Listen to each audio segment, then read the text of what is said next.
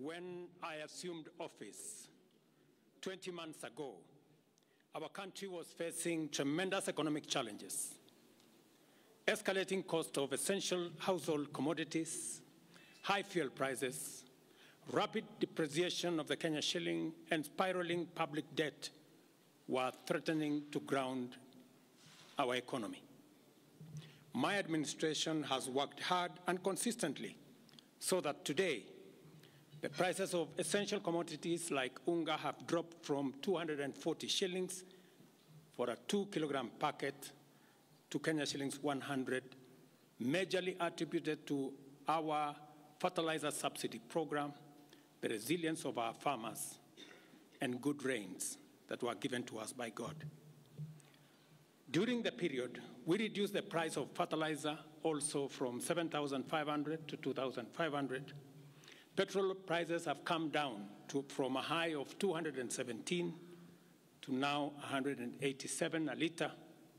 The shilling has strengthened against the dollar from a high of 165 to now 127, 128.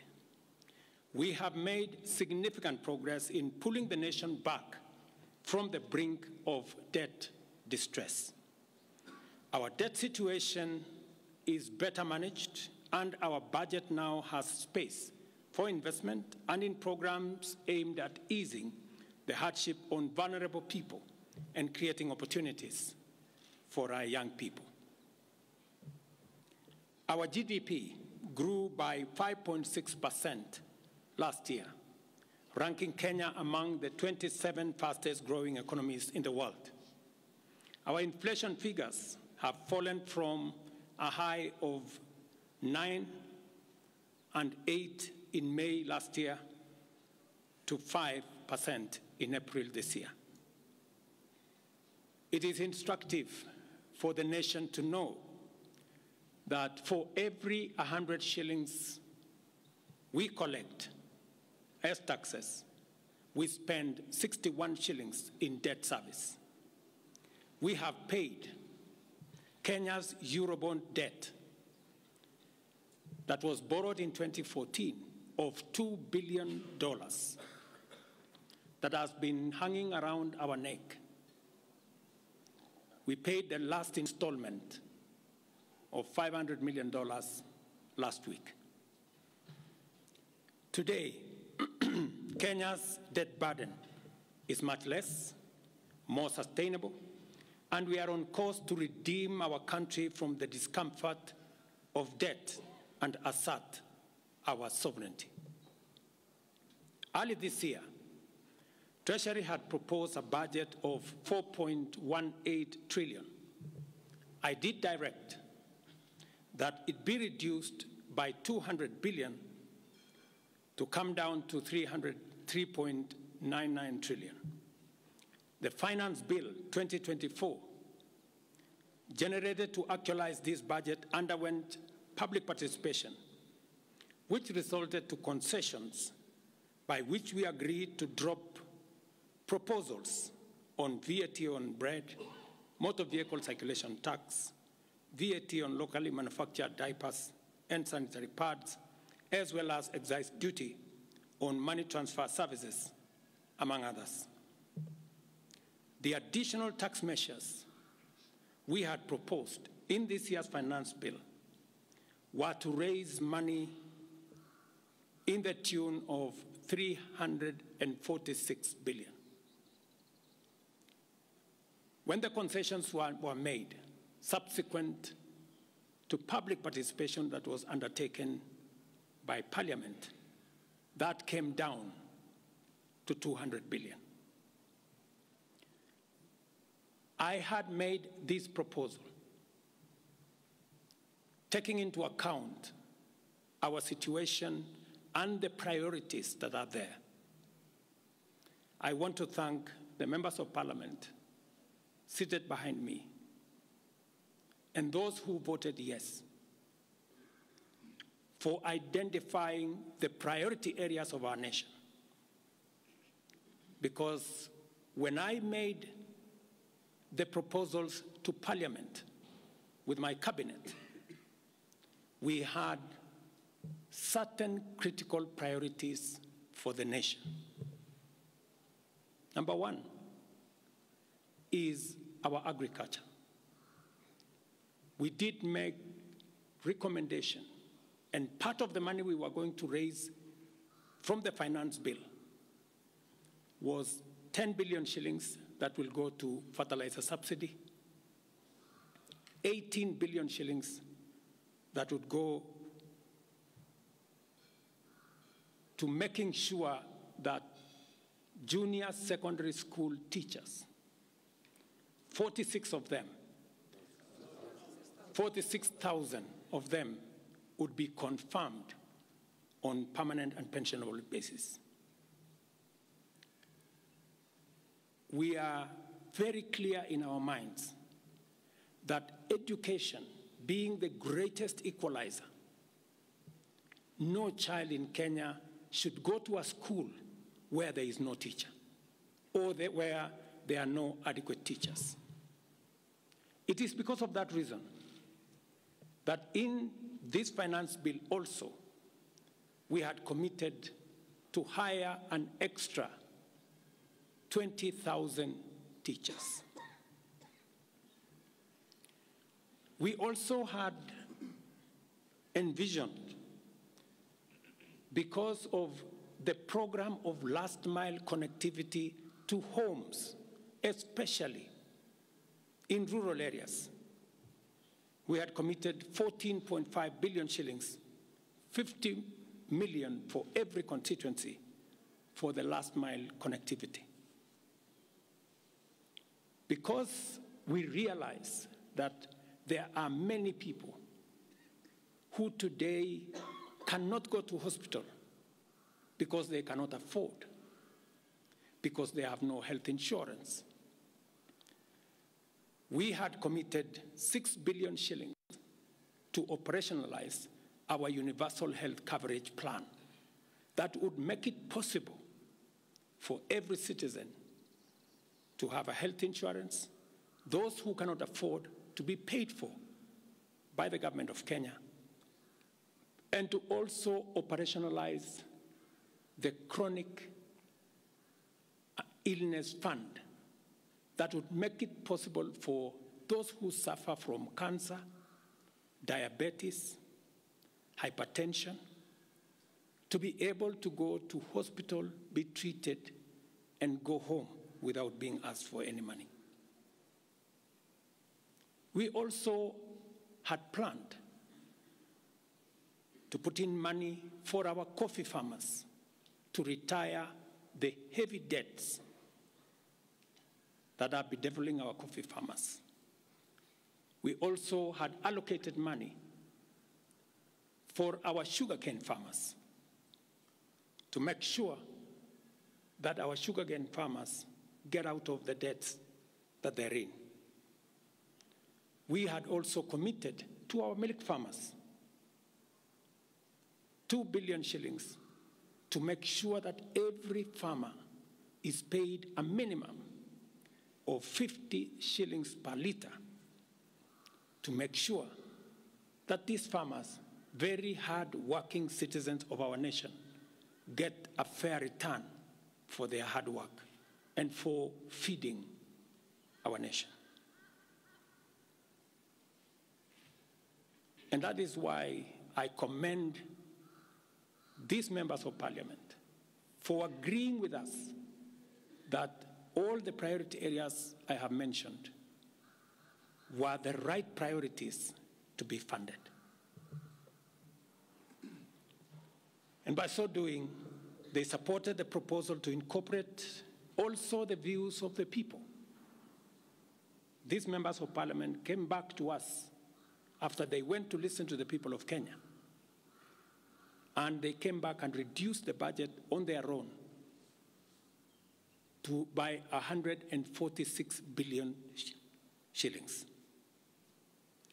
Notwithstanding all these concessions, it has become evident that members of the public still insist on the need for us to make more concessions. And because I run a government, but I also lead people, and the people have spoken, I am grateful to all the members of the National Assembly who voted yesterday affirmatively for the Finance Bill 2024 as amended on the floor of the House to incorporate the views generated through public participation. And following the passage of the bill, the country witnessed widespread expression of dissatisfaction with the bill as passed, regrettably resulting in the loss of life, destruction of property, and disintegration of constitutional institutions. On my own behalf, and on behalf of these members and many other Kenyans, I send my condolences to the families of those who lost their loved ones in this very unfortunate manner. Consequently, having reflected on the continuing conversation around the content of the Finance Bill 2024, and listening keenly to the people of Kenya who have said loudly that they want nothing to do with this Finance Bill 2024, I concede, and therefore I will not sign the 2024 Finance Bill, and it shall subsequently be withdrawn, and I have agreed with these members that that becomes our collective position.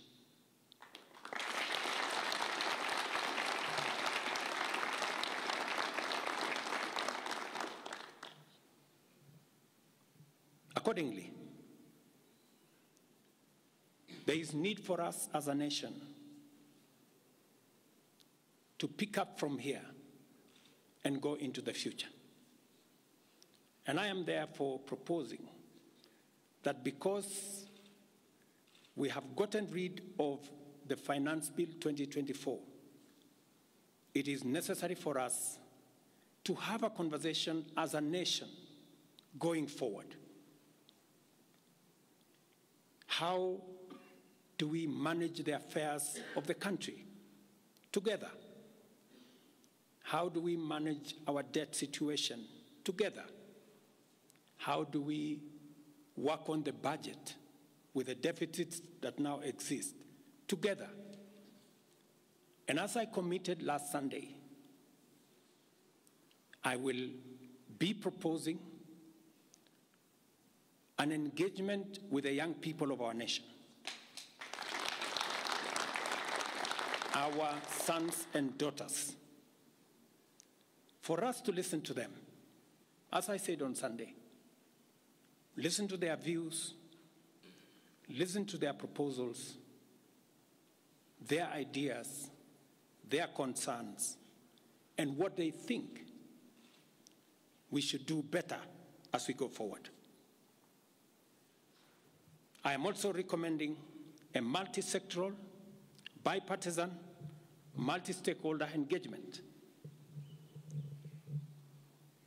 from civil society, religious organizations, professional bodies, for us as a nation to speak to the future of our country, again, together. And this will be on matters that are contained in the bill and matters that the people of Kenya have canvassed in the conversation that has been going on.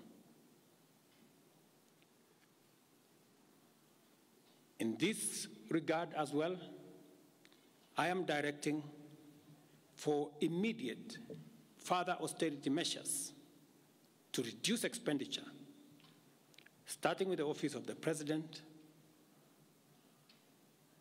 the entire presidency, and extending to the entire executive arm of government. Operational expenditure in the presidency be reduced to remove allocations for for the confidential fort, reduce travel, hospitality, purchase of motor vehicles, renovations, and other expenditures.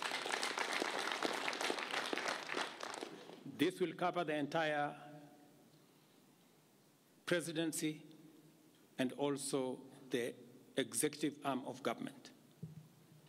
I also propose that equally, Parliament, the judiciary, and county governments, working with the National Treasury, also undertake budget cuts and austerity to ensure that we do live within our means, respecting the very loud message that is coming from the people of Kenya.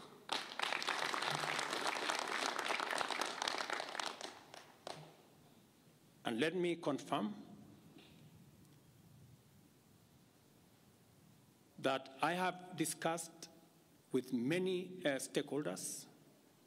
I will be meeting some of them shortly after this meeting on charting a way forward that makes sure that we carry the whole nation in this very important journey as we go into the future as a country. Let me also confirm that as we deal with austerity, the loud message on dealing firmly, decisively, and expeditiously with corruption is a matter that we have discussed and we have agreed that it will take the front banner as we go into the future. We will continue to do this and carry out this very important conversation. And I want to remind us that we should proceed within the foundational principles upon which our nation is founded, namely constitutionalism, adherence to the rule of law, and respect for constitutional institutions. We must continue to operate within the parameters of the law. I thank you.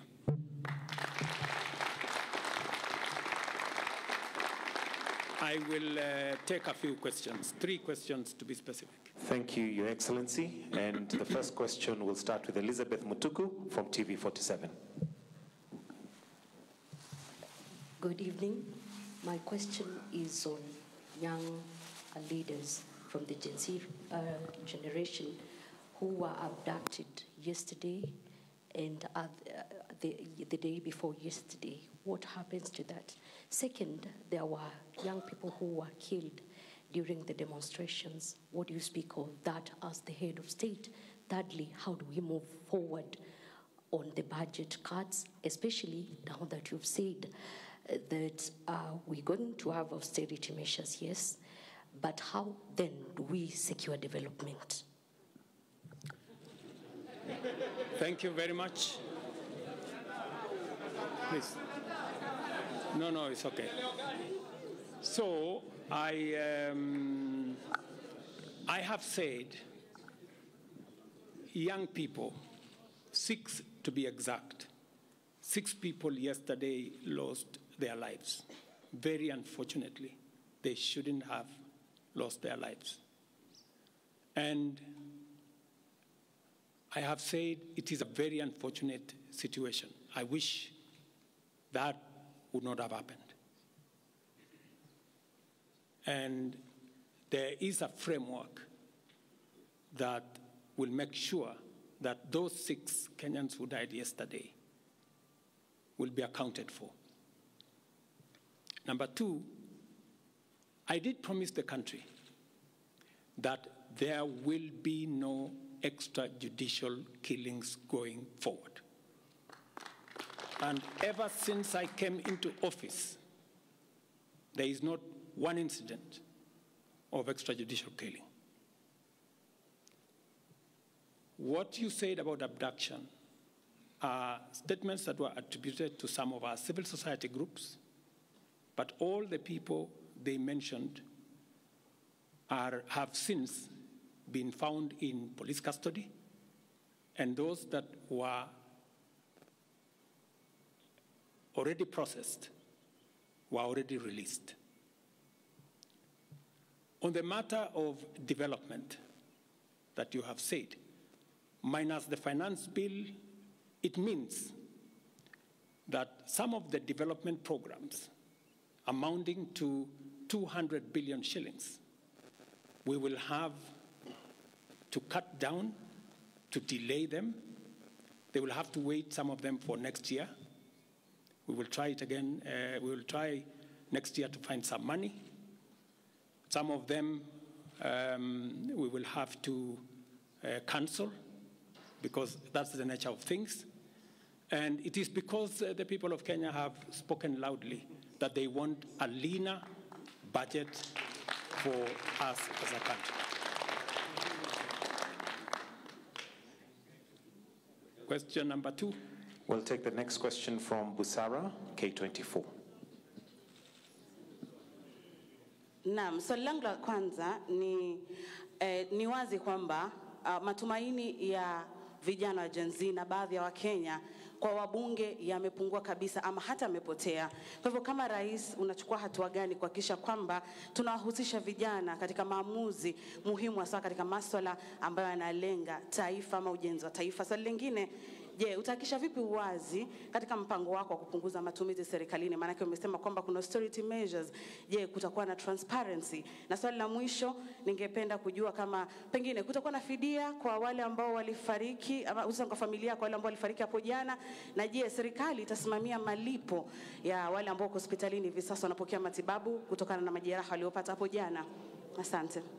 Thank you very much. About 214 Kenyans were involved in various skirmishes, and many of them went to hospital. 95 of them were treated and released. Some of them, I think one is still in ICU, and others, I think 14, the minister is here, are still in hospital. But majority of them were treated and released yesterday. As I have told you, on those who lost their lives, there will be a mechanism of how they will be accounted for. On the young people whom you have said, how do we listen to them? Let me say the following. Number one, I did make a very clear, determined program to create opportunities for young people to work. It was in our manifesto. It is in my plan. As I talk to you, 3 of the programs are going on.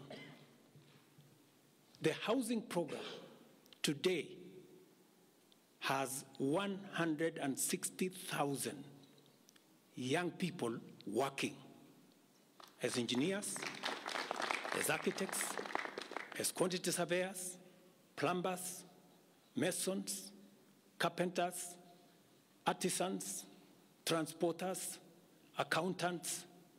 We have 160,000 young people working, because I did take the decision that if we don't deal with millions of young people out of school, out of college, who have certificates and they don't have jobs, they will soon become a very big challenge for us as a country, as we are witnessing at the moment. All the young people you see, they are looking for opportunity. They are looking for jobs. And that is why our housing program, once it is fully rolled out, we will have a minimum of 500,000 young people working in our housing program. Number 2, I have been very clear on making sure that additional to our housing program is our digital infrastructure, the digital superhighway, the digital hubs, and the whole ecosystem of what we are doing in creating digital jobs. I was in Ruiru with Honorable Kingara, he's right there, not more than a month and a half ago, launching a hub that will hire 4,500 young people under CCI. In this budget, we had added 10 billion shillings to CDF for them to be able to construct ICT hubs in each ward in the Republic of Kenya. That would give opportunities for 200 to 300 young people in every ward to access internet, to be trained, to have a hub, and to monetize their digital skills. We will still find another way of implementing this plan, even if we have to cut back on CDF, if that is what is going to happen. Again, because we believe that young people deserve opportunity. As I talk to you, we've just concluded 3 bilateral agreements, one of them with Germany, on export of labor. Because we have negotiated with many countries who are interested in the high skills of Kenyan labor. And we have an ecosystem, we now have a plan on how we are going to make sure that the young people in Kenya get opportunities to work either in Kenya or outside Kenya. In fact, just last week, I saw on the headlines of one of the dailies, there was a gentleman from my village. He was put on the headline. And he said he operated from where I used to operate, selling chicken. That's why they put him in the headline. And his complaint was, you see, the president has not done well because in this village, many people are going to look for jobs outside Kenya. That gentleman did not know that those people in our village that have gone to Saudi Arabia or UAE, I am the one who supported the program for them to go as part of the export of labor. So he thought that those people were going away because there were no jobs in Kenya. But it is part of this plan I have kept on talking about, because I think it was called Misoy or somebody. If you go and check the headline, I think of last week, Thursday or Friday, he was there. He didn't know, the good young man, that I think we have almost 500 or 400 and something people around that village that have actually gotten jobs outside Kenya. And they are changing that village. And that is actually an admission by that gentleman that our plan on export of labor is working. And number 2, that when we committed ourselves to making sure that we create opportunities for young people to work, we meant it. So we have a program on housing, we have a program on digital jobs, we have a program on export of labor, we have a program on the whole manufacturing sector. Let me give you another example. Now I'm talking this as a leader. We deliberately, last year, said we cannot continue to import products that we can manufacture in Kenya. One of them was clinker, cement, furniture, steel. What has happened? the last 1 year.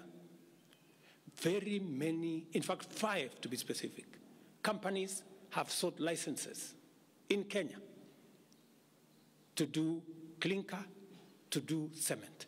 And last year, because of what we did, we reduced the import of clinker by 95%. We saved foreign exchange, we created jobs locally. I was in West Pokot with my Minister for Industrialization. I'm sure the members of West Pokot, they are here. They were there with me in West Pokot, opening a clinker factory that now hires 2,500 young Kenyans, with another almost 2,000 as drivers, support staff, a big market now in West Pokot. Expanding manufacturing in Kenya is the right thing. And it is the reason why some of our policy interventions on matters like imported stuff that are being manufactured in Kenya. For example, we have said substandard, low quality imported sanitary pads from China and other places. How can they come into Kenya when we have 10 companies in Kenya hiring Kenyan young people? How can they come and compete here? All the products that we are manufacturing locally, we must protect our local industries so that they create jobs locally, so that they create opportunities locally. In this finance bill, you will also see that we have imposed duty on potatoes from Europe. Surely, how can we continue importing potatoes from Europe? And we have farmers right here in Kirinyaga. We have farmers right here in Nyandarua, in Molo, in Timau. How can we justify? How can anybody take offense that we have imposed duty on imported potatoes? We have put duty on imported eggs, on imported onions. Because we must protect our local farmers. Every country does that. Every country. I was negotiating in India because imposing duty on our avocado. I was in Korea negotiating with the government of Korea because they are imposing duty on our tea, on our coffee, and on our macadamia, including our avocados. Every country does that to protect their market, unless there is a mutual agreement. So these are amongst the things we are doing to make sure that we grow our local manufacturing, create local jobs, create local wealth. That is how we are going to move forward as a country. We cannot continue to be a supermarket for other people's factories. It is important that we also produce our own products. Our young people can produce products in Kenya which are of high quality, which are of international standard, and we can do that. So I just wanted to clarify this point because it is addressing the young people of our country. And I am looking forward to a conversation with my sons and daughters, the young people of this nation, to explain to them the opportunities that they have, and I want to listen to them. What additionally do they want me to do? What can we do better? And how can we move the country forward together? Thank you very much. Thank you, Excellency. That marks the end of the question session. Thank you very much, Your Excellency.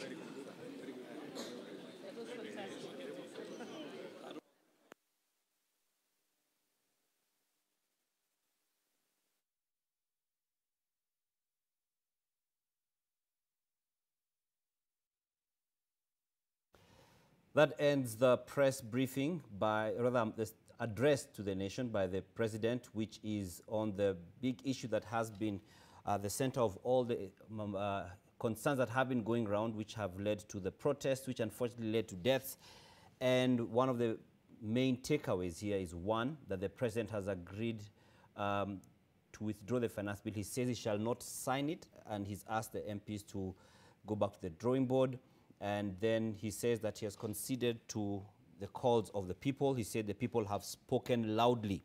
And he has finally given his condolences to those who are bereaved following the skirmishes that happened yesterday in terms of the protests and the violence that was meted on protesters, as well as other people who are caught up in that. And he has said that he's going to put together his directive for the putting together of a platform where there can be discussions and to listen to what the youth want, what they say. And we can see some of the members of parliament on the screen right now who have been the victims of the backlash on social media, such as John K.J. Kiare, the MP for Dagoretti South, who had to do a public apology and a handwritten apology in regards to his statement, saying that some of the images that were on social media about the protests were not genuine photos, but they were, as people use it, Photoshop. Then we can see Osoro and the likes, and we can already see online some of the president's men and women already hailing the president for what he has done today and saying that it is a lesson. And there is still the concern of what then happens to the appropriations bill, because the finance bill speaks about how to get the revenue in, and the appropriations bill talks about how it is going to be spent. And that is where, like they say, the devil is in the details, and in this case, at times, the devil is in the appropriations bill. So we wait to get clarity on that, on whether the appropriations bill is also going to undergo a similar kind of situation in terms of treatment. We've also seen the president speaking about just pretty much having a softer tone compared to yesterday, when there's been a lot of criticism that the president did not even give condolences to those who died in the protests and in the ensuing melee, and he also did not even wish those who had gotten injured to get better, to get well soon. And today he has done that, coming even after his deputy had done so earlier today in Mombasa, where he actually asked for an observation of a moment of silence in honor of those who passed on. He has also spoken about austerity. And in this country, austerity has been an ongoing conversation in many years. I remember we have covered stories which have talked about the austerity lie, because it has been a thing that has been put forward by the different governments, not just the Ruto administration, but we end up still seeing a lot of the opposite happening. We've seen in this administration, for instance, where the head of public service had issued a memo about travel and how many people should travel in any delegation, but that as well has not been observed across the board. And so the president has said he's directed immediate further austerity measures to reduce expenditure, starting with the office of the president, the presidency, and the entire executive arm. He'll reduce the amount of the confidential vote, which has been another pain point for many of the protesters and those who've been decrying the whole situation in terms of the country's finances. And he's also said they're going to reduce travel, purchase of motor vehicles, and many other things in the executive as well, the presidency at large. And we also have him saying that he's proposing for Parliament, the judiciary, and the county governments to also have budget cuts. We again shall be monitoring to see how this is going to be implemented and how it is going to be picked up, and whether it is going to have any significant impact on how the different arms of government, as well as the county governments, are going to be carrying out their affairs in regards to just cutting down costs and making sure that the people of Kenya get what is best for them, and it should not appear to be at the expense of their hard-earned taxes, that there are people who are benefiting unjustifiably through corruption or other means. We also we've seen a fairly repeated point of there being this being a response to the people of Kenya having spoken this loudly. And one other thing that the president has pointed out is that 6 people died in the the protest that happened yesterday, and this is a number which we can already see online. People are questioning, and we shall be doing some fact check just to confirm that this is a good figure. We know that we'll be expecting to get some information, hopefully from various institutions, be it from mortuaries, hospitals, and the likes, just to confirm that this, the president is saying that there are 6 that 6 people have died, which is very unfortunate in his words, and he says there's a framework for those 6 that will be put, that is in place to ensure that they are accounted for, and he has promised there will be no extrajudicial killings, and he has said that there has not been a single incident of extrajudicial killings in his administration. And just for the sake of context, in terms of what he has, what the president has just done in terms of the finance bill, we just go to the Constitution of Kenya, 115, the presidential assent and referral, and what it says, this is what the Constitution says, that within 14 days after receipt of a bill, the president shall A, assent to the bill, or B, refer the bill back to Parliament for reconsideration by Parliament, noting any reservations the president has concerning the bill. And 2, if the president refers a bill back for reconsideration, Parliament may, following the appropriate procedures under this Part A, they may amend the bill in light of the president's reservations, or B, pass the bill a second time without amendment. So this is just for further context in regards to what the president has just announced. And the article here does not talk about withdrawal of the bill. It just talks about what he can do once he's received it, which is where we are at right now, that he has received it. And so either his options here, according to the Constitution, are A, assent to the bill, or B, refer the bill back to Parliament for reconsideration by Parliament, noting any reservations that the president has concerning the bill. So if the president refers a bill back for reconsideration, Parliament may A, amend the bill in light of the president's reservations, or pass the bill a second time without amendment. So this is still an option. And so once again, there'll be a lot of focus on the members of the National Assembly, especially in terms of how they handle this situation going forward, which then will give better light into what exactly has happened in terms of the long-term conversation, in regards to the long-term consideration in terms to what has happened today, the announcement and pronouncements that have been made.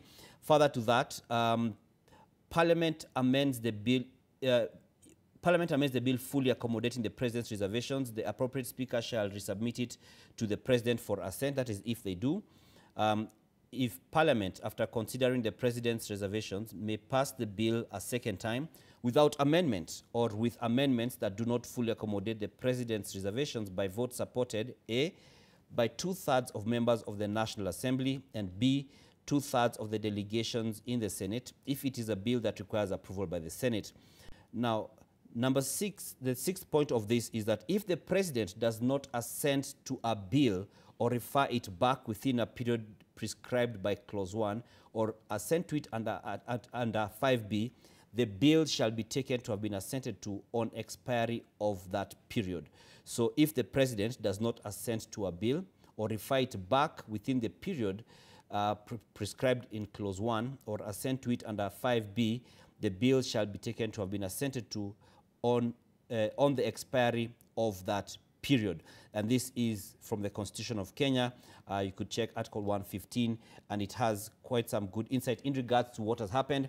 And we wait to see whether it's a matter of the wording that has been used today, because what is going to be the real storyteller, the real picture is going to be painted by what actually happens, what will actually happen at Kuria Kimani's desk, and besides that, what shall actually happen when it comes to the appropriations bill as well, because the appropriations bill is what indicates how the money is meant to be spent, the expenditure that the government is putting in place, and some of the items in the expenditure are what usually cause a lot of uproar, because a number of Kenyans who we have interviewed and whose comments we've seen both online and had offline indicate that Kenyans are not against paying taxes. They have reservations about, one, overtaxation, and another issue has been that the payment, the way the taxes are spent remains to be a significant concern. And that is what the president sought to address when he spoke about the austerity measures, one,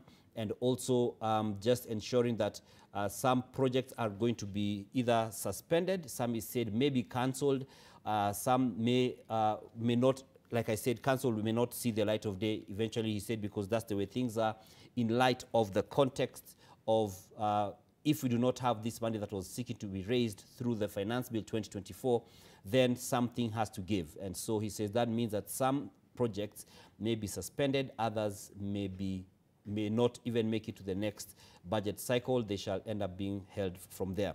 Now, he says that it means some of the development programs, which are meant to be about 230 billion shillings, like I said, will have to be cut down and suspended or cancelled. And he says, again, people have spoken loudly that they want this kind of approach. And he says about 214 Kenyans were involved in various skirmishes. Presumably he's talking about those who were injured, and many went to hospital. He said 95 have been treated and released. He says that he believes one is in ICU and another 14 or so, if I got it right, are still in hospital. And when it came to the sanitary towels concern, which has been a big one, the sanitary towels, he says, why should we keep importing low quality sanitary towels from countries such as China, for instance, yet we have 10 companies in Kenya making sanitary towels and creating many, many jobs, which then, again, speaks to, again, is going to be a point of debate when it comes to this whole matter, because many have actually challenged that situation with regards to the sanitary towels. Now, further, in the context of the demonstrators, something else that is not from State House but from the courts is that the courts have declined an application by police to hold 56 anti-finance bill demonstrators, and the court has ruled that the police have not given sufficient reasons why the suspects should be denied bail. So the police wanted to hold some 56 anti-finance bill protesters, but they have been told that this is not going to be possible because the police, according to the courts, have not provided sufficient evidence that justifies them not being granted bail. Now, across the day, there have been various statements by different organizations or bodies or individuals which are in relation to this, and I'll just sample some of them for the sake of context as we bring you up to date with the different things. One of them is by KEPSA, that is the Kenya Private Sector Alliance, which is the umbrella body, which has issued its own statement. And it says, as a voice of the private sector, KEPSA has always stood for constructive and structured dialogue mechanisms that address socio-economic issues affecting all Kenyans and businesses. In light of the Finance Bill 2024, KEPSA and its members submitted a memorandum to the National Assembly's Finance and National Planning Committee and engaged the President in a presidential roundtable where critical issues affecting Kenyans and businesses were discussed. We appreciate, that is, KEPSA appreciates some of the proposals being accepted and note others have not. They believe that most of the funds sought by this bill could be realized by cutting on wastage and reducing expenditure in non-critical areas while sustaining funding in critical sectors such as health, education, and others. So once again, we see the issue of wastage and reducing expenditure in critical areas. And we are also still standing by for a press briefing that was announced by the Deputy President, Rigathi Gachagua, who is in the county of Mombasa, who had also put out, whose team had put out an alert saying that he was going to be addressing the media and the public at large by extension at 5:30 p.m. So we shall be monitoring that even as we keep you updated on what's happening and some of the statements that have come forth. Another statement is that the Law Society of Kenya says it has filed a case seeking orders to stop the deployment of KDF within the country to assist the National Police. The LSK is seeking orders of the court to quash the Kenya Gazette number 7861 of 25th June. And this matter will be coming up tomorrow, that is Thursday, the 27th of June, 2024. And in relation to that, the courts have given some guidance, and I'm going to just be reading it in a bit once I locate it, but the courts have already pronounced themselves on the same. And the High Court has directed LSK, the Law Society of Kenya, and the Cabinet Secretary for Defense, that is Aden Duale, to make submissions tomorrow, that's Thursday at 9 a.m., in application that seeks to quash the Gazette notice deploying KDF to quell protests. And aside from that, I'll just wait and get some guidance once again. And Duale, I believe, yes, the CS Defense says he may issue another Gazette notice, and this Gazette notice has come under criticism as well, and the action, ultimately, the CS has come under criticism over the legality of the same, because the National Assembly, Parliament had not passed this by the time the Gazette notice was put out, and so the question was the cart put before the horse, because that would not ideally be done without the National Assembly's green light, which is partly part of the things that are informing the opposition to that move.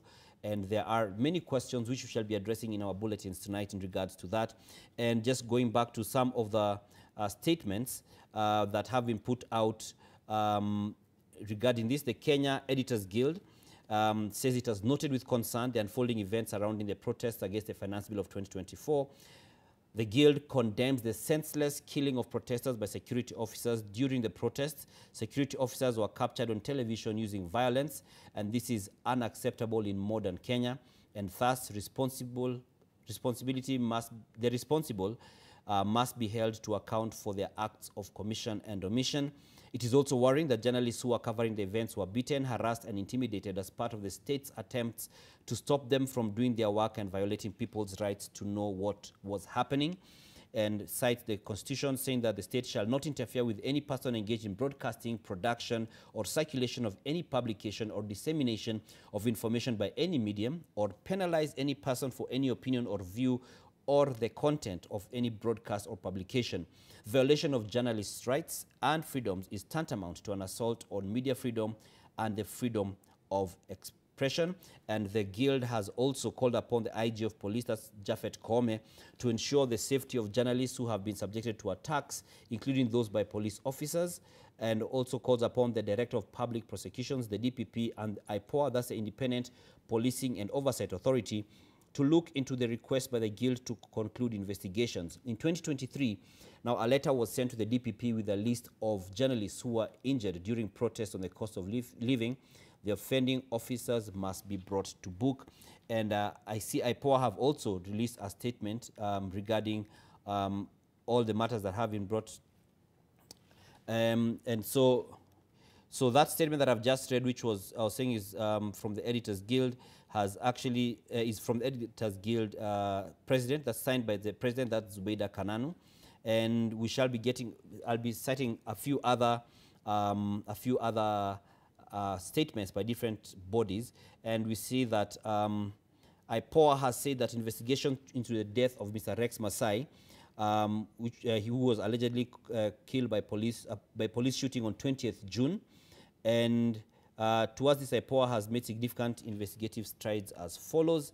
Attended the post-mortem examination and examined the report on cause of death, recorded witness statements, visited and documented the crime scene, including collection of evidence, analyzed CCTV and other video footage of the incident, obtained necessary police documents, and summoned various officers to record statements, submitted various samples for forensic and ballistics analysis. And the pending tasks, according to IPOA, are obtaining expert reports, recording more witness accounts, and investigation report compilation.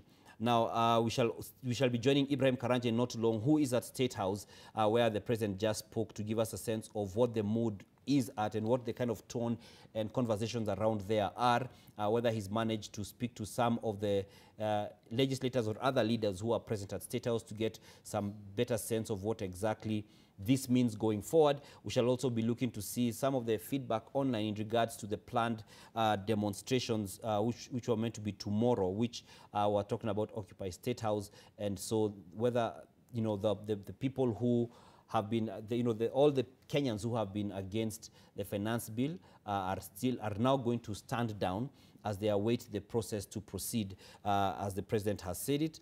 And IPOA also speaks about investigations into the death of Mr. Evans Karatu on 21st June at KNH, the Kenyatta National Hospital, which is alleged to have been caused by police action.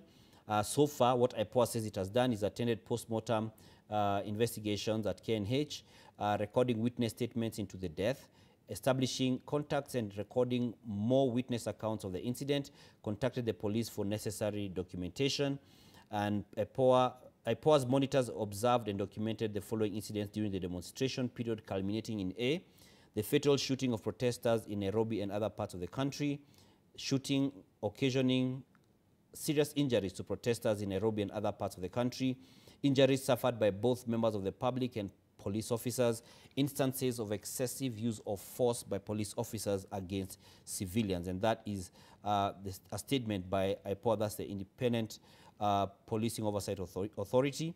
And just further, again, for context, today, according to what had been said as to be 7 days of rage, today being Wednesday, the 26th of June, what was meant to happen was justice for Rex. By the time this schedule came out, there was only one confirmed fatality, which was of Rex, a young man called Rex.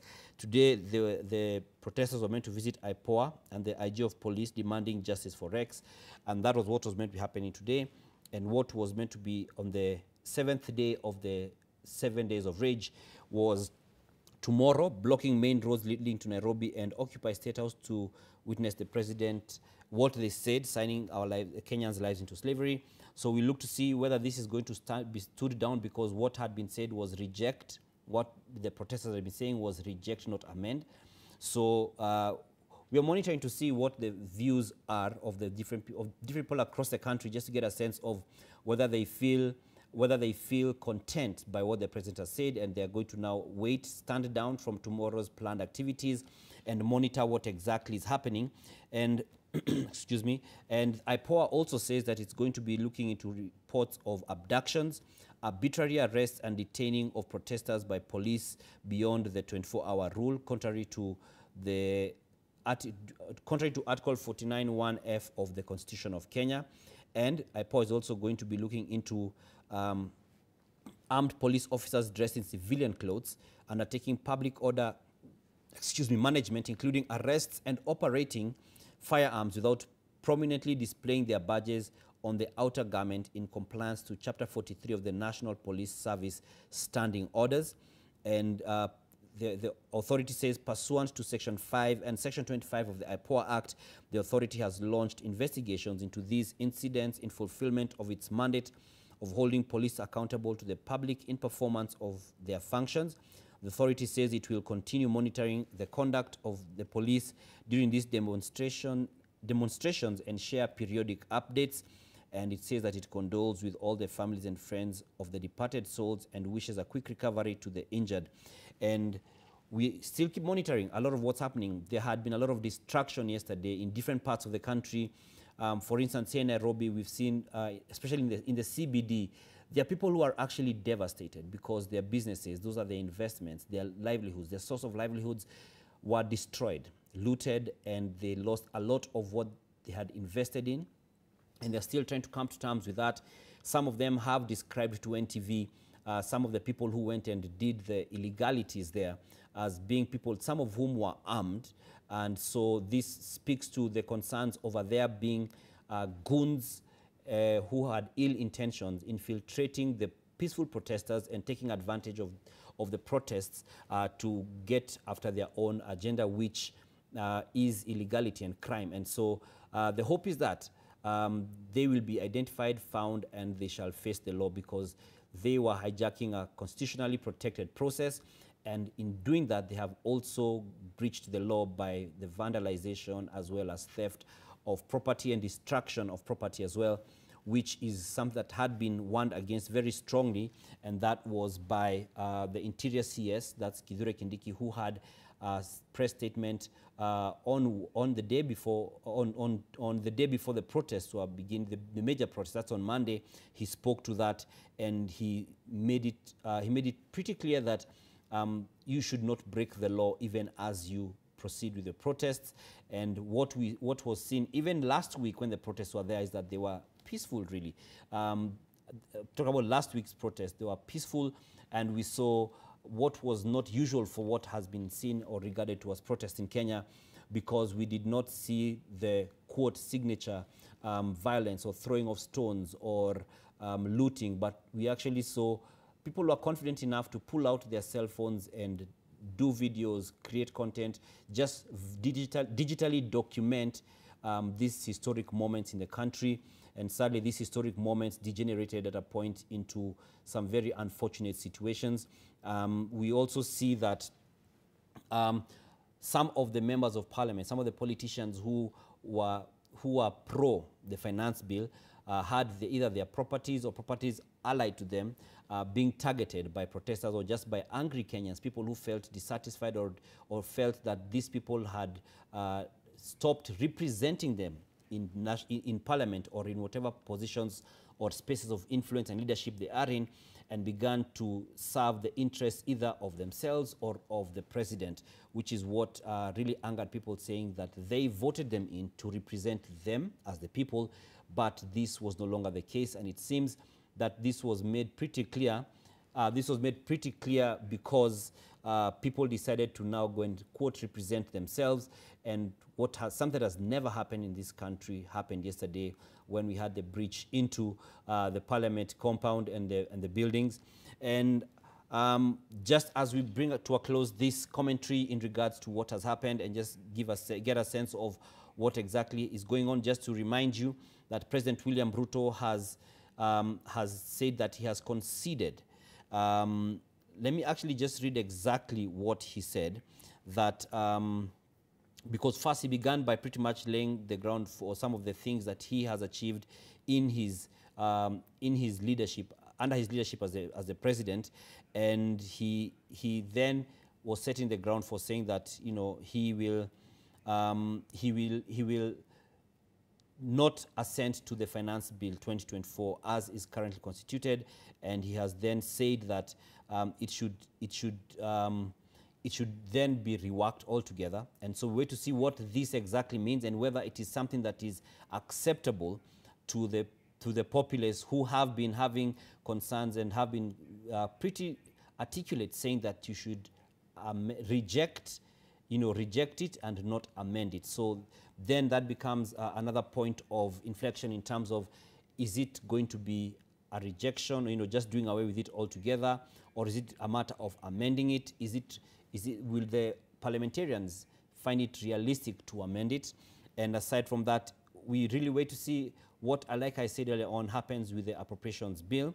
And so the president has pretty much what many I've seen some comments online saying that Zakayo ameshuka, and for the benefit of those who may not understand the context, Zacchaeus in the Bible was a tax collector, and he was a short man who was trying to see Jesus from up on a tree.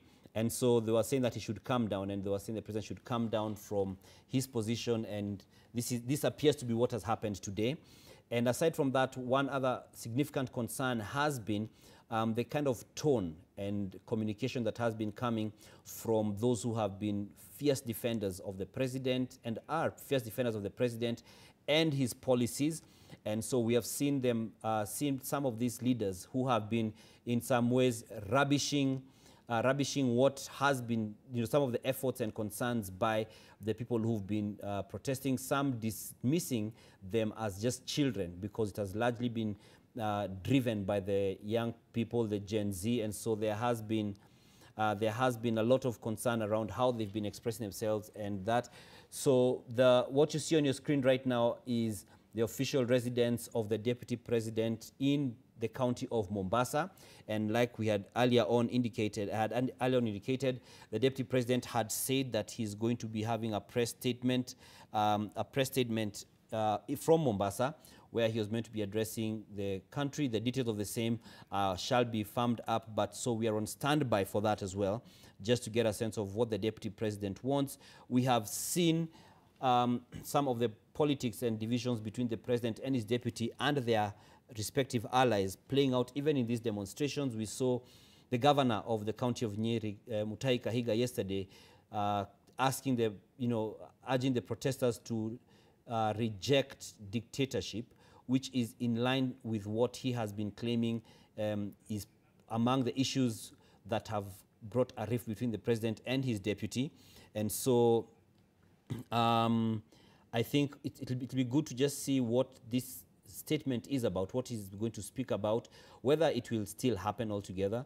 And aside from that, just to get a sense of what Kenyans feel is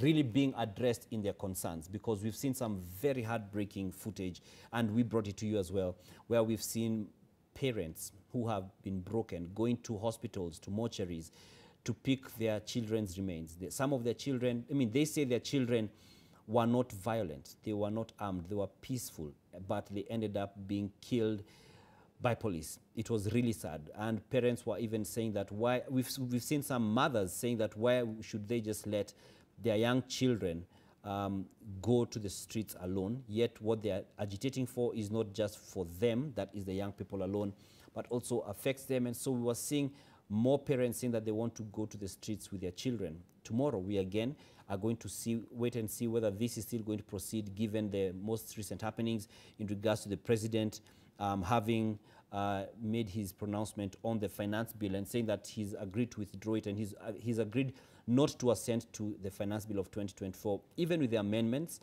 And so we are also going to be monitoring what different people in different parts of the country are going to be saying. We expect that the opposition is also going to give a statement, because they did so earlier on today. They gave a statement in regards to the current state of affairs in the country, and we expect that they're also going to respond to what has just happened at State House, where we've seen the president make that announcement, and you could see his team behind there very excited and clapping at a number of the things that he said in agreement, and some sort of affirmation that he's doing what they feel is best. Even those who had spoken in ways that have been frowned upon in regards to how they've regarded and just considered the activities by these young people. And this protest, and I'll tell you firsthand, did not stay to be a Gen Z kind of situation.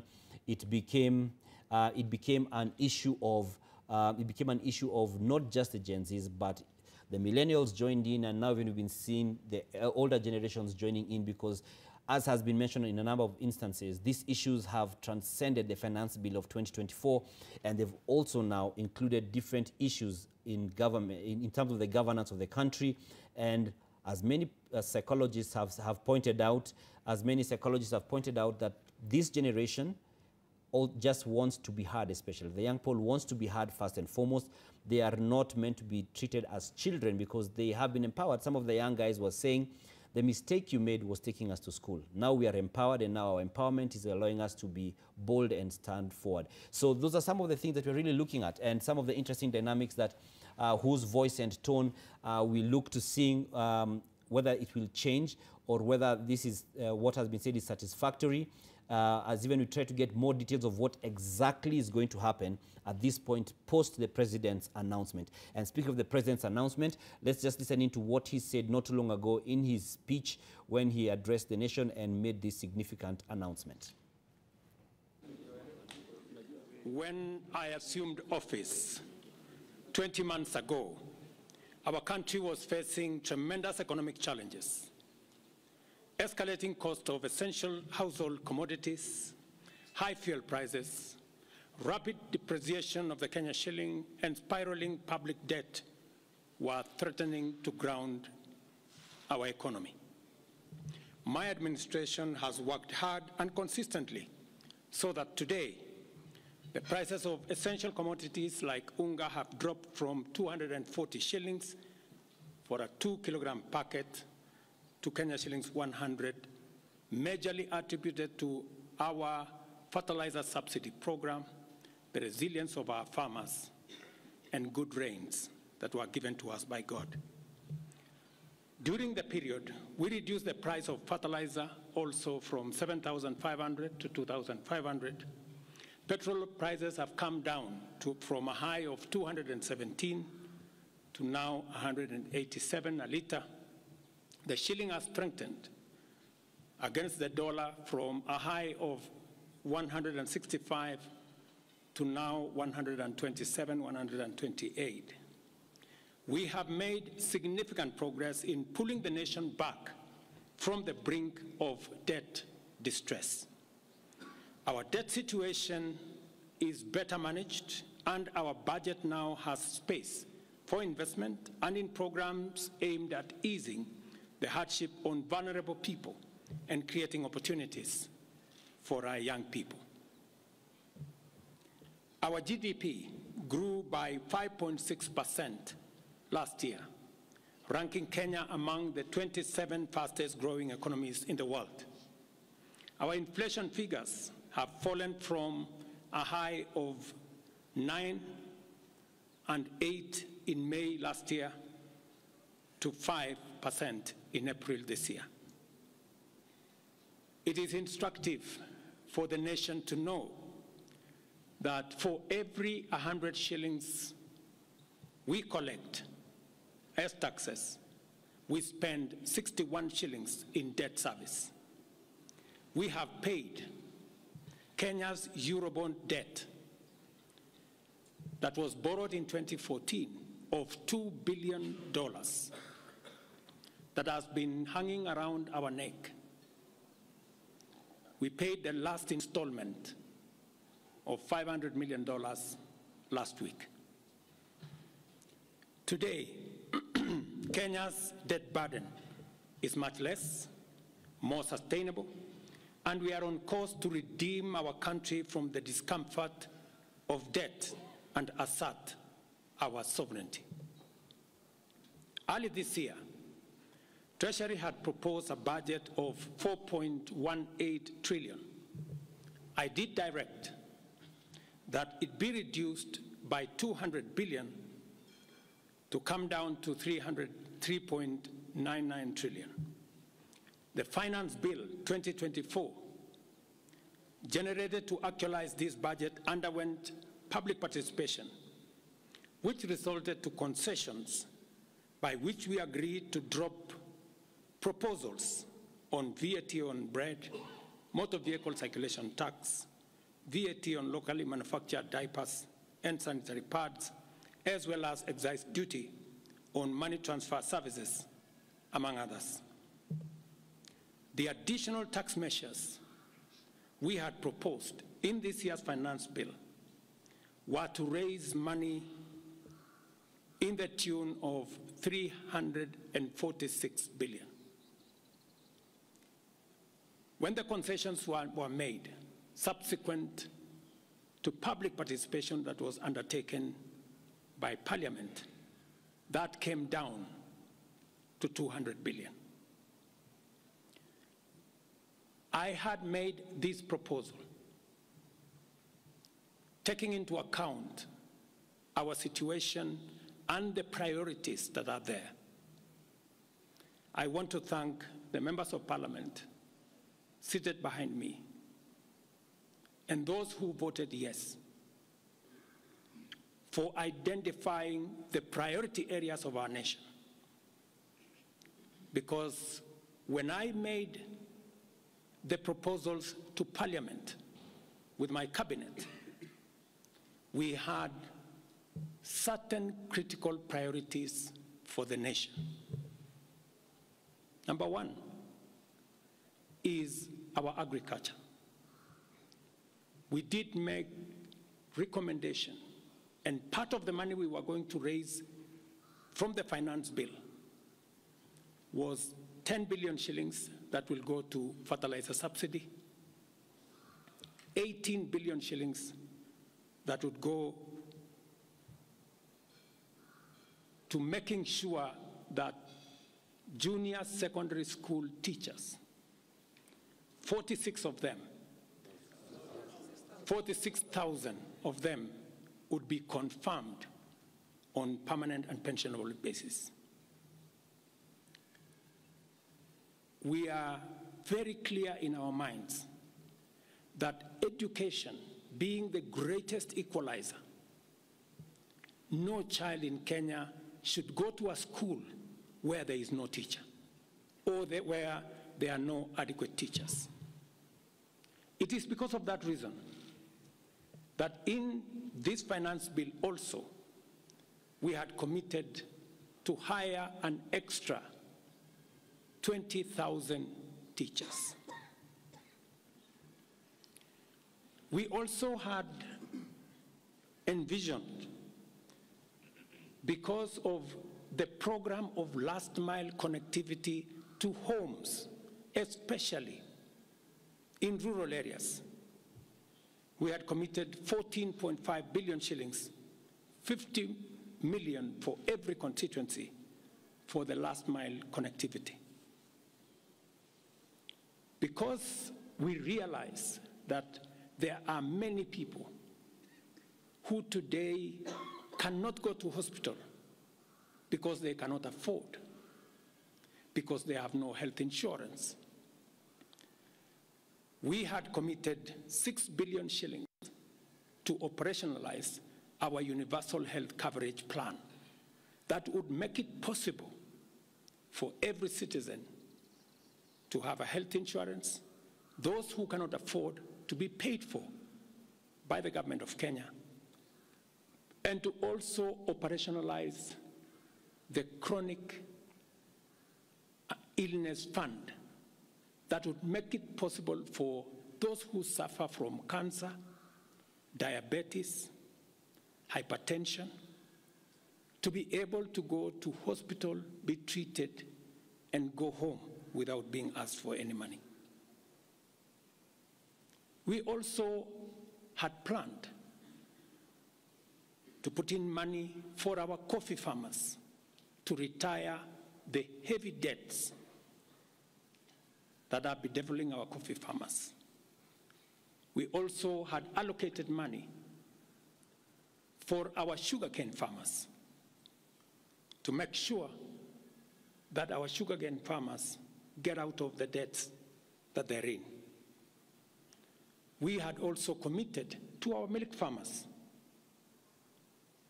2 billion shillings to make sure that every farmer is paid a minimum of 50 shillings per litre, to make sure that these farmers, very hard-working citizens of our nation, get a fair return for their hard work and for feeding our nation.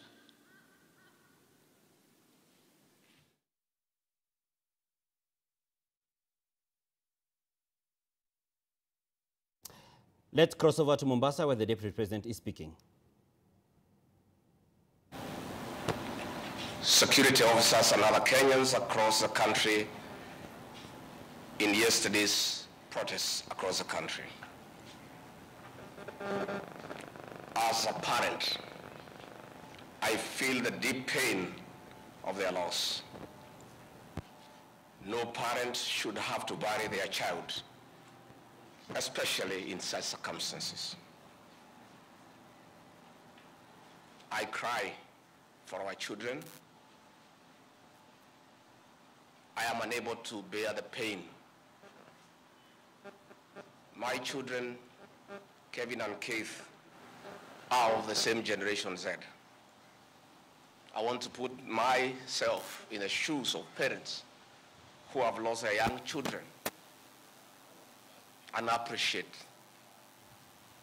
the pain, the anguish, the torment. Innocent young children whose only crime was to hear their views in a democratic country. My heartfelt condolences, that of my wife, Pastor Dorcas, my son, Kevin and Keith, to the grieving families. May the Lord give them fortitude, the grace, the strength to bear the pain.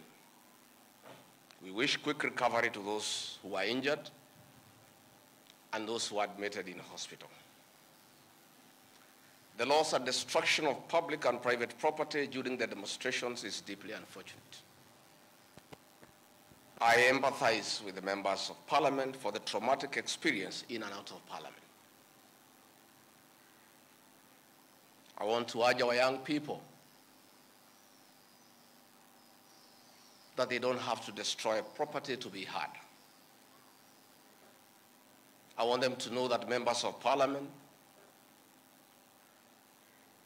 are free to exercise their voting right. And should anyone have a problem with a member of parliament for a certain decision that he or she has made, you'll have an opportunity in the next general election to express your displeasure. Most of those offices that have been touched are public offices put up with the public funds. It's very, very unfortunate. The violence witnessed across the country was unnecessary and uncalled for because violence begets violence. It is unfortunate that it had to get to this. Dialogue is critical to avert similar occurrences in the future. It is now time for restraint and reflection to avoid recurrence of these unfortunate and unprecedented events. The decision by our President this evening to withdraw the finance bill after listening to the people of Kenya is the new beginning that should nurture the culture of consultation and engagement. The President, in his own admission, has listened to the people and admitted there was a problem that the people were opposed to the bill in its entirety. It is also the beginning of acknowledging that there is a disconnect between the people and their government. I really want to thank the President for listening to the people as he should be. The President, myself, and elected leaders are servants of the people. Going forward, this should be the norm, listening to the people. I'm on record for the last 3 months of asking leaders to listen to the ground. And I'm happy that my boss, my president, has listened to the people of Kenya. As a truthful and honest man, I must acknowledge that we must engage Generation Z and other young people and all Kenyans, including the church, business community, on critical issues facing them. It seems that either we have not listened enough or we have not communicated our intentions effectively, yet many have voiced their concerns. I would like to take this opportunity to ask our leaders to stop the culture of castigating the people with different views and opinions. It is time for leaders to tone down and stop the habit of talking down to the people. And this brings me to the critical issue why I've got this press conference. As Deputy President of the Republic of Kenya, I and President William Ruto were on the ballot and were given a mandate by the people of Kenya directly. I am an elected Deputy President, I'm not appointed. I therefore have a responsibility to the people of Kenya, and that responsibility is informed by my belief that honesty and truth are critical components of leadership. We have lost lives, property destroyed, anarchy, fear, uncertainty. How did we get here? How did we get here? We were just elected the other day as a very popular government. Where did the rain begin to beat us? Where did we stop listening to the people? President William Ruto and I were the darling of the Kenyan people by listening to them, by engaging them.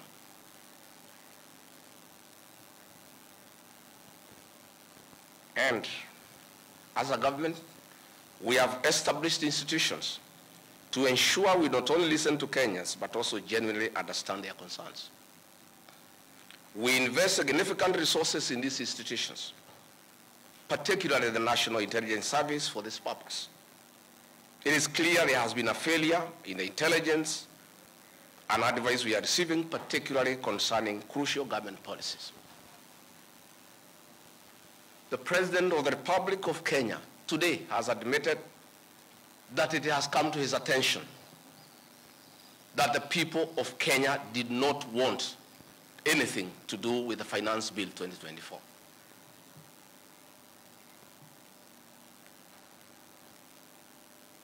The President has now agreed that we need to listen to the people. And I sympathize with my boss, President William Ruto, because this information was not available to him. I know President William Ruto.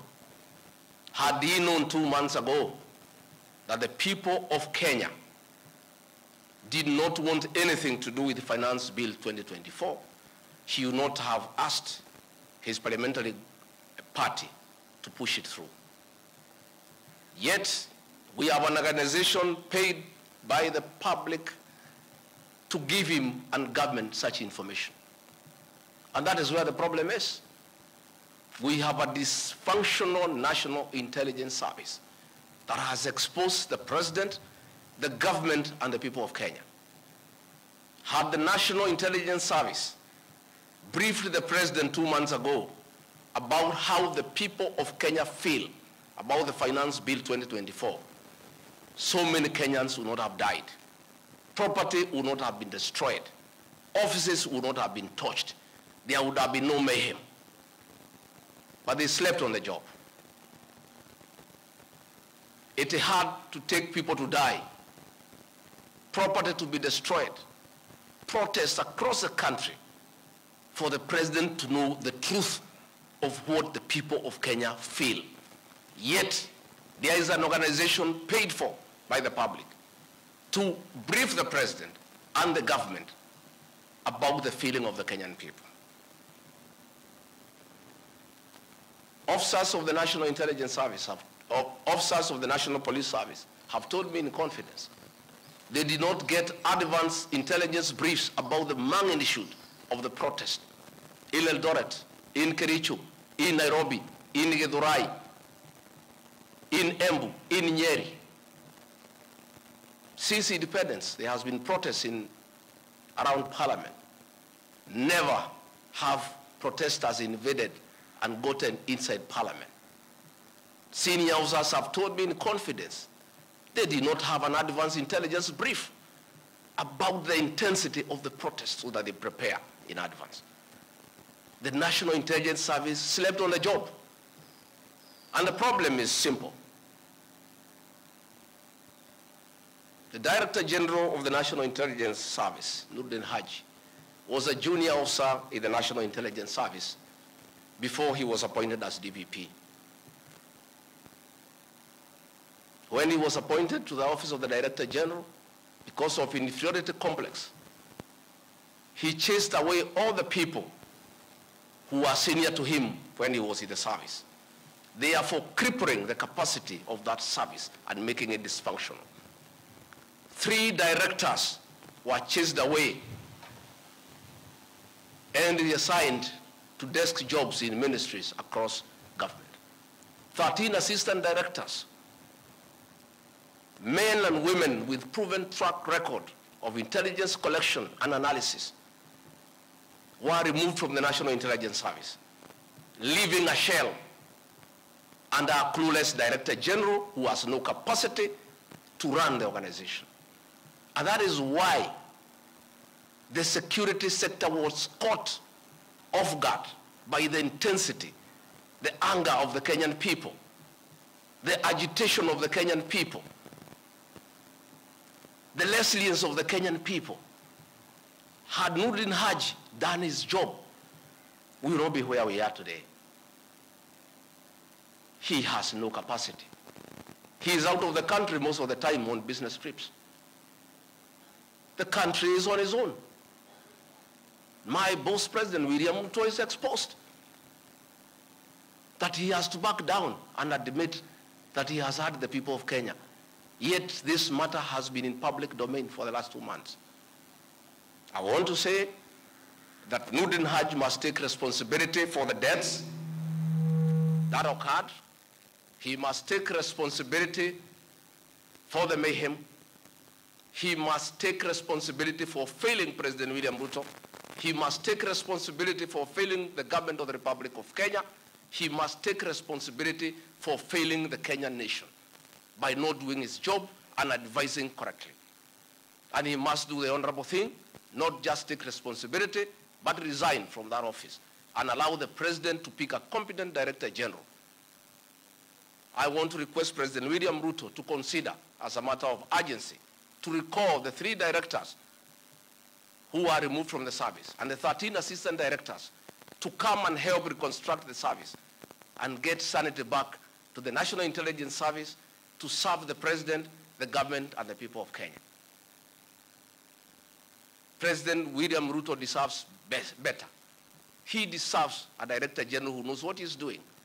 He deserves a National Intelligence Service that is effective and that can analyze situations and keep him and the government informed on what is going on. It is embarrassing to me as Deputy President that it has taken protests, deaths, mayhem, destruction for the President to know the truth, yet there is an organization charged with that responsibility. I have publicly stated that under this administration, Kenyans are free to criticize the government without fear of reprisal and state agencies. This was a promise made by both the President and I when we were sworn in. I want to call upon overzealous heads of security agencies not to be tempted to use the criminal justice system to manage politics. Let us manage politics the conventional way, through reaching out, consensus, and concurrence. I am informed that members of parliament who voted no have already been targeted by the National Intelligence Service for harassment for their political stand. This is a promise the President and I gave to the people of Kenya, that never again shall we use the criminal justice system to manage politics. I want to say that the President and I gave a categorical promise to the people of Kenya that the issue of abductions and extrajudicial killings will never happen again. Sadly, this is back. It is unbelievable that the son of the Honorable Attorney General of Kenya, Justin Bidan Muturi, was abducted at night in a commando style by officers of the National Intelligence Service and held incommunicado for 18 hours. Yet, that is the Honorable Attorney General of the Republic of Kenya. What will happen to other Kenyans? I want to ask our law enforcement agencies to dignify the President and I before the people of Kenya and not backtrack on the promises we made to the people of Kenya, that we shall never again use the criminal justice system to manage politics.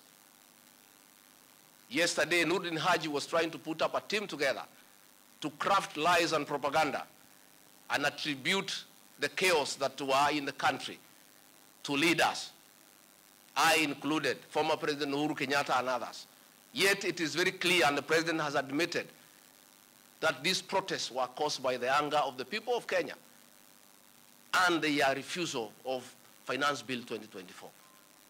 I want to call on the National Intelligence Service not to take us back to the dark old days of the Nyayo era, where you create propaganda and schemes to undermine leaders and those you don't agree with. I want to say in conclusion,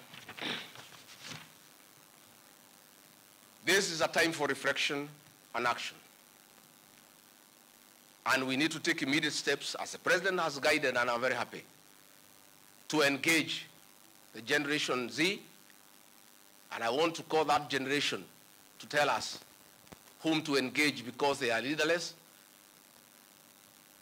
they are tribeless, they have no organizational structure, but we would like to engage the right people. There could be a temptation among some young people around us in government to pick some friends of theirs and attempt to bring them for discussion. So I want to challenge our young people and salute them for their courage and conviction and the love for their motherland to come up with a structure on how they can engage government in accordance with what President William Ruto has guided this afternoon. In view of the very wise decision by the President, in conformity with the wishes of the Kenyan people, to withdraw Finance Bill 2024 that was in contention. As Deputy President of the Republic of Kenya and a patriotic son of this country, I want to appeal to Generation Z to call off the protests for tomorrow, because their cry has been heard by the President. The President has accepted that there was an issue, there was a disconnect, and the President has done the right thing. And I think it's only fair that we call off the protest so that we don't have further loss of lives and destruction of property. It's an appeal that I've made as a father, as a parent, to our young children. We love you, we respect you. Please, I beseech you as your father, now that the President has given in and accepted to go with the wishes of the Kenyan people, please, my sons and daughters, I plead with you to save lives, to save bloodshed, to save loss of property and lives. My sons, my daughters, please make an announcement this evening and call off the protest. And then we can begin the process of truthful engagement with the Kenyan people. We can begin an honest conversation on how to work on our country. Finally, I want to ask the President and our government to consider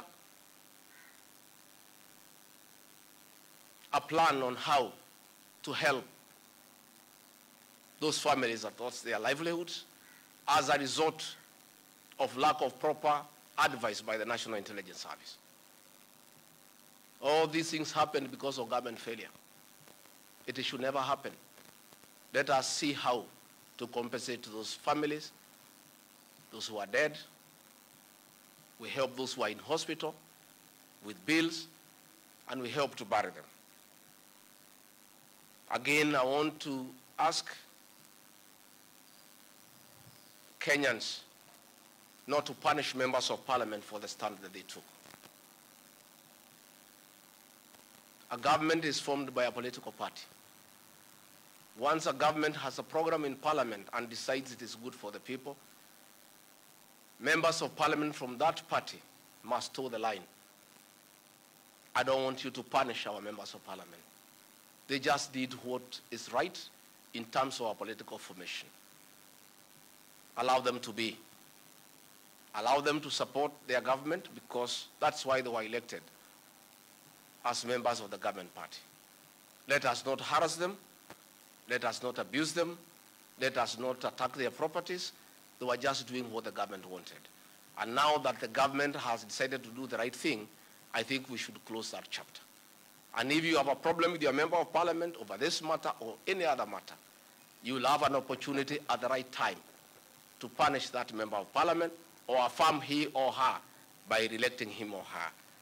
And if we do that, it will be good for this country.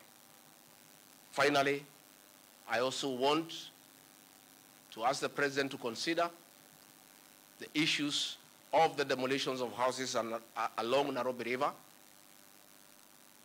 Houses that had approved building plans, built on land with title deed, were demolished, and only a compensation of 10,000 was given, which is unacceptable and unfair.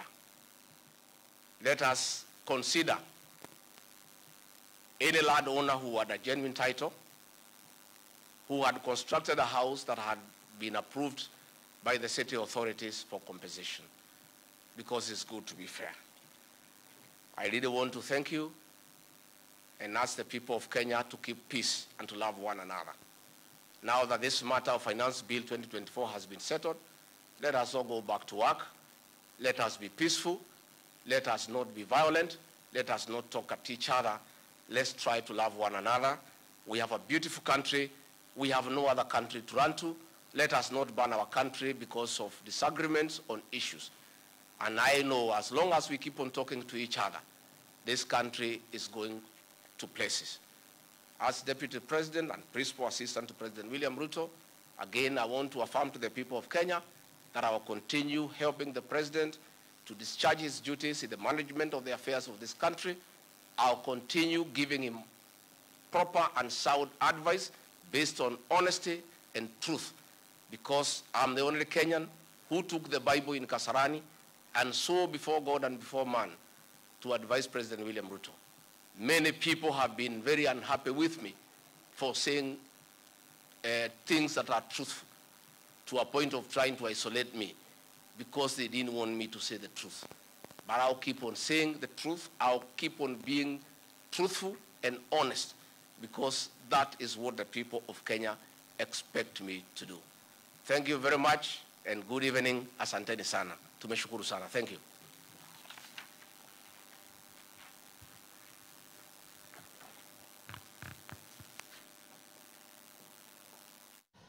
The Deputy President of the Republic of Kenya, that is Rigathi Gachagua, who has spoken quite passionately about a number of issues that are deviling the country. One of the most significant ones is that he has called out the Director General of the National Intelligence Service, that is Noordin Haji, and he has said he should take responsibility for the deaths and destructions that happened because, according to the DP, he failed to give the president the clear picture of the situation in the country, as the DP himself has admitted that Kenya Kwanza is no longer as popular as it was.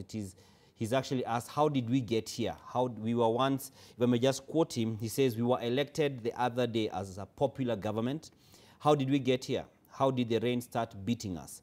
When did we stop listening to the people? President Ruto and I were the darling of Kenyan people. And one of the things that comes to the fore here is that the Deputy President is also pretty much putting blame not only on the NIS Director General, but also he insinuated what appeared to be the people around the President, who the Deputy President has already taken issue with in the past few weeks, weeks or thereabouts. And he began by being quite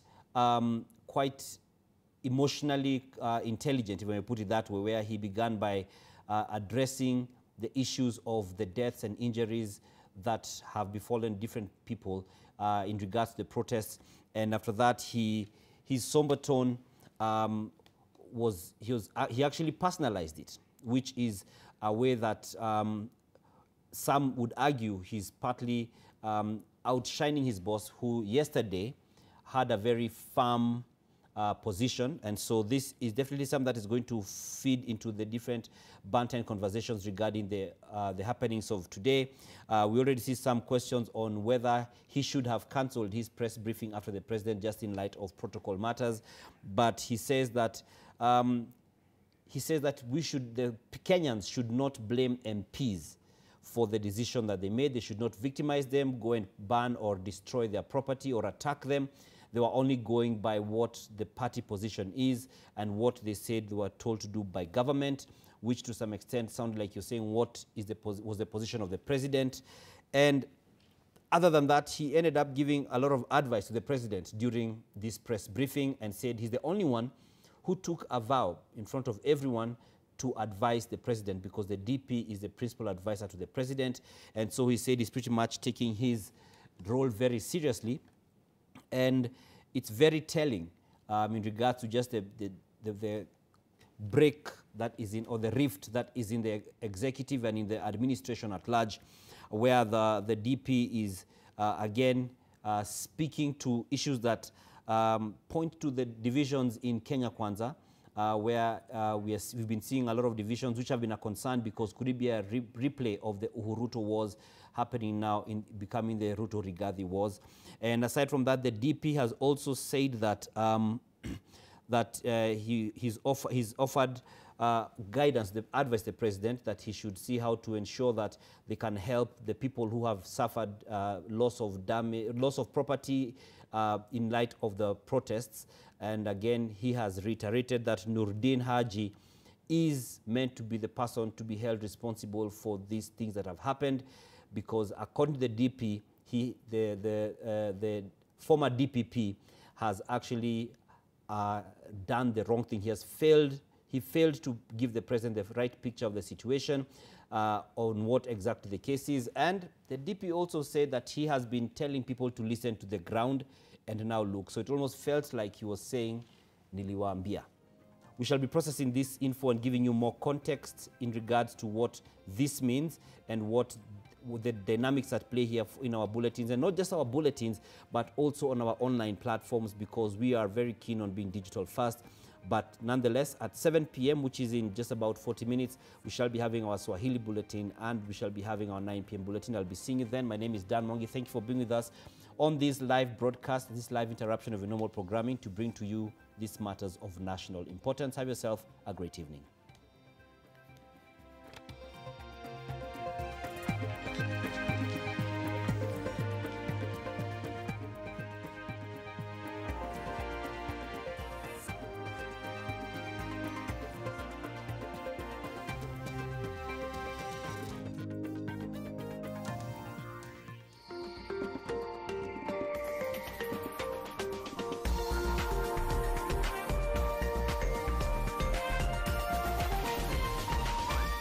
This is NTV.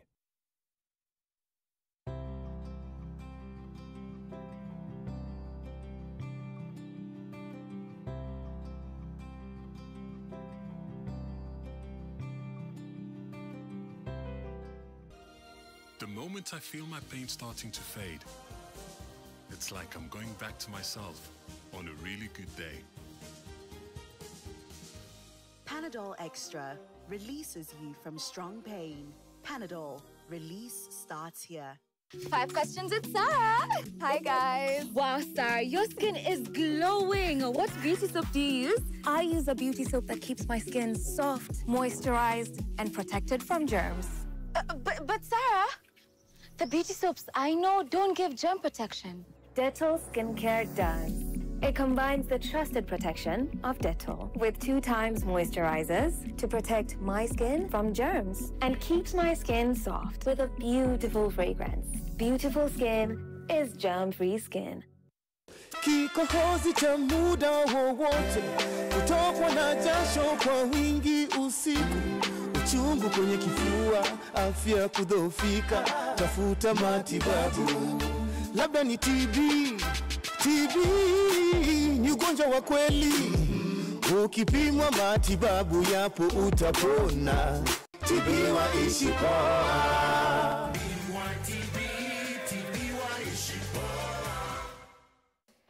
Hey Dame, is playoff mode a thing? It's not a thing. Look at the evidence. It's definitely a thing. It's not a thing. Of course it is. Playoff Wheezy is locked in. It's game time. Playoff Guy is going nuts. Even Chuck's playoff jokes are funnier. No, they are not. Well, sit yourself down and watch some NBA playoff basketball. Because we all know... It's not a thing. It's clearly a thing.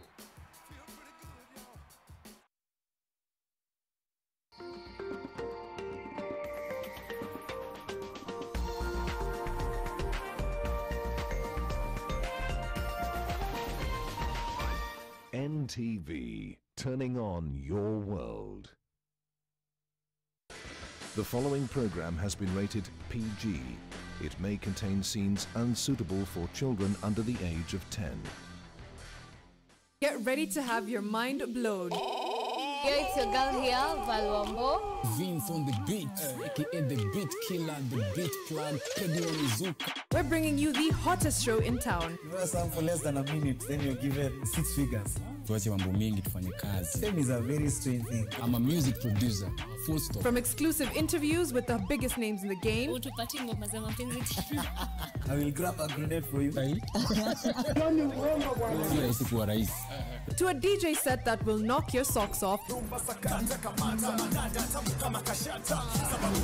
And snippets from your favorite live performances. Tibani zangu zina trend kwa masoko, alipata ball na alikuwaga mono. Don't miss out on the fun. Tune into Kwetu Mix every weekday from 5 to 6 p.m. only on NTV.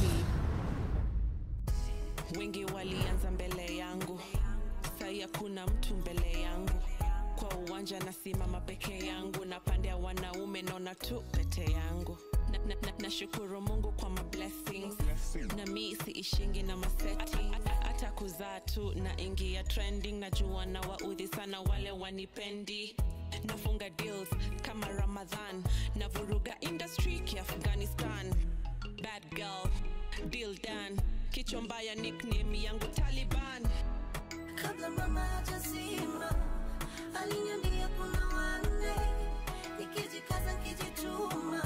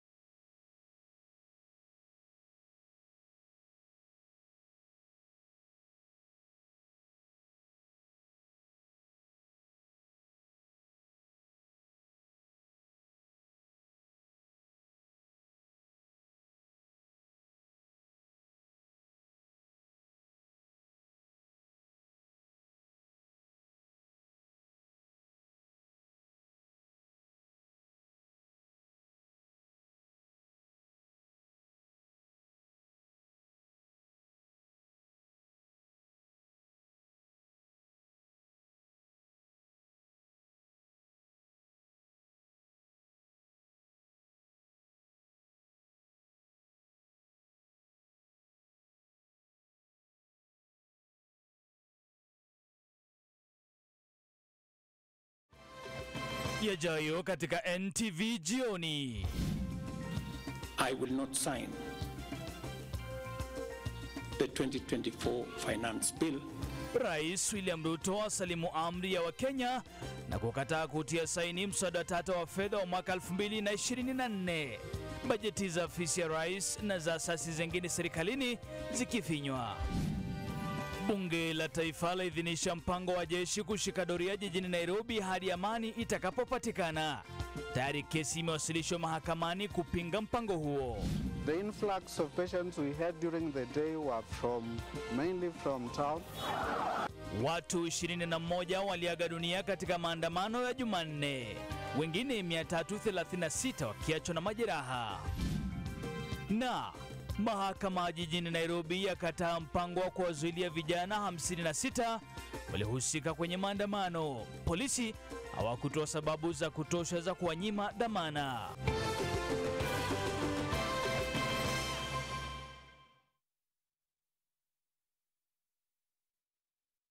What is Generation Z? Beyond age, it's a culture, laughter, and conversations that matter. Speaking of Gen Z podcast is back with Gen Z's finest, Esther Nyandoro, Jackie Masharia, and Michelle Namasaka. Tune in every Wednesday on Nation FM at 10 a.m. and stream your favorite episodes on nation.africa or www.ntvkenya.co.ke or wherever you get your podcasts. Speaking of Gen Z podcast, it's giving wholesome conversations. I know that you love me, and that's more than enough for me, Alvaro. You already have my heart, and I can't imagine life without you. I don't know if what happened to me with Angela can be called love. I thought it was love, but I guess she just dazzled me. And did she fall in love with you? Yes, of course. I need you to come with me, all right? What? Where? I cannot tell you what I have to tell you here. Please trust me. Trust you? No way. After what you did to me? Look, you don't have to believe me. Just come with me. You are the one. Enjoy up to 100% asset finance, zero processing fees, and flexible repay options through our trusted partners. Visit any Family Bank branch countrywide to learn more and get started. Leo, what's this? Grace Policarbio, will you marry me? You're entering into the second trimester of your pregnancy. You're almost 4 months pregnant? How could Leo be the father when we were together then? But that's impossible. How was there a kidnapping when Ulysses is in prison? If this isn't a different group, it's possible Ulysses' group is still active. Maybe someone else is handling it, and the syndicate is still alive, and no one else is going to take this job. But Leo. Fists of fate. And people come in and they're like, oh, it works. I can have ice cream and I'm not in any discomfort. I recommend Sensodyne because it works. It's brilliant. Are you curious about that dazzling look? How do you define beauty? And how to dress elegant, glitz, and glamorous.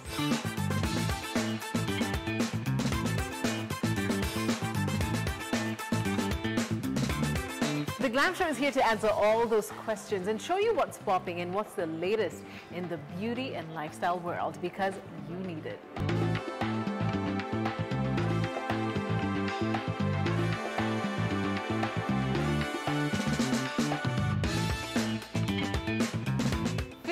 Look your best and fall in love with Into the Glam every single Saturday only on NTV.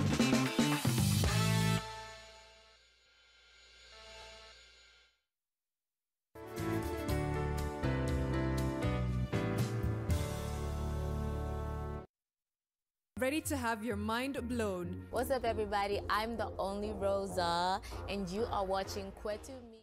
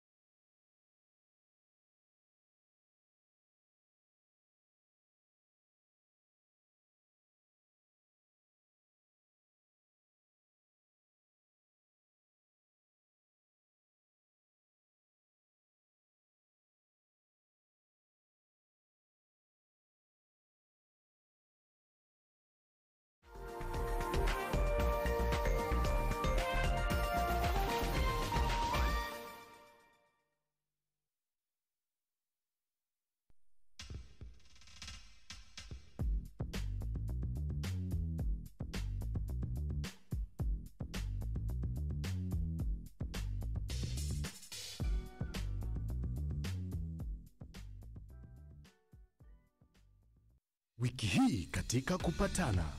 Ladies and gentlemen, an aunt versus a niece. Nilikuwa natamani kuishi na mtoto mwingine. Vile niliishi na aunti yangu, alikuwa anarudi jioni. Huyu ni sister ya your late mom.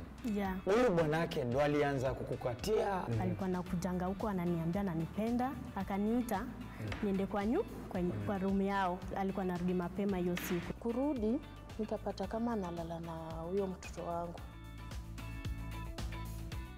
The beauty soaps I know don't give germ protection. Dettol Skincare does. It combines the trusted protection of Dettol with 2 times moisturizers to protect my skin from germs and keeps my skin soft with a beautiful fragrance. Beautiful skin is germ-free skin. Are you ready?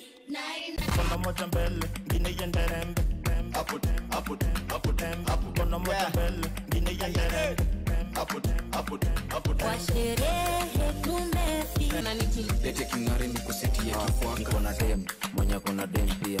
Masa flani ekifika na wachangamkia. After scene kabaridi sezi nkatulia. Tunakubali. Gateka. Kila mtu. Cash pop za Nyandarua ni mawaru.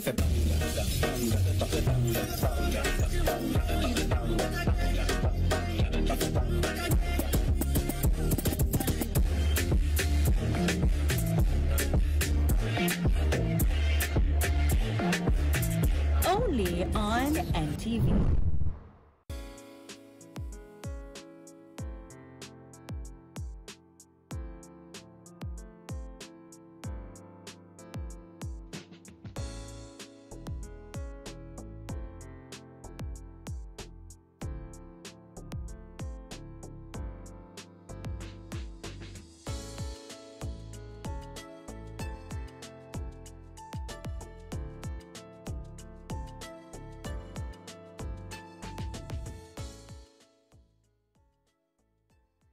To get Missing Vibes as your Skiza tune, dial star 811 star 924 hash. Skiza na Nation.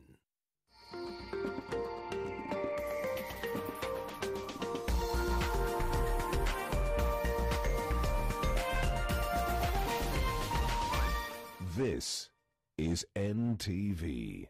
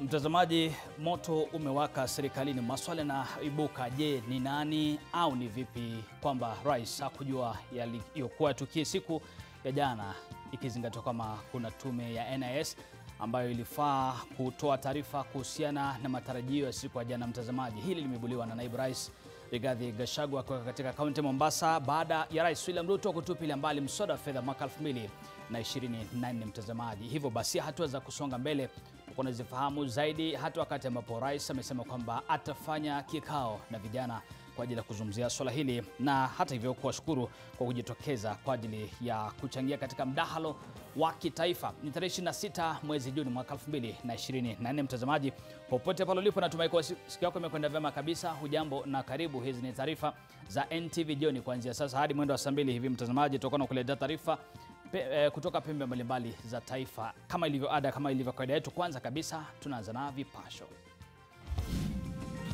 I will not sign the 2024 finance bill. Rais William Ruto asalimu amri ya Wakenya na kukataa kutia saini mswada tata wa fedha wa mwaka 2024. bajeti za afisi ya rais na za asasi zingine serikalini zikifinywa.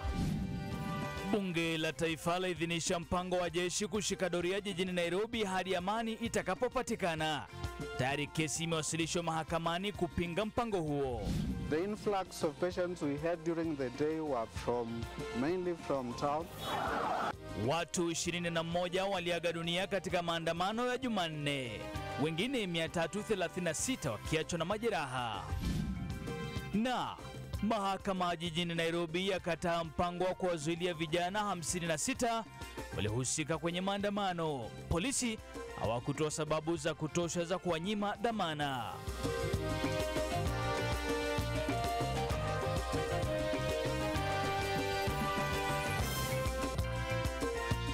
Hii ni NTV Jioni na Nicholas Wambua. So dakta kabisa mtazamaji mwenzangu, kwa lugha ishara ni Flora Atieno. Vile fuata taarifa zetu mubashara kupita tovuti www.ntvkenya.co.ke.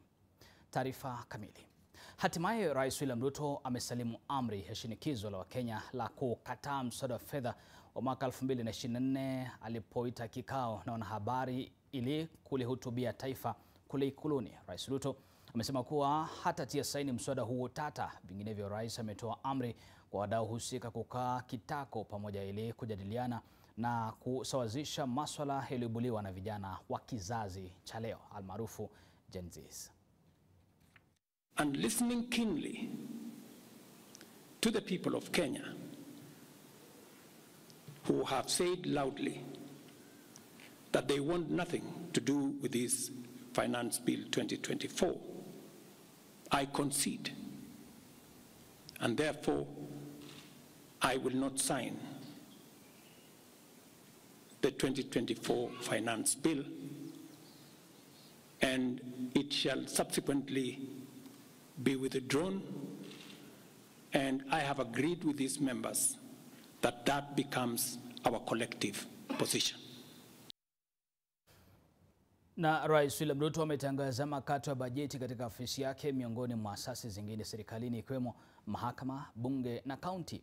Aidha, Ruto amesema afisi hizi hazina budi kushauriana na Wizara ya Fedha kufikia hilo haraka iwezekanavyo. For immediate further austerity measures to reduce expenditure, starting with the Office of the President, the entire presidency, and extending to the entire executive arm of government. Operational expenditure in the presidency be reduced to remove allocations for the confidential fort, reduce travel, hospitality, purchase of motor vehicles, renovations, and other expenditures. This will cover the entire presidency and also the executive arm of government. I also propose that equally, Parliament, the judiciary, and county governments, working with the National Treasury, also undertake budget cuts and austerity to ensure that we do live within our means, respecting the very loud message that is coming from the people of Kenya. Na katika hotuba hiyo kwa taifa, wanahabari walimtaka Rais Ruto kuwajibikia majeruhi na maafa ya wahanga wa maandamano ya kupinga mswada wa fedha ambao ni mswada tatu wa mwaka 2024, maafa ambayo shirika la kitaifa la haki za kibinadamu KNCHR lilitangaza kuwa ni 21, na hili ndilo lilokuwa jibu lake Rais William Ruto. On my own behalf and on behalf of these members and many other Kenyans, I send my condolences to the families of those who lost their loved ones in this very unfortunate manner. As I have told you, on those who lost their lives, there will be a mechanism of how they will be accounted for.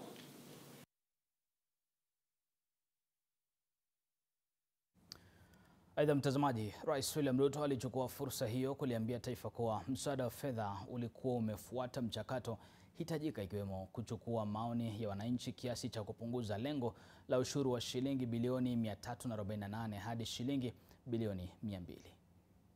These members of parliament came back to us after they went to listen to the people of Kenya, and they came back and reduced the budget on their own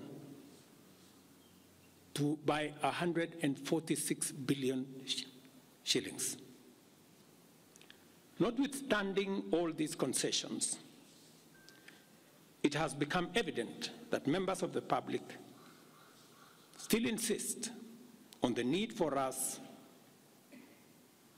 to make more concessions.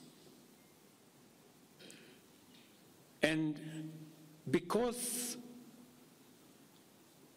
I run a government, but I also lead people, and the people have spoken, I am grateful to all the members of the National Assembly who voted yesterday affirmatively for the Finance Bill 2024 as amended on the floor of the House to incorporate the views generated through public participation.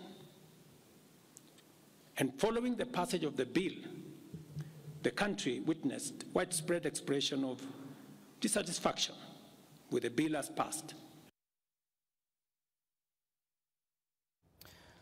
Na huku hayo yakijiri mtazamaji, ni kwamba Naibu Rais Rigathi Gachagua amekashifu vikali shirika la huduma za kitaifa za kijasusi kwa utepetevu na mapuuza pamoja na kushindwa kumshauri Rais William Ruto kabla ya maandamano yaliyosababisha vifo na uharibifu wa mali nchini.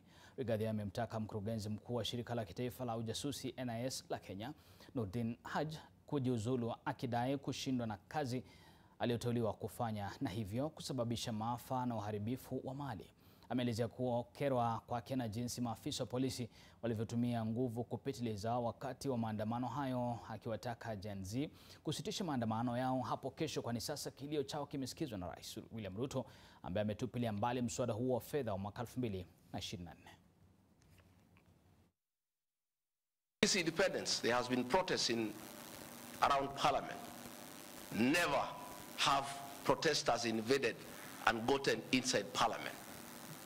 Senior officers have told me in confidence they did not have an advance intelligence brief about the intensity of the protests so that they prepare in advance. The National Intelligence Service slept on the job. And the problem is simple.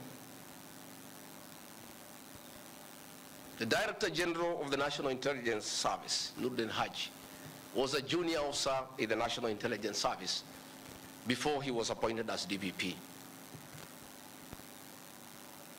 When he was appointed to the office of the Director General, because of inferiority complex, he chased away all the people who were senior to him when he was in the service, therefore crippling the capacity of that service and making it dysfunctional.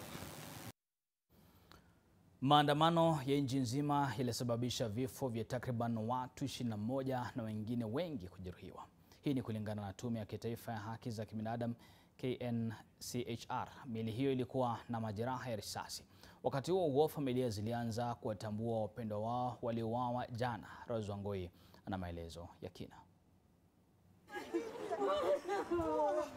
Familia zilizojawa na huzuni na jamaa za waathiriwa maandamano ya jana walifika katika hifadhi ya maiti ya jiji la Nairobi kutazama miili ya wapendwa wao. Familia ziliwatafuta wapendwa wao wakiwa na maumivu usoni. Edith Wanjiku alikuwa hapa kumtafuta mwanawe wa umri wa miaka 19. Ibrahim Kamau alikuwa muendesha bodaboda na alikuwa na makao yake mtaani Isili. Siku ya Jumanne asubuhi alimwambia mama yake kwamba angependa kushiriki maandamano ya siku nzima. Kwa bahati mbaya Ibrahim hakurudi nyumbani jioni. Jana usiku wa kurudi home tumekuwa tukimtafuta the whole night until leo. Nimeenda Kenyatta tangu asubuhi, nimemtafuta casualty kwa ward zote, hayuko. So nikaamua wacha tu nikuje city nione kama nitampata. Vile nimekuja hapa ndo nikampata. Wanjiku aliangua kilio alipoutazama mwili wa mwanawe uliokuwa na jeraha la bunduki shingoni. Katika Katika hospitali ya Kenyatta, Fred Siloma akiwa na familia na marafiki zake walikuwa hapa kutafuta mwili wa ndugu yao. Eric Kayoni mwenye umri wa miaka 27 alikuwa miongoni mwa waliouawa kwa kupigwa risasi nje ya majengo ya bunge. Picha na video zilisambaa kwenye mitandao ya kijamii za waandamanaji ambao miili yao ilikuwa imelala nje ya majengo ya bunge. Fred anasema binamu yake ndiye aliyemtambulisha kwa picha za ndugu yake ziko kwenye mitandao ya kijamii. I found one video that was trending from TikTok. And I didn't have to check it twice. I just saw it and immediately I knew that was him. And from the audio of the video, I knew, well, I'm not seeing my brother again. Eric alikuwa mwanafunzi katika chuo kikuu cha Nairobi na alitazamiwa kuhitimu mwezi Septemba mwaka huu. Kulingana na Fred, kaka yake alishiriki katika maandamano yote ya Gen Z. He was also a student at KCA. He had just finished his CPA 6. I was pushing him to finish up and be accredited as CPA K. Na huko Mombasa, familia ya Emmanuel Giggs, kijana aliyepoteza maisha katika maandamano ya hapo jijini Mombasa, inalilia haki. Wanafamilia wakikashifu serikali kwa kutumia nguvu na risasi katika maandamano ambayo yalikuwa ya amani. Kulingana na familia mwenda zake, Emmanuel Giggs alipoteza maisha baada ya kuzidiwa na moshi wa vitoza machozi akiwa barabarani. Tume ya haki za kibinadamu nchini imeripoti kuwa takriban watu 21 wameaga dunia kutokana na majeraha ya risasi na wengine wengi kujeruhi. Such traumatic events, we may shun it away, but they imprint themselves into our minds. And these are conversations we really need to bring to the fore at the right time. Miili ilipelekwa katika chumba cha kuhifadhia maiti kati ya Jumanne na Jumatano asubuhi. Miili hiyo ilikuwa na majeraha ya risasi. Watu wengine 300 walijeruhiwa na watu 50 walikamatwa. Rose Wangoi, NTV. Mtazamaji, tunasema makiwa kwa waliopoteza wapendwa wao katika maandamano hayo ya siku ya jana. Bunge limejipata machoni mwa Wakenya kwa kuonekana kupoteza uhuru wake na nguvu za kuwa mlinzi wa mwisho dhidi ya mambo yanayowakandamiza wananchi. Visa vya hivi majuzi vimeashiria idadi kubwa ya wabunge wanaokosa kutimiza mahitaji ya wananchi. Wanaonekana kujawa na kiburi na kutokuwa na msimamo huru katika majukumu yao. Mwanahabari wetu Vincent Odwor anatathmini ya kina. Jinsi wabunge walivyopiga kura Jumanne kuidhinisha au kupinga mswada wa fedha wa mwaka 2024 ulichukua mkondo wa kisiasa. Licha ya mamilioni ya Wakenya kuandamana kupinga mswada huo, wabunge wanaoegemea serikali ya Rais William Ruto waliuidhinisha kinyume cha maagizo ya waliowachagua. Mwaka wa kifedha uliopita, wabunge hao bado walipitisha pia ushuru wa ujenzi wa nyumba jinsi serikali ilivyotaka, licha ya Wakenya kuupinga. Mchanganuzi wa siasa Daktari Martin Olo ameshikilia kuwa wabunge wanakiuka matakwa ya katiba katika majukumu yao. It means that people have only delegated that power to you. And therefore your ability to listen to their pulse and to walk in sync with them is critical. That's why there is even a recall clause. Hatua ya mrengo wa Kenya Kwanza kushawishi baadhi ya wabunge wa upinzani Azimio kujiunga nao bungeni umedhaifisha uhuru wa bunge. We also have people who have been elected who have no belief in anything. I don't think there are people in that parliament, apart from having the yellow for UDA, have any belief about anything. If they do, they are already out there speaking like the Wamshombas, and others. The rest, I don't know where they're going, and for that reason, they are just voting like voting machines. Forget about the fact that it has also been said that they are actually induced, they're paid a bribe to vote the way they vote. Hatua ya wengi wa wabunge kujawa na kiburi na kutojali maslahi ya wananchi imewavunja moyo wananchi. There are people who are wearing normal ordinary shoes, ordinary watches. There are people who had no money the other day. They are walking now flashing brand new cars.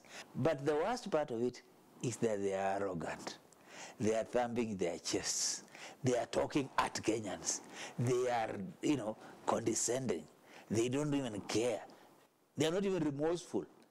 So Kenyans have lost trust in their government. Kenyans have lost trust in their leaders. Kenyans have lost trust in their representatives. Indeed, Kenyans have taken on the responsibility to deal with their representatives, and you've seen that. Vincent Odur, NTV. They have expressed their anger. Mtazamaji, baada ya taarifa hiyo ni kujuza kwamba mapema leo bunge la kitaifa limeidhinisha jeshi kuchukua usukani katika jiji la Nairobi kwa ajili ya kutimiza ama kutuliza hali hadi pale mambo yatakavyokuwa sawa jijini humo. Hivyo basi hiyo ni taarifa ambayo nitakuwa nakupa muda si mrefu. Kwa sasa naomba nipate mapumziko mafupi tu, nitakuwa narejea na taarifa zaidi. Usiende mbali.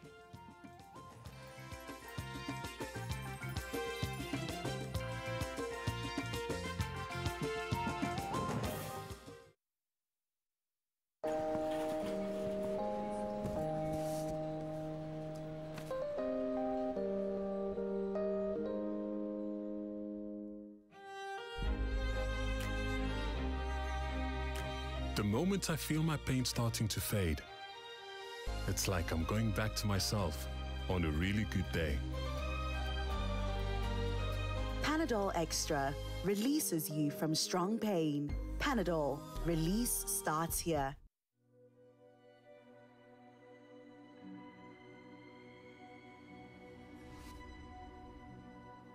People come to me and they say they get discomfort when they have ice cream.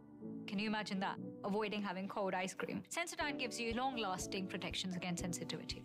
And people come in and they're like, oh, it works. I can have ice cream and I'm not in any discomfort. I recommend Sensodyne because it works. It's brilliant. Kickstart your career journey at the Skill Up Africa 2024, happening on the 15th and 16th of July 2024 at the KICC Courtyard, Nairobi. Join us for 2 days of a dynamic event as we mark the World Youth Skills Day to explore interactive exhibitions, learn from industry experts, and network with potential employers. Gain valuable insights to boost your employability, increase your productivity, and stay ahead of the curve in today's job market. To partner with us, kindly contact Joanne at 0753 513 708 or email jmasika@ke.net.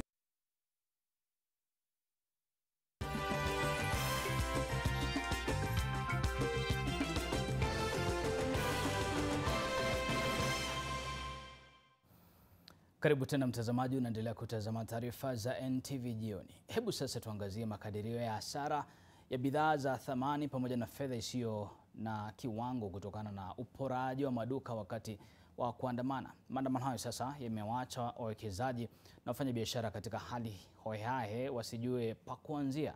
Maria Namuli anaarifu. Hasira, hasara. Haya ndio makovu yatakayosalia miongoni mwa wafanyabiashara humo jijini Nairobi. Na si hapa tu, mbali ni kote kulikokuwa na matukio maandamano, ambapo baadhi ya wahalifu walivunja milango ya maduka na kupora mali ya mamilioni ya fedha. Tazama mama huyo alivyokula hasara, sijue mtu wa kushika ni upi. I have loans. This is my everything. Had bought a shop with goodwill. I've not even recovered. Where are we going to go? Wengine wakibubujikwa na machozi kwa kuyaona maisha yao yamefika mwisho. We are selling phones and accessories. Huku juu kulikuwa na accessories, our laptops, everything is gone. We don't know where to start. Hapa the list tuko nayo yenye inaweza kusema ni 600,000 and we've invested this place. Kuna wenye wako na mabiashara they are more than 17 years. Where are they going to take their families? Si majumba ya biashara kubwa, makubwa wala madogo, kuanzia milango, vioo na vilivyomo ndani. Sehemu kama vile za kutolea pesa kwa huduma za wananchi kama vile M-Pesa na vituo vya ATM pia vilivunjiliwa mbali. Kilio chao sasa wamekielekeza kwa Rais William Ruto kuwapiga jicho la huruma kuhusiana na mkasa huo wa aina yake kwa kumtaka kuwasikiliza waandamanaji. Maria Namuli, NTV. Na mtazamaji, turejelee taarifa yetu pale mwanzo ambapo Rais William Ruto alijitokeza leo kuitetea hatua yake na wabunge kuandaa mswada wa fedha wa mwaka 2024 kabla ya kusalimu amri na kukataa kusaini kama walivyotaka Wakenya. Alikuwa Ikuluni Ibrahim Karanja. Imeelezwa kuwa kwenye kikao cha wabunge na rais, palikuwa na mazungumzo moto huku wakielekeza mawazo kwa liliko taifa kwa sasa. Wabunge wakigawanyika, baadhi yao wakimshauri rais kupuuza kelele za mswada huo na kuendelea na mswada, huku wengine wakimshauri kuondoa mswada kutokana na jinsi ulivyokataliwa na idadi kubwa ya Wakenya. Hatimaye walipiga kura na ikaamuliwa kwamba mswada huo utaondolewa, kauli aliyoitangaza Rais Ruto alipolihutubia taifa, akitaja kuwa hatatia sahihi mswada huo na kufanya sheria. And listening keenly to the people of Kenya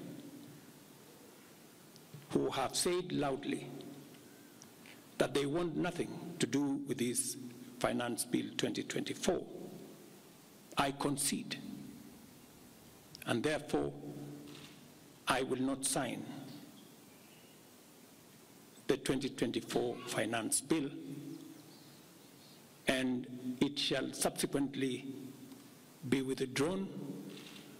And I have agreed with these members that that becomes our collective position.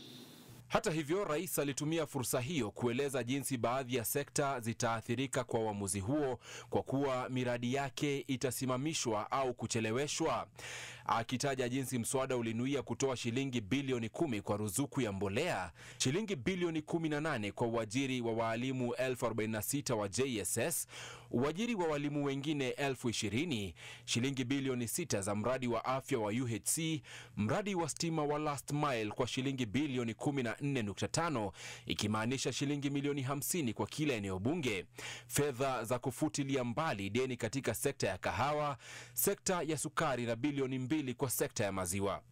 Hata hivyo, aliwapongeza wabunge kwa kuupitisha mswada. Minus the finance bill, it means that some of the development programs amounting to 200 billion shillings, we will have to cut down, to delay them. They will have to wait, some of them, for next year. We will try it again. We will try next year to find some money. Some of them we will have to cancel because that's the nature of things. And it is because the people of Kenya have spoken loudly that they want a leaner budget for us as a country. Vilevile, kufuatia maswali mengi kuhusu utawala wake, rais amejitetea kwa taifa akisema chini ya miezi 20 ya urais wake amepunguza kiwango cha deni la taifa, akitaja alivyokamilisha kulipa deni la Eurobond la shilingi bilioni 2 dola za Kimarekani, kupunguza mfumuko wa bei yani inflation kutoka 9% hadi 5%. Kwenye hotuba hiyo, rais akirejelea maandamano ya jana, akisema kuwa ni watu 6 waliofariki, kauli inayokinzana na ile ya tume ya haki za kibinadamu inayosema ni watu 23 waliofariki. Huku kauli ya Rais William Ruto ikileta afueni kwa taifa, maswali mengi yanajitokeza kuhusu uhalali wa uamuzi huo, hasa ikizingatiwa kwamba katiba ina mikakati ambayo imeweka kuhusu kuondoa kwa miswada kutoka bungeni. Ibrahim Karanja, NTV kutoka ikulu ya Nairobi. Asante sana Ibrahim kwa taarifa hiyo. Na kwa mara mbili mji wa Eldoret uliwashangaza wengi kwa nguvu na juhudi ambazo zilidhihirishwa kwa wenyeji katika maandamano ya kupinga mswada wa fedha wa mwaka 2024. Lakini kumbuka, Eldoret ni nyumbani kwake Rais William Ruto na ni eneo ambalo lilimpa kura kwa wingi katika uchaguzi uliopita. Je, imekuwaje kwamba Rais William Ruto na bunge lake wanaandamwa nyumbani? Lois Wangui anapigia swala hilo darubini kwa kina. Maandamano ya mji wa Eldoret ya kupinga mswada wa fedha wa mwaka 2024 bila shaka yaliwashangaza wengi nchini, kwani hapa ni kaunti nyumbani ya Rais William Ruto na ana umaarufu mkubwa wa kisiasa. Lakini mwamko huu mpya umeonekana kusababishwa na kuvunjwa kwa ahadi ambazo rais aliwapa wenyeji alipokuwa akiomba kura kama rais. Wenyeji wanasema mswada wa fedha wa mwaka 2024 na ambao rais ameutupilia mbali ulikuwa unagandamiza wenyeji kiuchumi.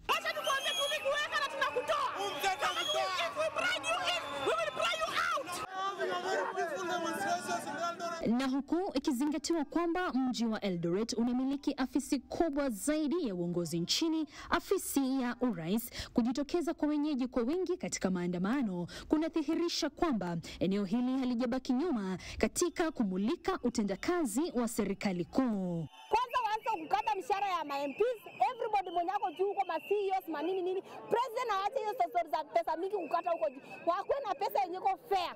We live with whatever that we have. How can you tell us that we live within our means, we tighten our belt? Na yeye mwenyewe anaendelea kuongeza na kutumia pesa vibaya.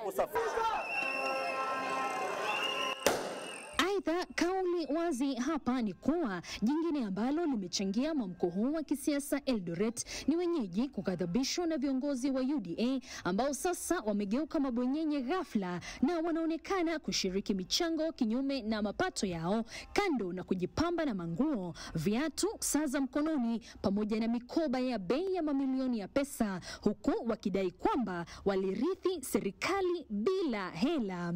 Na wale viongozi ambaye ni wajumbe wa Kenya wanalia, lakini mnaonekana mkipita machopa, mnatembeza mapesa na wananchi wanateseka. Sisi kama wananchi, kama vijana wa Kenya mzima tunahangaika, lakini hatuwezi taka kuambiwa kwamba Kenya haina pesa, lakini at the same time tunaona watu wanamwaga mapesa kwa marambe ambayo isaidii. We know the people who are surrendering the president are the people who are very wrong. You know, we are seeing them at the rate at which they are amassing property. It is in an alarming rate. Na wadadisi wa kisiasa, maandamano ya Eldoret pia yamechangiwa na ukosefu wa mawasiliano bora baina ya serikali ya UDA na wenyeji hapa, kinyume na matarajio yao. After communication, watu kila mtu anasoma script yake.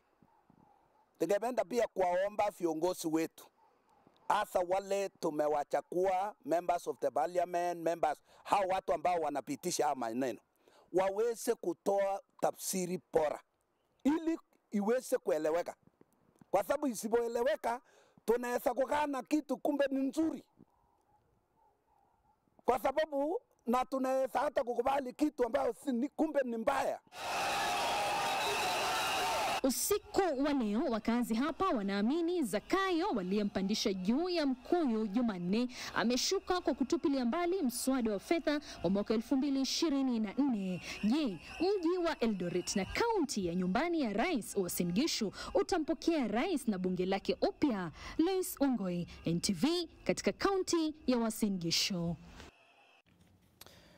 Na mtazamaji, mahakama siku ya Jumatano imepiga breki bunge la kitaifa kwa kukataa kuruhusiwa kwa jeshi kusaidia polisi katika mapambano dhidi ya raia na kuchunga maeneo yanayolindwa kikatiba. Hii ni kufuatia ombi lililowasilishwa na chama cha sheria nchini.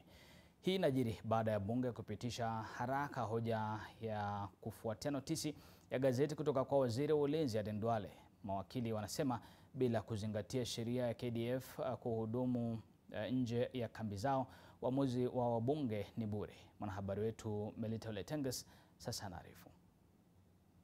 Notisi ya gazeti kutoka kwa waziri wa ulinzi Aden Duale Jumanne ilitangaza kuamrishwa kwa jeshi la ulinzi la KDF tarehe 25 Juni kusaidia polisi baada ya waandamanaji kuvamia bunge. Rais William Ruto alitangaza msimamo dhabiti wa serikali dhidi ya kile alichokitaja kuwa wahalifu wanaoingilia maandamano ya amani. Lakini Jumatano mambo yalibadilika kasi. Mahakama Kuu ilisitisha amri ya Duale baada ya chama cha sheria kuwasilisha kesi kotini.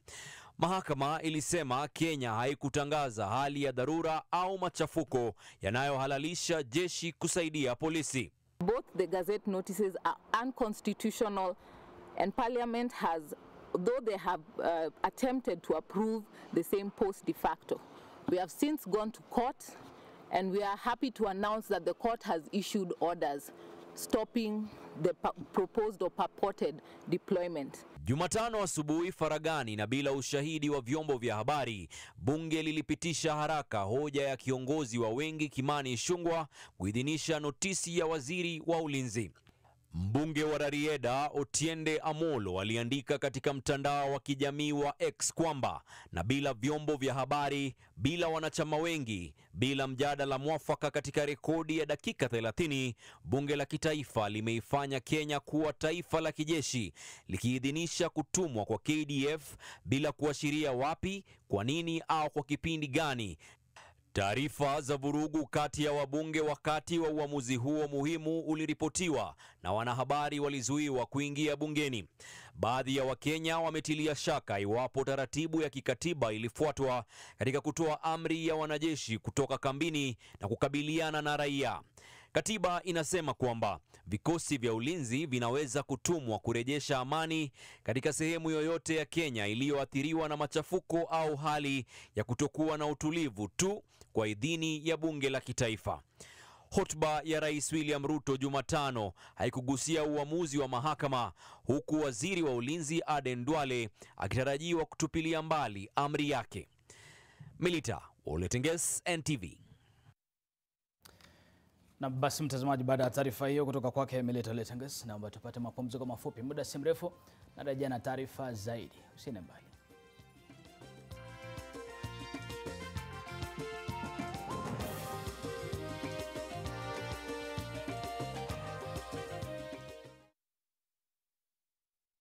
Five questions with Sarah. Hi guys. Wow, Sarah, your skin is glowing. What beauty soap do you use? I use a beauty soap that keeps my skin soft, moisturized, and protected from germs. But Sarah, the beauty soaps I know don't give germ protection. Dettol Skincare does.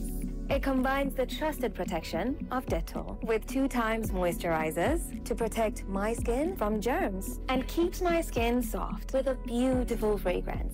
Beautiful skin is germ-free skin.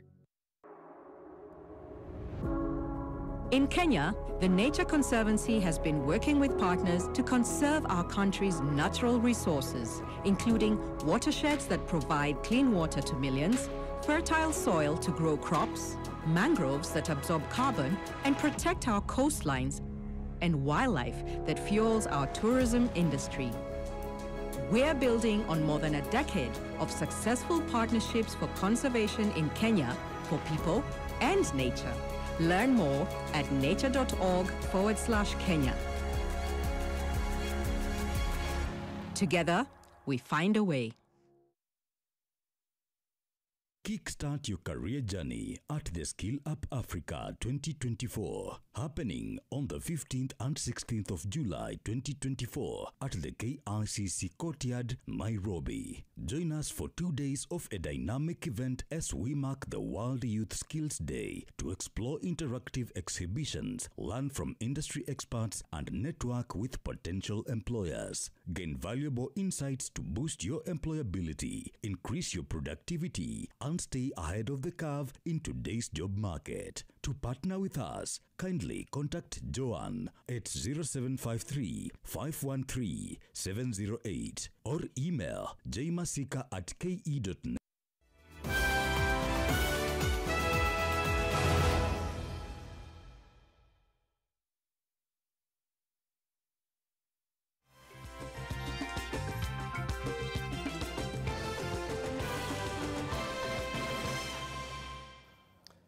Karibu tena.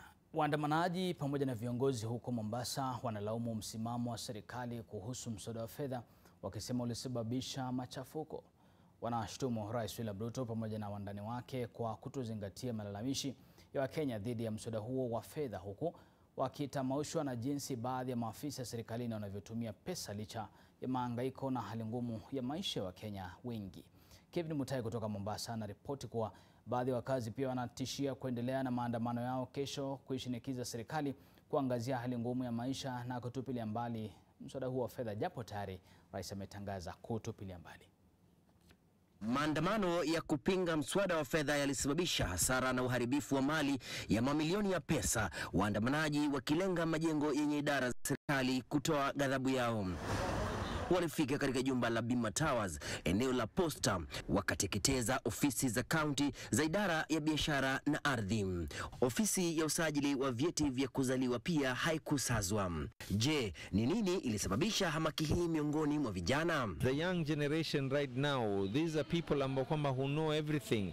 Wanaona kile ambacho kwamba kinaendelea. And I'm repeating again, those surrounding the president, you're not helping the president by being arrogant to these young people. Munaanza kuwakejeli, kuwadharau, kufanya maneno. Listen to them. There's nothing wrong in listening. Baadhi ya waandamanaji wanaghadhabishwa na kile wanasema ni ukosefu wa maendeleo kutoka kwa serikali licha ya kuwa mamlakani kwa miaka 2 sasa. Vijana hao wanataja ufisadi na hata utumizi mbaya wa pesa za umma, pia wakilenga baadhi ya maafisa wanaoishi maisha ya kifahari huku Wakenya wakitaabika na hali ngumu ya maisha. Chungu zaidi ikiwa ni wabunge kupitisha mswada wa fedha. Na ukiangalia sisi tulikasirika wapi?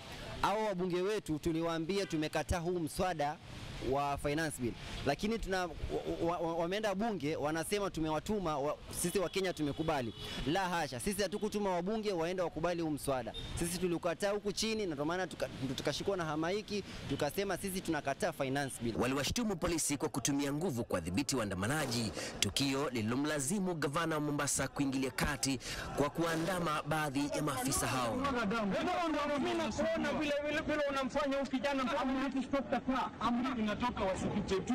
Mapambano hayo yalikuwa yanalenga kuingia ikulu Mombasa, vijana wakiwa na hasira kiasi cha kuwapiga mawe polisi karibu na makao makuu ya polisi mkoa wa Pwani. Mswada wa fedha vijana walikuwa wanapigania, walikuwa na maandamano ya amani, lakini kwa vile maafisa wa polisi walivyoingilia kati ndipo vijana wakapatwa na hasira. Kadhalika, baadhi ya wakazi wa Mombasa wanasema hawakuridhishwa na hotuba yake rais hapo jana. Kenya imechemka.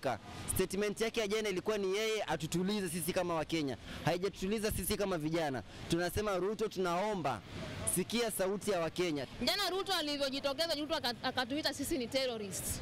Kwa hivyo hata kusema condolences to the families wenye walikuwa wamelose watu wao. Ruto alisema sisi ni criminals, ndio maana tunauliwa. Na maandamano yetu ilikuwa ni ya amani. Hiyo ni haki kweli? It is high time someone tells the king where his clock is dirty. It is high time those who are close to the king need to be able to tell him that he needs to adjust his sitting position as well. Kevin Mutai, NTV, katika kaunti Mombasa. Na mtazamaji, ni kwamba serikali ya Kenya Kwanza imekashifiwa kufuatia utekaji nyara wa waandamanaji katika wiki hii ambapo maandamano yanaendelea kushuhudiwa nchini. Hii ni kufuatia zaidi ya watu 12 waliotekwa nyara na watu wasiojulikana na kuulizwa maswali kufuatia mgomo huu. Hadi sasa mwanaharakati Kasmuel Mkure bado hajulikani aliko. Serikali inaamini kuwa vijana hawa ndio wanaongoza maandamano haya na kuzuiliwa na kuulizwa maswali kadhaa kwa kizazi hiki. Kwa upande wao, shirika la mawakili nchini LSK limekashifu utekaji nyara unaoendelea nchini.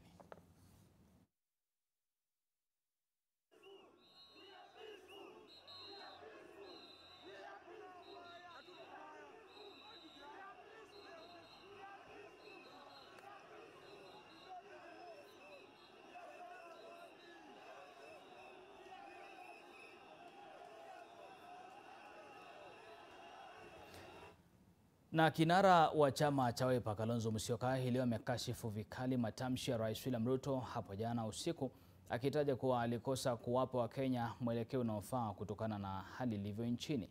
Akiongea katika mkutano na wanahabari katika makao yake Karen, Kalonzo Musyoka, wabunge na wawakilishi wa seneti ambao walikuwa wamejiunga naye wameitaka serikali ya Ruto kuweka wazi matukio ya vifo vya Githurai. The nation who these abettors, funders and orchestrators of the anti-finance bill demonstrations, as he alleged last night, are.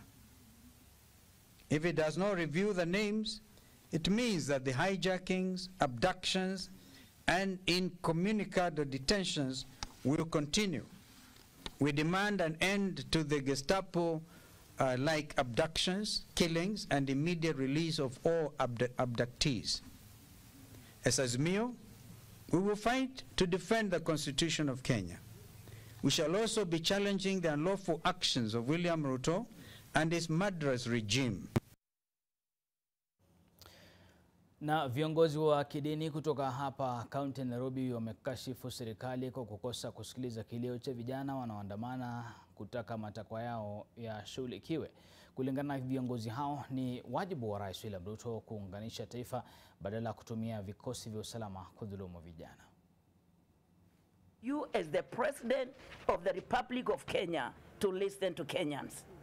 The Gen Z speaking through the protest, not only against the Finance Bill 2024, but also there could be other undying issues, some with historical origin.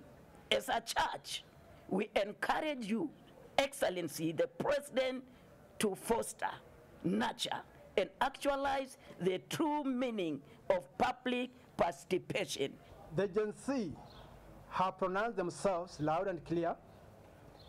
They want meaningful change. They want promises by government translated into tangible opportunities. The elected leaders must responsibly to the voices of those who put them there.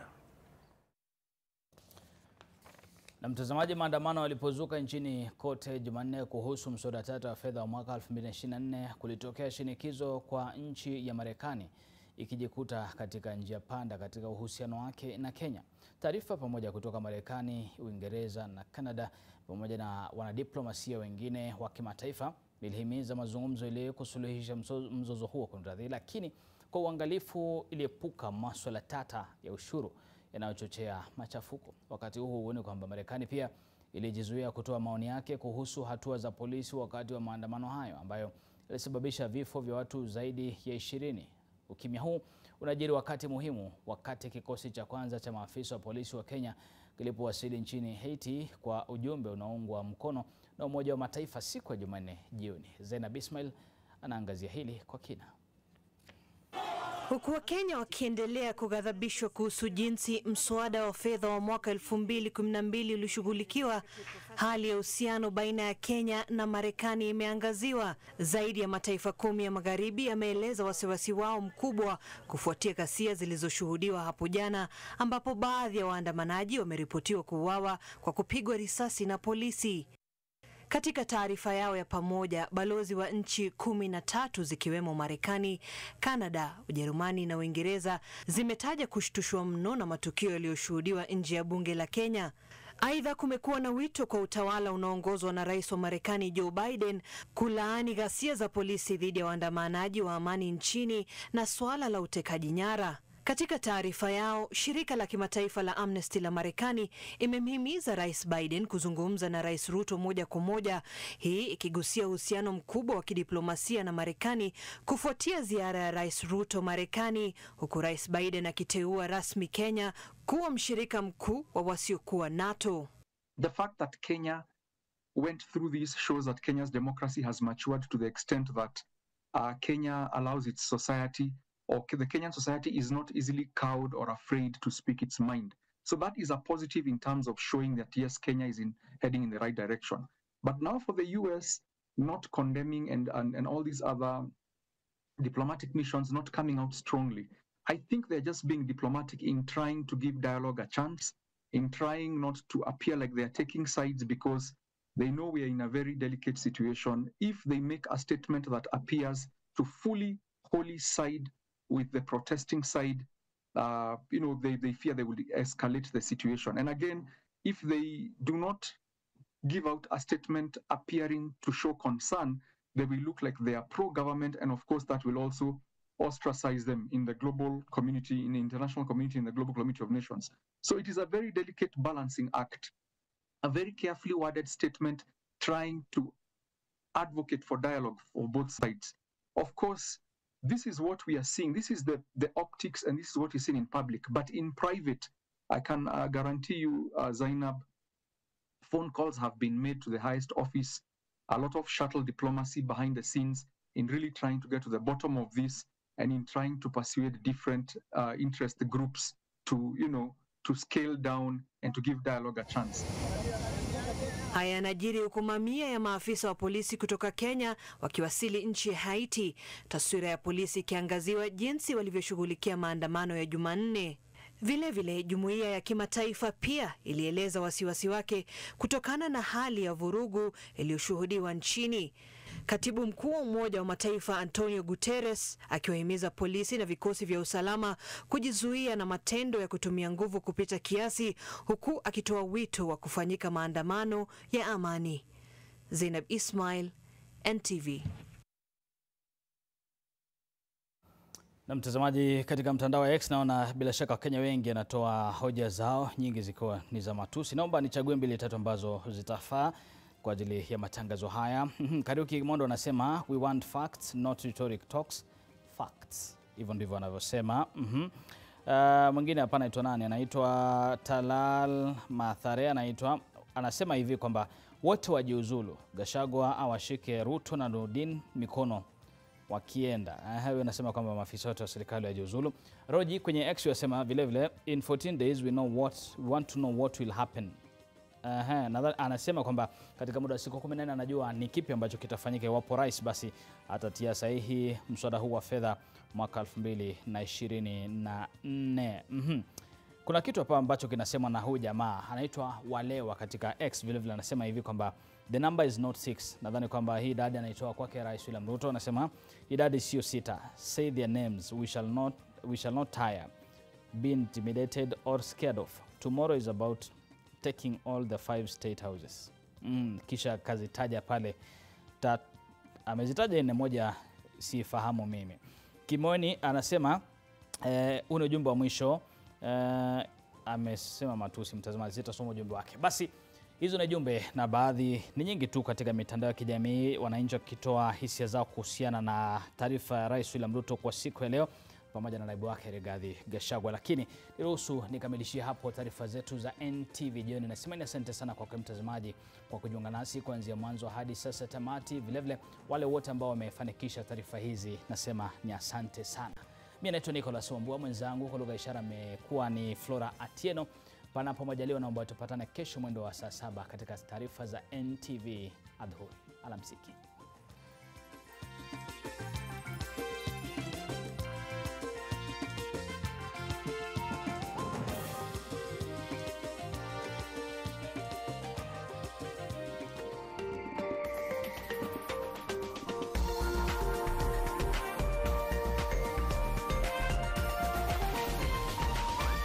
This is NTV. Lakini vile hii ekonomi imetufinya, ilinibidi kubadilisha sabuni nikatumia ingine rahisi. Bala, ilibidi nioshe kila kitu mara 2. Sikuwa na otherwise, nikarudia Ariel. Ariel, usafi bora kwa mwosho mmoja tu.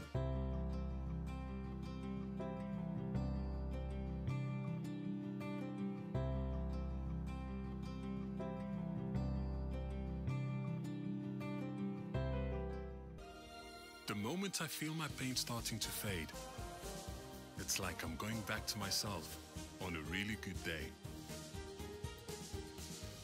Panadol Extra releases you from strong pain. Panadol, release starts here. Nivea Pearl and Beauty Deodorant. The perfect balance of 48-hour protection and care for soft, smooth, and beautiful underarms. Try our new Pearl and Beauty Black Pearl for smooth and perfumed underarms. Is Dove better than ordinary soap? We're going to prove it. Take a bar of your soap and Dove. Use yours on one side, Dove on the other. The soap part feels rough. The Dove side is softer, smoother, and more radiant. With 1/4 moisturizing cream, Dove deeply nourishes for radiant skin all over. Try Dove and feel the difference. New Downy Perfume Collection. Sometimes I need a scent to keep me calm amongst the chaos, or a light fragrance that keeps me fresh in the heat, or a perfume that feels elegant all day and into the night, lasting longer than expensive perfumes. New Downy, lavender calm, sunrise fresh, and sweet elegance, freshness that inspires confidence. Your dreams have come true. Try it for only 20 shillings.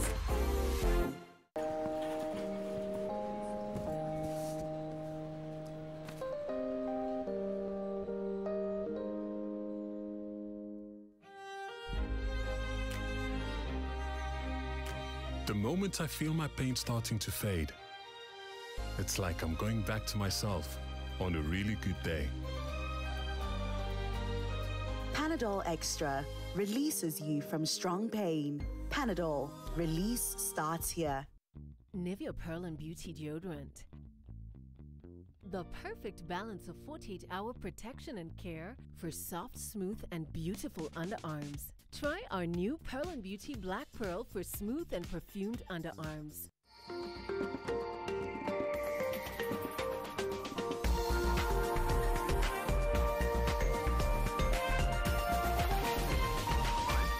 This is NTV. Samini Toya wakes up every morning eager to bring about a change. He has spent his entire life in the village engaging in farming and harvesting of palm wine, a skill passed down from his father and grandfather. And that's how he mastered the art of climbing and enduring the dangers that comes with his daily chores.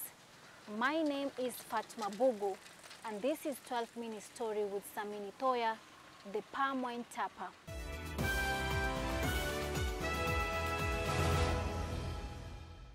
Naitwa Samini Kestoya au Pumeo Makata. Mimi kazi yangu ni ya ukulima. Sikuwahi kuajiriwa kwenye kampuni yote, bali mimi naishi kama ni Mugema na nimezaliwa Makombani, kwetu ni Kaloleni. Nimegema zaidi ya sasa tuseme niko na zaidi ya miaka 7. Mimi sikusoma sana. Nimeshindwa darasa la 6 kwa sababu ya fee ya shule. Na kwa sababu mzazi wangu alikuwa hakusoma, alikuwa anatulazimisha twende tukachunge ng'ombe. Anasema mkienda shule huko mtakuzambulia so shoshikiti. Kwa maanisha ukisoma hiyo mali ya maziwa ng'ombe wakikamua utapata. Unajua wazee wangu wote walikuwa ni wagema wengi. Na sasa nikaanza na hivi na vidogo vidogo kwa sababu yake gema anasema kanisaidia kaka nazikara baba. Huwa namsaidia. Sasa vile ninavyomsaidia ndio wajifunza tayari. Si talent ile utajifunza. Asubuhi na siwa hati na gema mnazi moja peke yake. Ni kama minazi 10 15 au 16 au hata 20 unazifikisha. Una kibuyu ambacho unakiweka pale, unangojea tayari pale uweze kuweka kitu kingine pale juu. Huwa unangojea pombe tayari natoka. Kwa sababu ukifunga ile kambo kizuia fresh na ukifunga kile kibuyu ungojea pombe uweze kuweka kitu kingine pale na haipikwi. Lakini kwa siku nikigemoa huo mnazi mmoja au kwa siku nikienda ile asubuhi huwa sikosi kama lita 9 au 8 hivi. Na nikienda mchana nikichonga, nikirudi kwa jioni tena, sikosi kama lita 7 au 12 hivi. Ambayo hiyo biashara hiyo nikiuza ile lita 14. Huwa za sukuma kwa siku kwa sababu sikosi kama 1000 na. Ambao huwa anashindana mtu ambaye yuko kazi kubwa na anajikakamua au ambaye anabagunia, tunaweza kuwa tunashindana kwa sababu mimi niko nyumbani, sini mboga, si kupangishwa nyumba, huwa nachukua mboga za mashambani tayari. Maji huwa anaenda kwa mtsara, anaenda chota au kwa kisima. Mimi huwa sina shida, huwa naendelea vizuri. Sasa huwa anaishi kama vile wenzangu ambao wako makazini, ameajiriwa na tuko sote kama kawaida. Na lita moja ni kama shilingi kama 120 hivi kwa wakati huu. Na huwa inaenda kwa season, si kila siku. Huwa yaenda yazirudi mpaka kwa lita moja kama shilingi 70 peke yake lita moja. Lakini kwa wakati huu imefika kama 120, hata huenda hata kama 140. Sasa huwa inanisukuma kwa siku kwa sababu kuzalita kama lita 10 kwa 140. Huwa nishatengeneza pesa ya kunitosha. Na sioni jukumu la ati nikangangania tena kazini. Na niko na ng'ombe wangu huwa nanunua, ukipata lazima ujisaidie mwenyewe.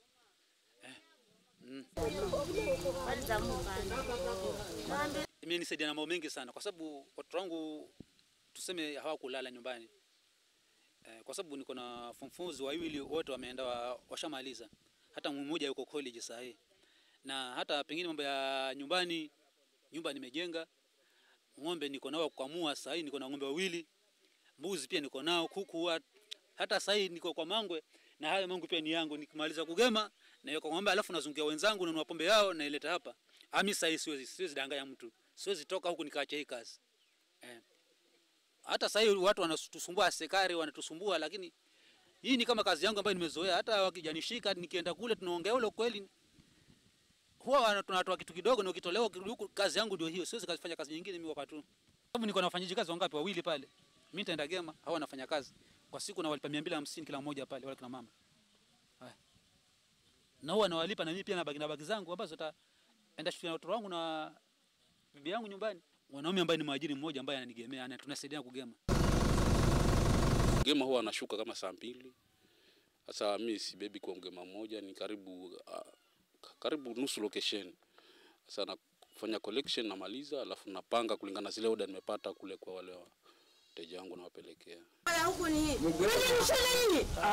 Ukimaliza kugema asubuhi yake unatoa chupa ya masa kama hii ambayo niko nayo hapa.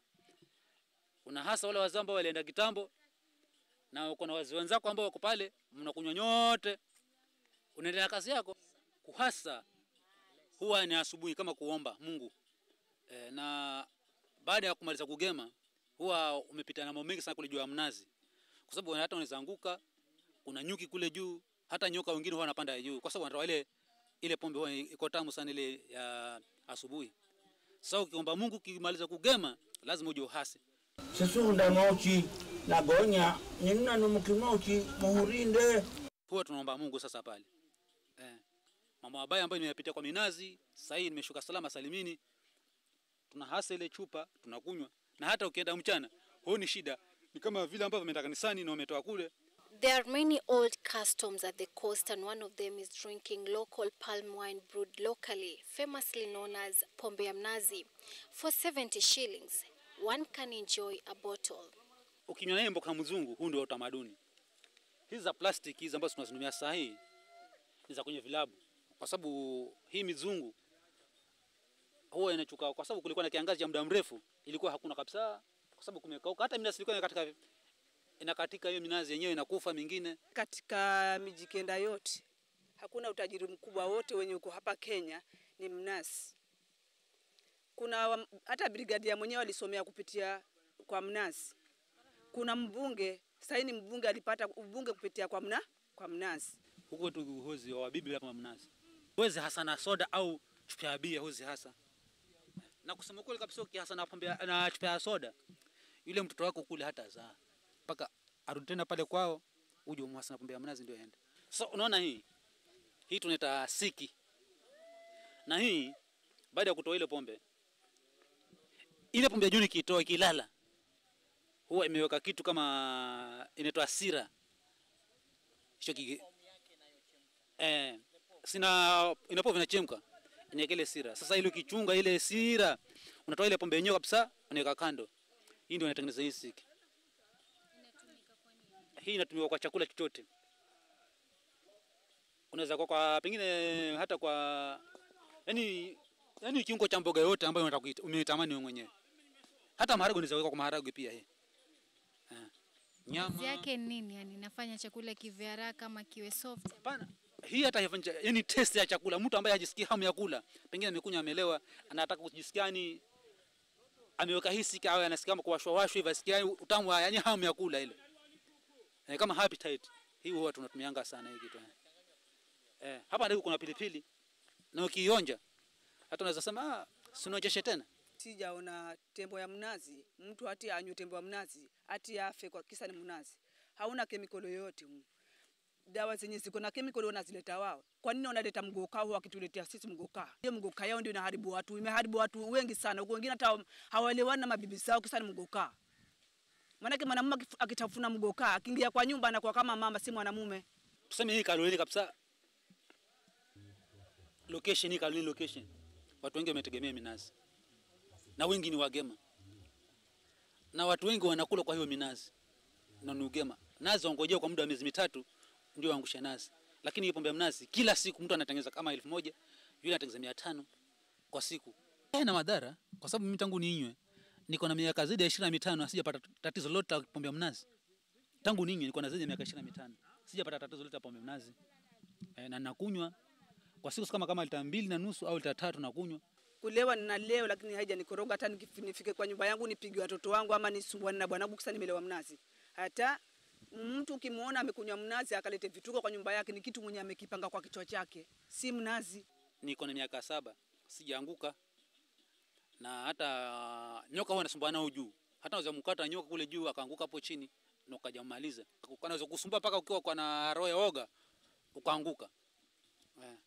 Na huwa anafuatilia pombe kule juu kwa sababu iko tamu hii pombe. Mimi nazi hizi ambazo zimezeeka hizi huwa ndizo huwa nachukuzia nazi ambazo zimekauka ndio naanza kupanda hii mingine midogo hii. Hata hii mingine pengine imeenda nunua kwa sababu unaweza kupata mnazi wa jirani, pengine mnazi ukiangalia kuna pombe ukachukua nazi kule ukamlipa yeye mwenyewe na ukajapanda kwako. Na yeye pia akiona amekuja kwako akaona huu mnazi wanifaa na uko na mbegu mzuri ukamuuzia pia yeye na akaenda akapanda. Pombe ya mnazi mahamri wazapikia. Ikiwa ni mbichi kabisa na wewe inafurisha mahamri kama hamira vile. Ikiwa imekuwa kali zaidi ukiwa umejikata mahali unaweza tumia na kwa kidonda na ile damu ikiwa inatoka ikakata. Kutoka damu tena pale. Imekuwa kama spirit. Ukila utashanga kweli utashangaa. Iko tamu sana. Hautalewa ukila mahamri ya pombe ya mnazi. Hauwezi lewa. Kwa sababu imechemka, si wewe utapata mafuta alafu itaanza kuchemka pale. Utalewa vipi? Lakini hiyo pombe yenyewe utalewa. Hii ndio mali yetu ya hapa na hiyo ndio inatufuga. Ndio sasa tunakunywa, lakini hii haina vita na mtu. Kumwagiwa tunamwagiwa mali. Isipokuwa asipomwaga basi jua amekuitisha kitu. Kiwa huna mali itamwagwa. We are cracking down on anything that doesn't meet standards. It's not business, it's not livelihoods, it's not culture. If whatever is being served is poisonous, it hurts the health of the people, doesn't meet health standards, quality standards, and so far. Na watoto wanataka kula asubuhi, mchana, jioni. Mambo ya shule ni hayo. Sasa hii mnazi, hiyo serikali yetu ni tuhumie tafadhali.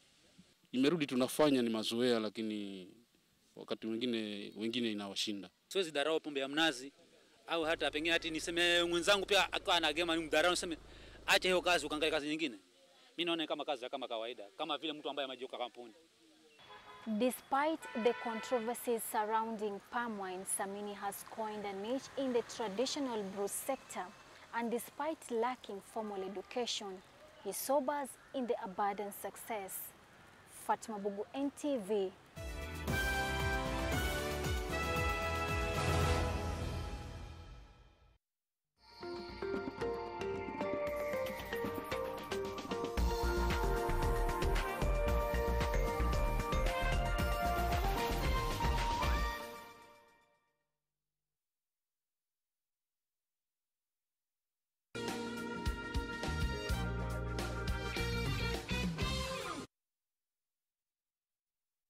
Wiki hii katika kupatana. Ladies and gentlemen, an aunt versus a niece. Nilikuwa natamani kuishi na mtoto mwingine. Vile niliishi na aunti yangu, alikuwa anarudi jioni. Huyu ni sister ya your late mom.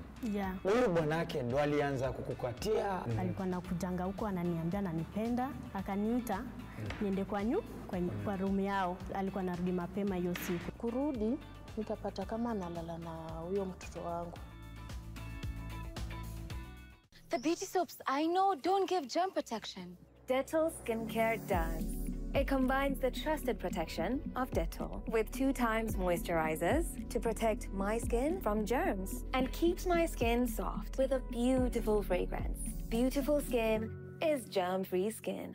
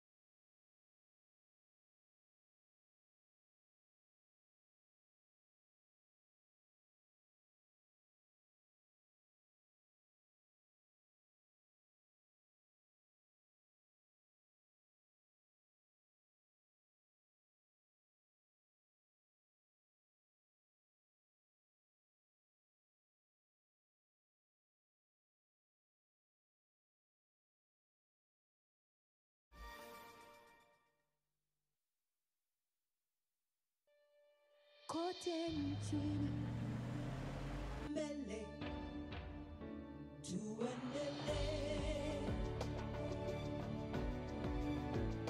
mbele Kenya tuendelee, Kenya tuendelee, twende mbele. NCBA, go for it.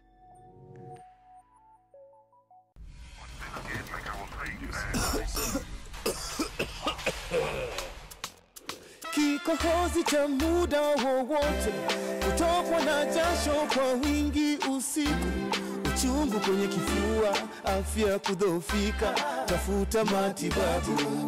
Labda ni TB, ni ugonjwa wa kweli. Ukipimwa matibabu yapo utapona. Daktari kwa ushauri, tumia dawa kwa nidhamu. Elimu tupashane, tupige vita TB. Pimwa TB, TB waishi poa. Pimwa TB, TB waishi poa.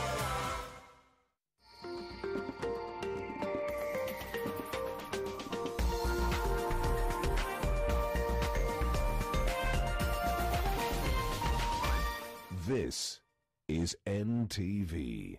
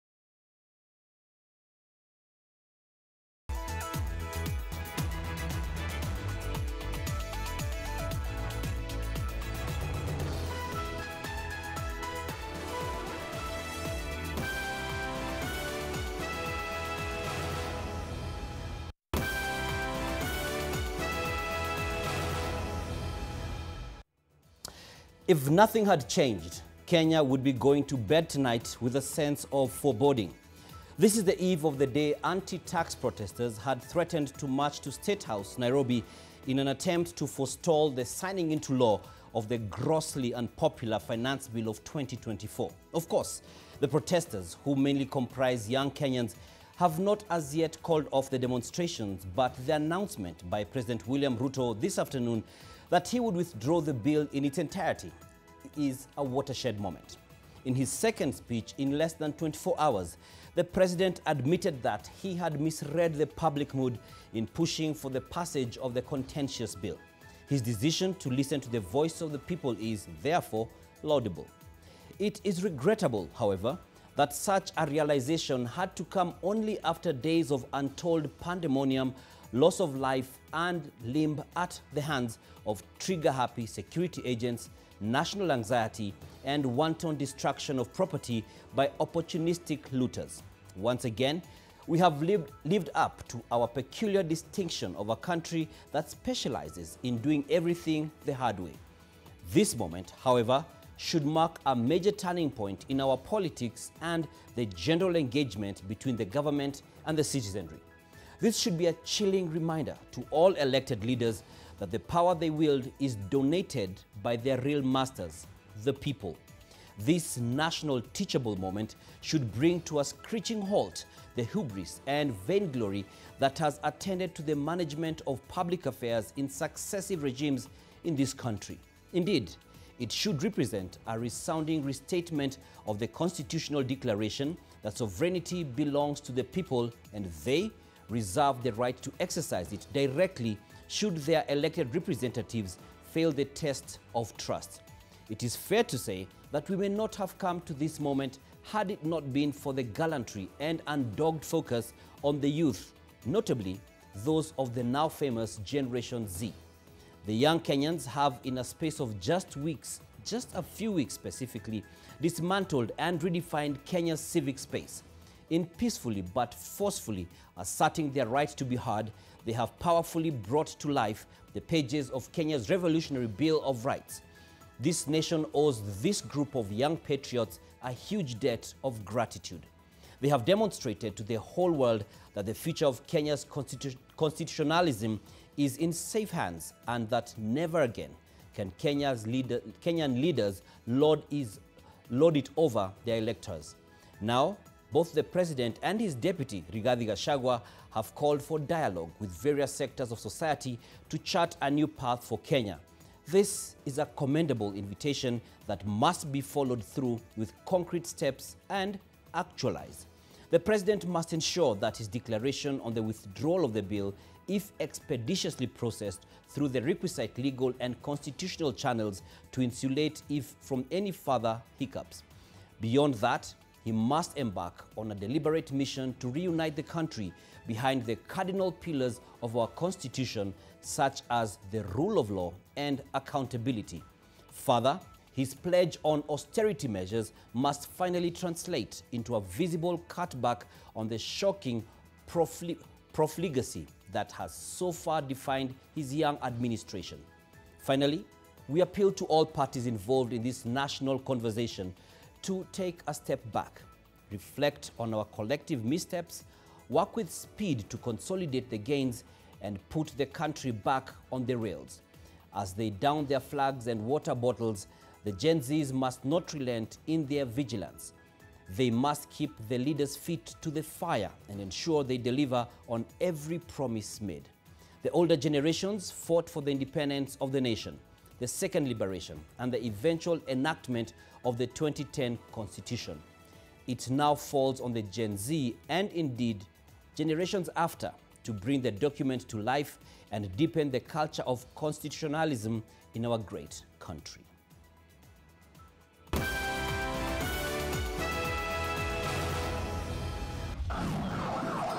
The power of the people. I concede, and therefore I will not sign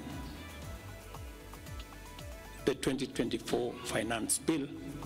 What does this mean for you? We have the breakdown on tonight's bulletin. Plus, we were just elected the other day as a very popular government. Where did the rain begin to beat us? Admission of failure and apportioning of blame for the chaos and bloodshed. Nurdin Haji must take responsibility for the deaths that occurred.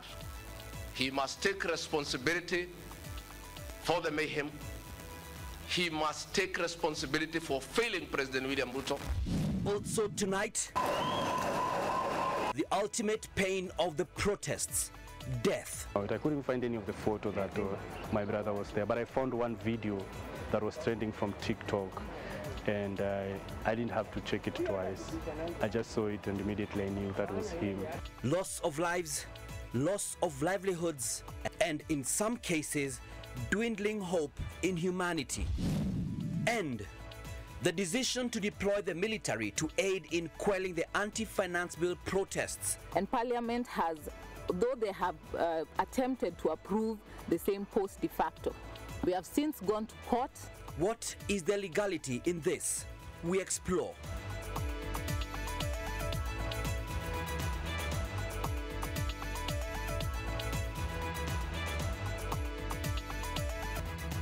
Live from Nation Center, this is NTV Tonight with Dan Mwangi.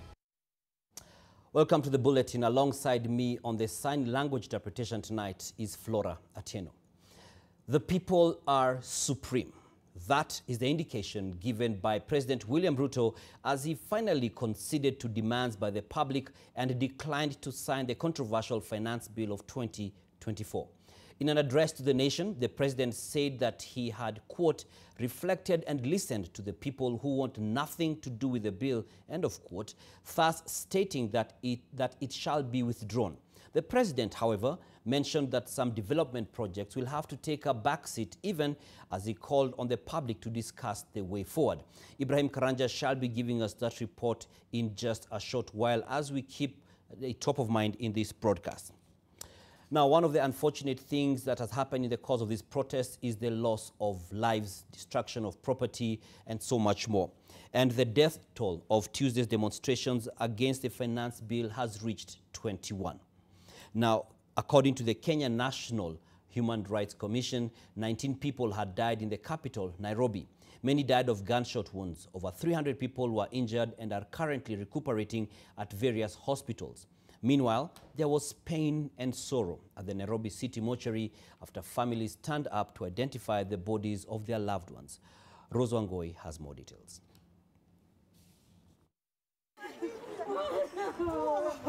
Grief-stricken families and relatives of victims of the protest turned up at Nairobi City mortuary to identify the bodies of their loved ones. Hushed whispers turned into screams and wails as the inconsolable families slowly walked into and later out of the mortuary where the bodies were. Some were overcome with grief and wailed after viewing the bodies riddled with bullets. Edith Wanjiku was here to search for her 19-year-old son. Ibrahim Kamau was a boda rider and was based at Eastleigh. On Tuesday morning, he told his mother he was going to participate in the day-long protest. Jana usiku wa kurudi home, tumekuwa tukimtafuta the whole night until leo. Nimeenda Kenyatta tangu asubuhi, nimemtafuta casualty kwa ward zote, hayuko. So nikaamua wacha tu nikuje city nione kama nitampata. Vile nimekuja hapa ndo nikampata. Wanjiku was overwhelmed upon viewing the body of her son who had a gun wound on the neck. Karanjo completed high school in 2023. As a boda rider, was trying to save money to join campus. Ningemuuliza mbona alimpiga risasi na si hakuwa ameiba. Alikuwa anaenda maandamano. Na mimi nadhani kwa katiba yetu ya Kenya inaturuhusu tufanye maandamano ya amani.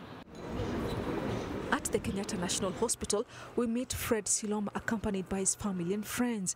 He was here to search for his missing brother.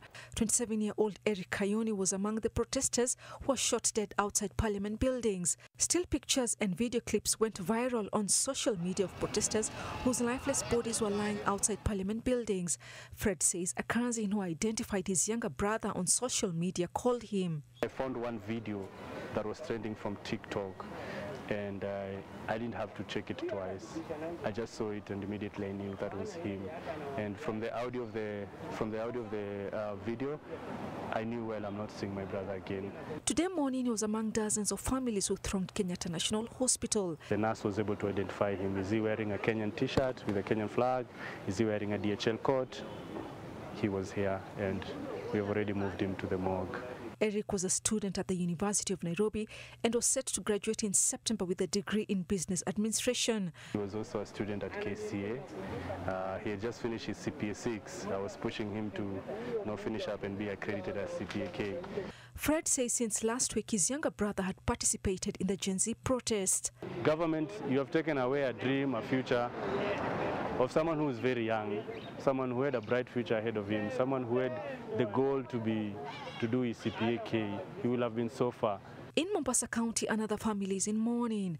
20-year-old university student Emmanuel Giggs Tata died during Tuesday's anti-finance bill protest. According to the family, Tata is said to have suffocated after police lobbed tear gas canisters to disperse a crowd near Mwembe Tayari along Jomo Kenyatta Avenue. According to the Kenya National Human Rights Commission, the death toll of Tuesday's demonstrations against the finance bill has reached 21. 19 deaths were recorded in Nairobi. They used live bullets, they used rubber bullets, and this is against the law. Officials at the mortuary said the bodies were taken to the facility between Tuesday and Wednesday morning. Over 300 people were injured and are currently recuperating at various hospitals. Rose Wangoi, NTV.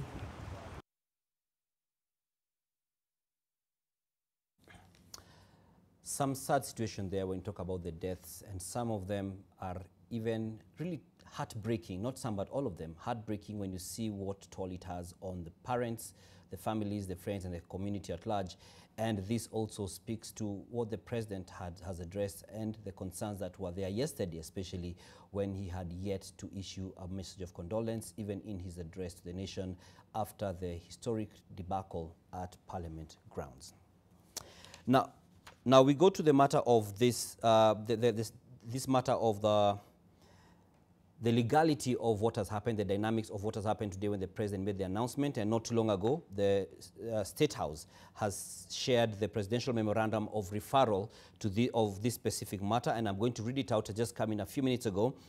His Excellency, William Ruto, has submitted to the Speaker of the National Assembly whereas the bill titled An Act of Parliament to amend the law relating to various taxes and duties and for connected purposes, in short, is the finance bill. So let me just move to the part where it speaks of it specifically, taking into consideration the widespread expression of dissatisfaction by members of the parliament, of the members of the public, I should say, on the contents of Finance Bill 2024.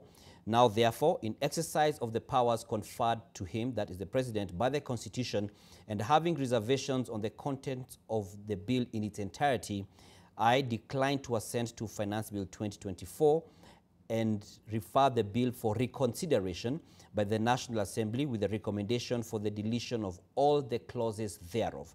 So that is, he says that he has declined to assent to the Finance Bill 2024 and he has referred the bill for reconsideration by the National Assembly with a recommendation for the deletion of all the clauses thereof.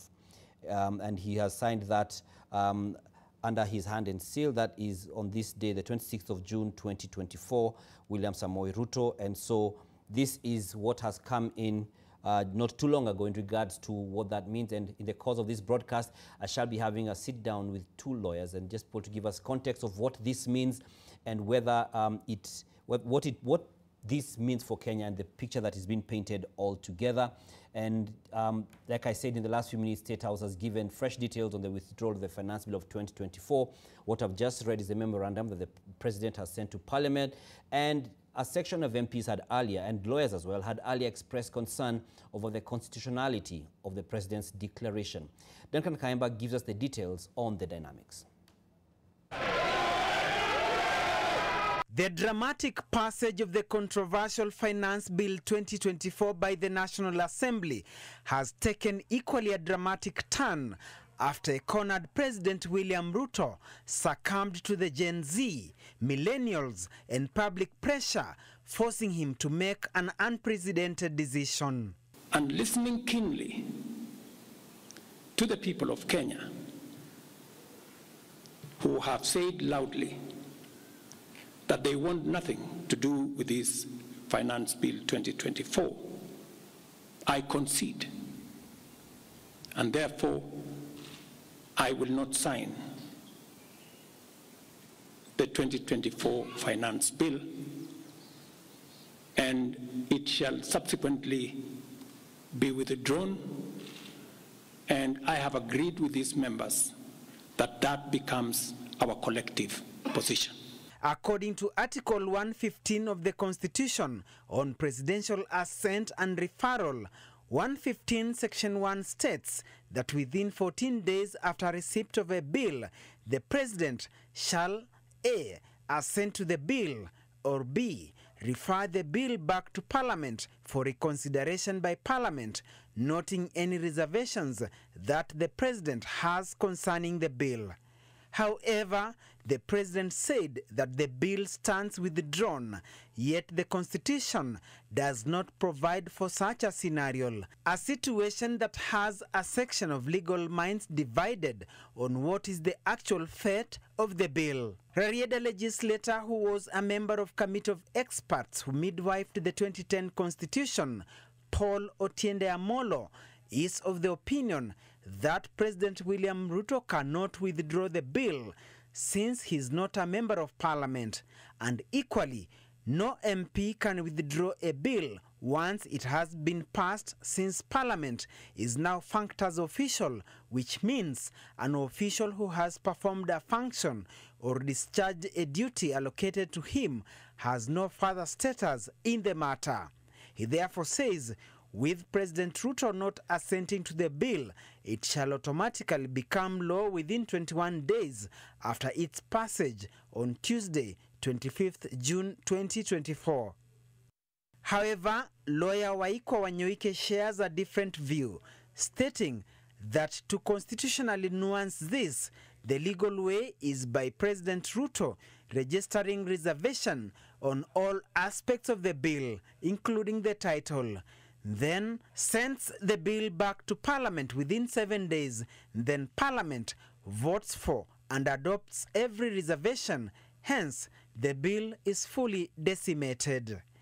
The import of this means the National Assembly, which had altered its calendar and taken a month-long recess until 23rd July, will now be forced to reconvene for a special sitting within 7 days, which is next week.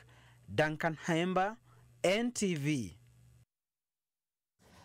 Now back to our top story, and the people are supreme. This is the indication given by President William Ruto as he finally conceded to demands by the public and declined to sign the controversial Finance Bill of 2024. In an address to the nation, the president said that he had, quote, reflected and listened to the people who want nothing to do with the bill, and of quote, thus stating that it shall be withdrawn. The president, however, mentioned that some development projects will have to take a backseat, even as he called on the public to discuss the way forward. Ibrahim Karanja reports. Having reflected on the continuing conversation around the content of the Finance Bill 2024 and listening keenly to the people of Kenya who have said loudly that they want nothing to do with this Finance Bill 2024, I concede, and therefore I will not sign the 2024 Finance Bill. The presidential pronouncement that stamped the power of the people. After weeks of growing revolt against the controversial Finance Bill of 2024, and following 3 days of nationwide protests against the bill that culminated in Tuesday's invasion of Kenya's parliament buildings, the head of state heeded to the call, making an about-turn never seen before. It is necessary for us to have a conversation as a nation going forward. How do we manage the affairs of the country together? How do we manage our debt situation together? How do we work on the budget with the deficits that now exist together? And as I committed last Sunday, I will be proposing an engagement with the young people of our nation. This being a new record, especially coming at the height of arrogance and defiance by members of parliament allied to his Kenya Kwanza alliance, who went on to pass the bill despite the deafening protests. The concession also happening exactly 9 days since when these members of parliament, in a Kenya Kwanza parliamentary group meeting under the stewardship of President Ruto, used the same State House platform to announce partial concessions in the bill and made a resolve to pass it. But Wednesday, Ruto said he had listened to the people. President Ruto calling on further austerity measures that will reduce the president's confidential vote and the executive budget, travel budgets, hospitality, purchase of new motor vehicles, and renovations to conform with the new budgeting reality.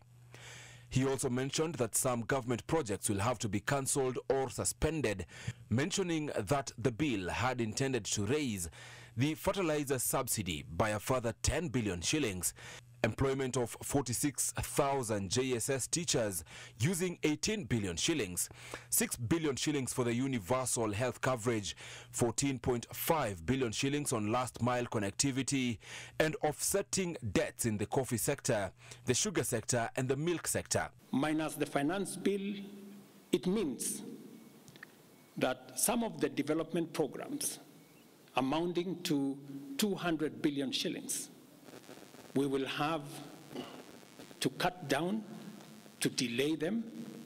They will have to wait, some of them, for next year. We will try it again. We will try next year to find some money.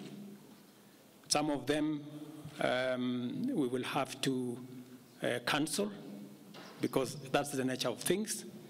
And it is because the people of Kenya have spoken loudly that they want a leaner budget for us as a country. The president reiterating that he is willing to have a discussion with the people on how the country will move forward. The president's concession coming only hours before the planned resumption of protests, and the head of state may have hoped to contain the worsening of an already dire situation, but whether that has had the desired effect will only be ascertained on Thursday. While President William Ruto's sentiments may have offered a sigh of relief to the country, questions abound about the constitutionality of his position, given that the Constitution of Kenya states clearly about the fate of bills once they have left the National Assembly. Ibrahim Karanja, NTV from State House in Nairobi. We take a short break on NTV tonight, but we have a lot more, as well as a conversation with two panelists to help us understand better what this is about in terms of the finance bill, the developments, and much more. Stay with us.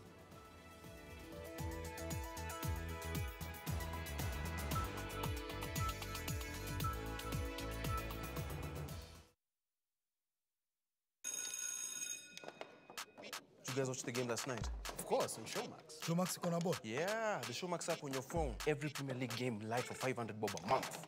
Go serious? Oh, no, niambie. Yes. Match highlights, previews, reviews. Gold Rush, The Righty Show. I love that guy. And don't forget your documentaries. And you can rewind and pause any game live. This is the one game I need us to rewind right now. Let's go. Bro, I think it's Mike's turn.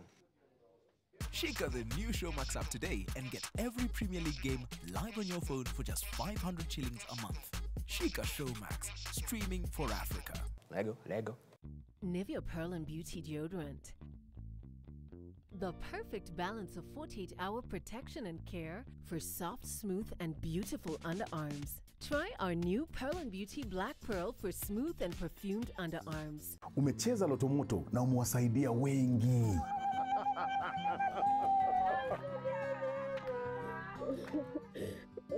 Unachangia pakubwa na zawadi kibao zinakungoja.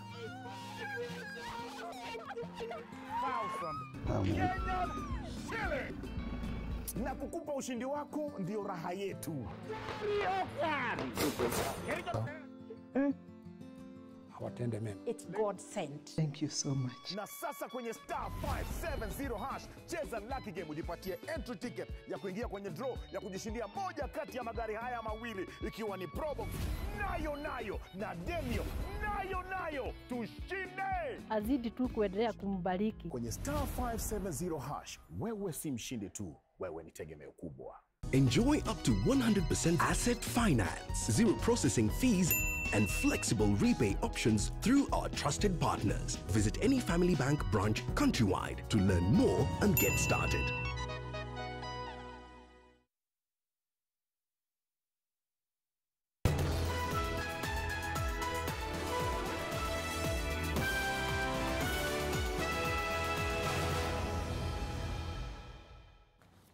Welcome back to NTV Tonight.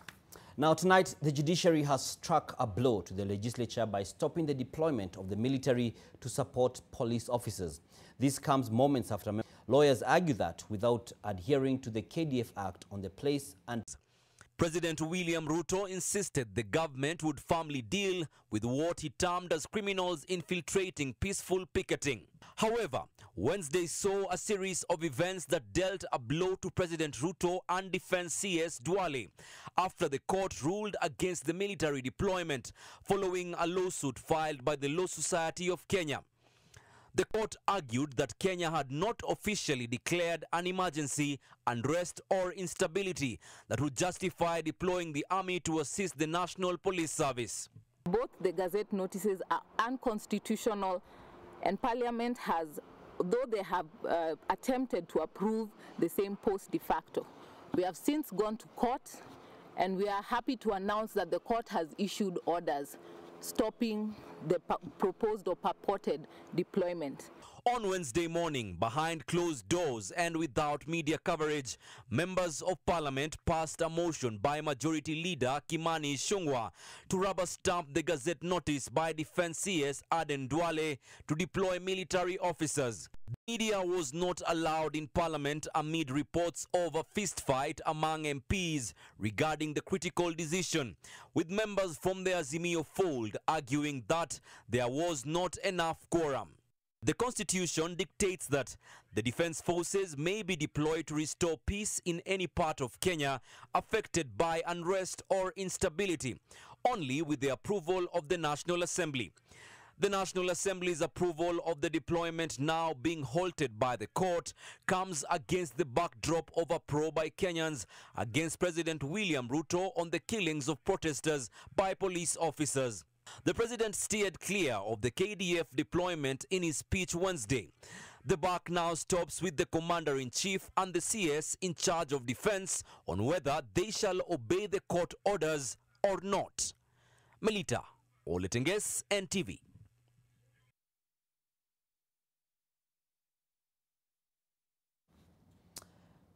An interesting way to end the story there by Melita Oletenges, as the president has reiterated over and over again that he is keen on obeying court orders and following the rule of law, and upholding it rather, so we observe to see him doing that.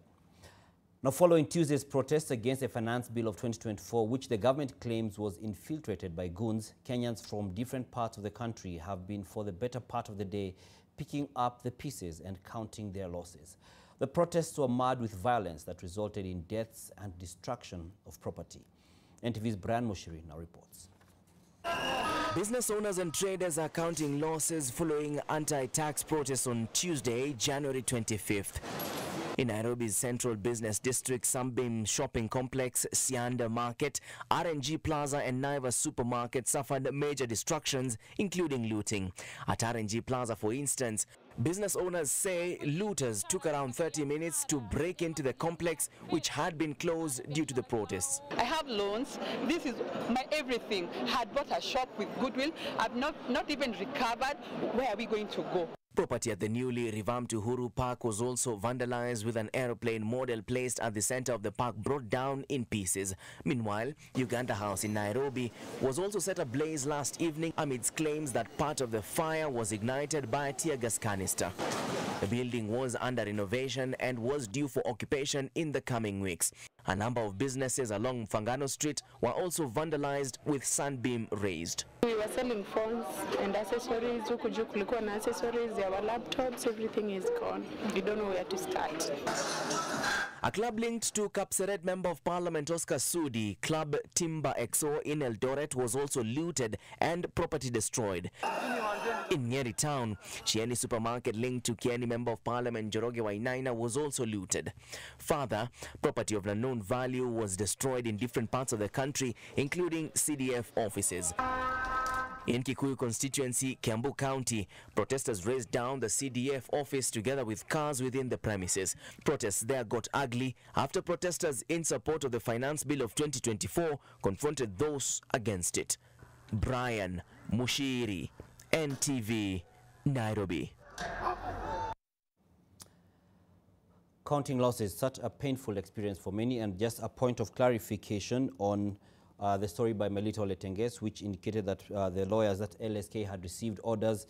Just a point of clarification that they did not receive orders from the court. What the court has directed is, allow me to just read a brief of it, is that they should meet tomorrow at 9 a.m. They're meant to make submissions. That is both the LSK as well as the defense CS, that's Aiden Duale, are meant to make some submissions before the court tomorrow on some of the details. So they have not received any order, just as a point of correction and clarification. And I'll say that High Court directs LSK, defense CS, that's Aiden Duale, to make submissions Thursday 9 a.m. in application seeking to quash the Gazette notice which was deploying KDF to quell the protests. Now, Parliament has found itself on the spot by seemingly losing its independence and power to be the last line of defense against things that oppress the citizens. Recent incidents have shown how a large number of parliamentarians failed to fulfill the needs of the people, seemed to be full of pride and lacked independence when executing their constitutional mandates. NTV's political affairs reporter Vincent Odor tells us more. The way members of the National Assembly voted on Tuesday to approve or reject the 2024 financial bill took a political turn. Despite millions of Kenyans protesting against the bill, legislators allied to President William Ruto approved it against the wishes of those who elected them. Even during the previous financial year, the MPs still passed the House levy tax as President Ruto wanted, despite majority of Kenyans opposing it. Political analyst Dr. Martin Olo maintains that MPs are violating the requirements of the Constitution with regards to executing their duties. It means that people have only delegated that power to you. And therefore, your ability to listen to their pulse and to walk in sync with them is critical. That's why there is even a recall clause. The move by the Kenya Kwanza administration to poach some of the opposition coalition Azimio MPs to bolster their numbers on the floor of the House has weakened the independence of Parliament and boosted its dalliance with the executive. The proposed law on public participation has been in abeyance in the National Assembly, giving members a leeway on how to incorporate Kenyans' views. We also have people who have been elected who have no belief in anything. I don't think there are people in that parliament, apart from having the yellow for UDA, have any belief about anything. If they do, they are already out there speaking like the Wamshombas, and others. The rest, I don't know where they're going, and for that reason, they are just voting like voting machines. Forget about the fact that it has also been said that they actually induced, they're paid a bribe to vote the way they vote. For a while now, some members of Parliament have been publicly exhibiting their arrogance and pride at the expense of the interests of the electorates. There are people who are wearing normal, ordinary shoes, ordinary watches. There are people who had no money the other day. They are walking now flashing brand new cars. But the worst part of it is that they are arrogant. They are thumping their chests. They are talking at Kenyans. They are, condescending. They don't even care. They are not even remorseful. So Kenyans have lost trust in their government. Kenyans have lost trust in their leaders. Kenyans have lost trust in their representatives. Indeed, Kenyans have taken on the responsibility to deal with their representatives, and you've seen that. Opposition legislators have accused the current speakers of the National Assembly and Senate of being partisan and gagging their members while presiding over critical debates against the government, contrary to the obligations of the seat they occupy in the House. Vincent Odur, NTV. The President of the right. We'll take a short break on NTV tonight. We'll be back with the business news. Stay with us.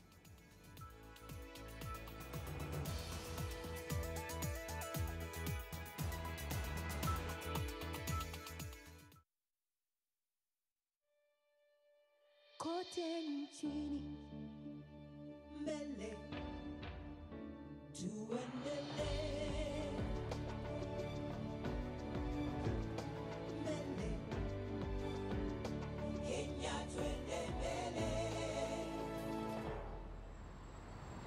Kenya, Twende Mbele, NCBA. Go for it. Shinda Probox nayo dial *570# chagua option 4 na ujiweke kwenye draw ya kujishindia Probox. Ushindi wako tunautangaza 30th of June. Probox nayo *570#. Tucheze, tusaidie, tushinde. Cheza Loto Moto. Shinda pesa moto moto.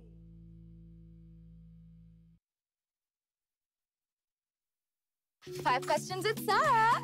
Hi guys. Wow, Sarah, your skin is glowing. What beauty soap do you use? I use a beauty soap that keeps my skin soft, moisturized, and protected from germs. But Sarah, the beauty soaps I know don't give germ protection. Dettol Skincare does. It combines the trusted protection of Dettol with 2 times moisturizers to protect my skin from germs and keeps my skin soft with a beautiful fragrance. Beautiful skin is germ-free skin.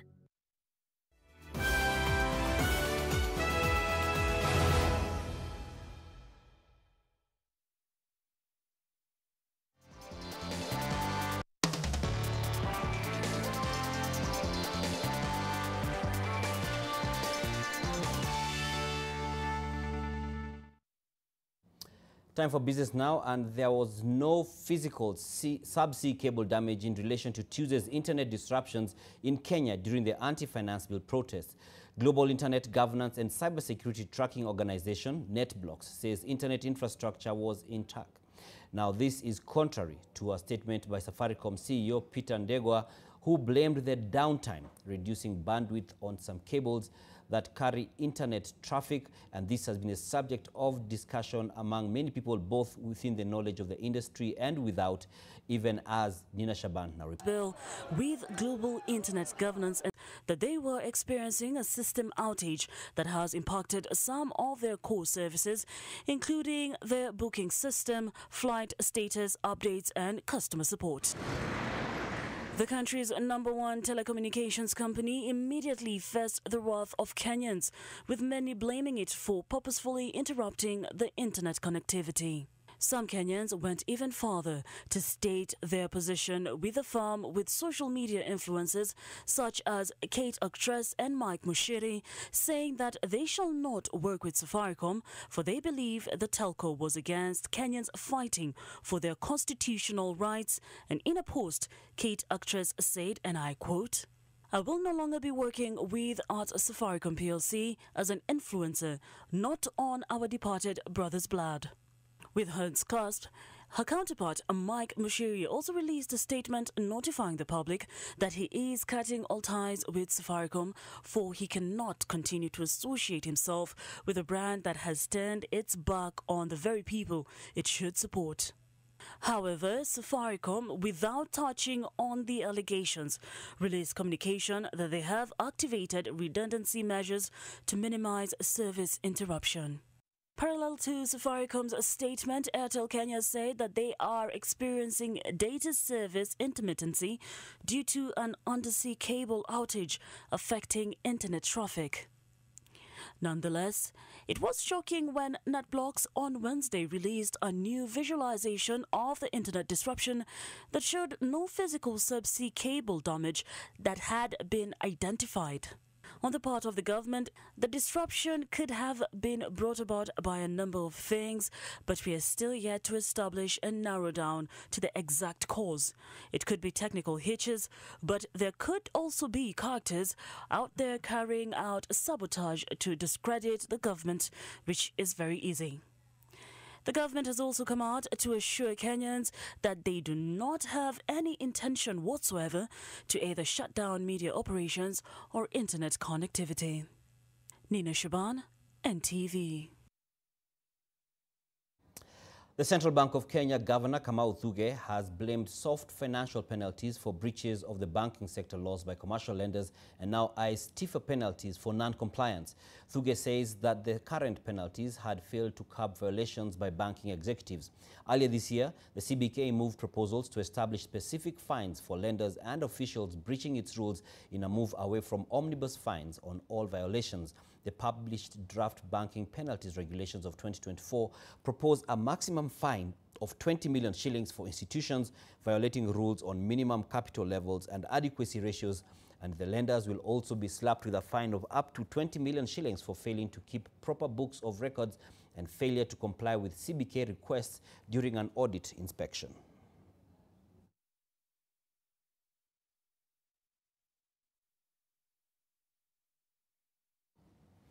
The uptake of satellite internet in Kenya grew 64% in the first 3 months of this year, new data shows, buoyed by the entry of Elon Musk's satellite internet service provider Starlink into the market and signaling heightened competition for local fixed internet vendors. Data by the Communications Authority of Kenya, CA, shows that satellite internet subscriptions in the country hit 4,808 in March, up from 2,933 in December, marking an enrollment of 1,875 new users, or an equivalent of 64% growth. This follows the entry of Starlink, which, despite its high prices, seems to be disrupting the Kenyan market and eating into the market previously dominated by cable and dial-up internet vendors.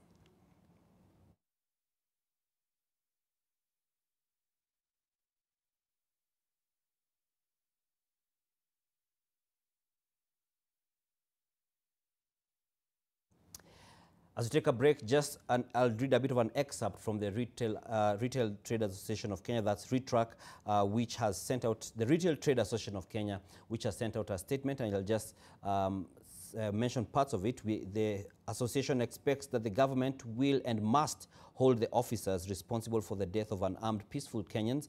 It is the least it can do for the families in mourning. This is in regards to the protests where we saw damage of property, looting, as well as lost lives.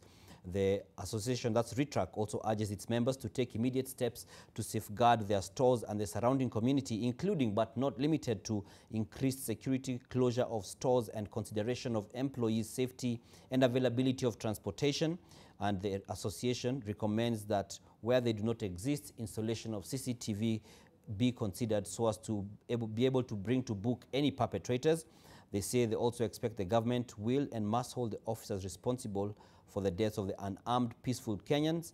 And one more thing is that the RETRAC says that it is important to state that the anger shown by Kenyans was not just about the finance bill. It was directed at the ills of our nation, ranging from rampant corruption, unnecessary expenditure of taxpayers' monies at the expense of the public goods such as health, education, and a working public transport system. And that is part of the statement by the Retail Trade Association of Kenya, that's RETRAC, in regards to the losses both of lives and as well as property stemming from the protests which turned ugly and deadly. We take a short break, but we have more on the other side of this break, including a conversation with our guests already in studio to give us context into what has happened today, the legalities, and also beyond that, the governance concerns and issues around this. Stay with us.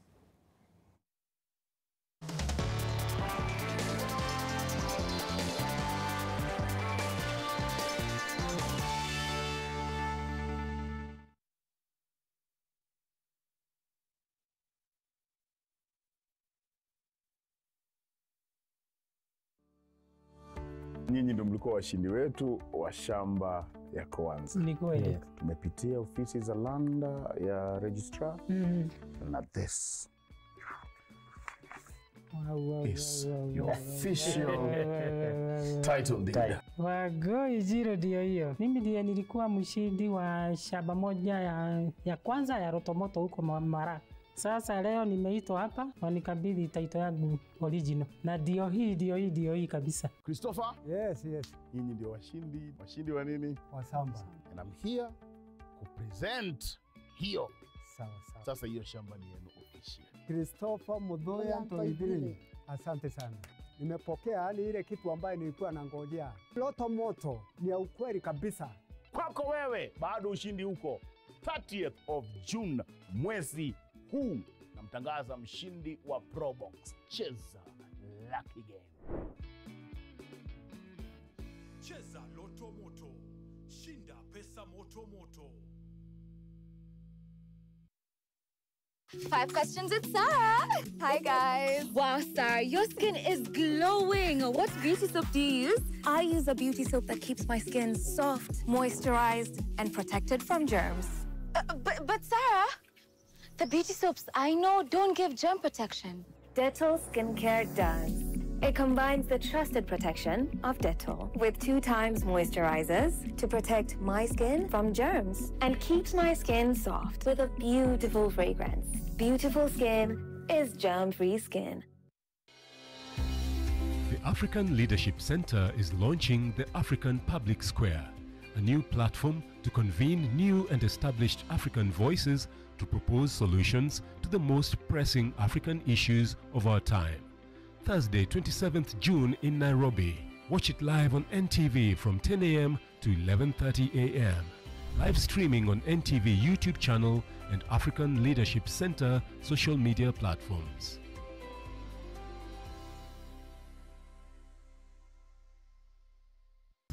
Tucheze, tusaidie na tushinde. Na ushindi wako kwenye draw ya 30th of this month ni Probox nayo au 750,000 Kenyan shillings. Hustling, dial *570#. Chagua option namba 4. Tucheze, tusaidie, tushinde.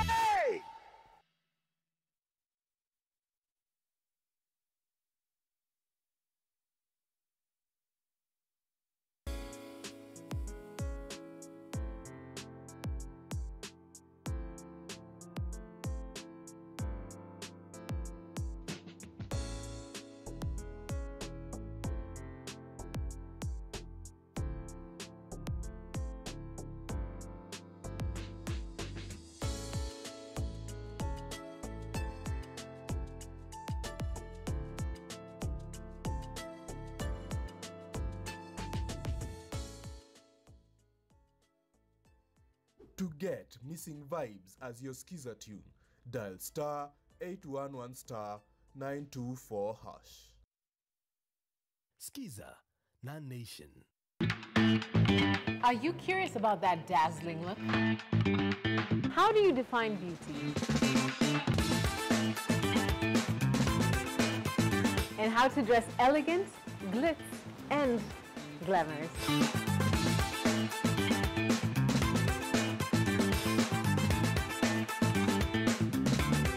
The Glam Show is here to answer all those questions and show you what's popping and what's the latest in the beauty and lifestyle world, because you need it.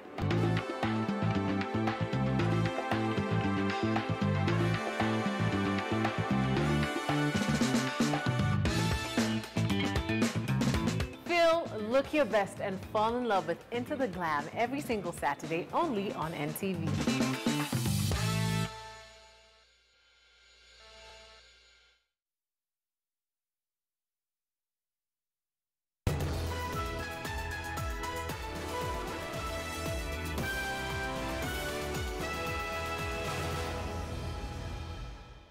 Welcome back. Now, Deputy President Rigathi Gachagua says that Noordin Haji, the Director General of the National Intelligence Service, should take full responsibility of the deaths and destruction that the Anti-Finance Bill 2024 protests left in their wake for allegedly failing to communicate the reality to the President in good time.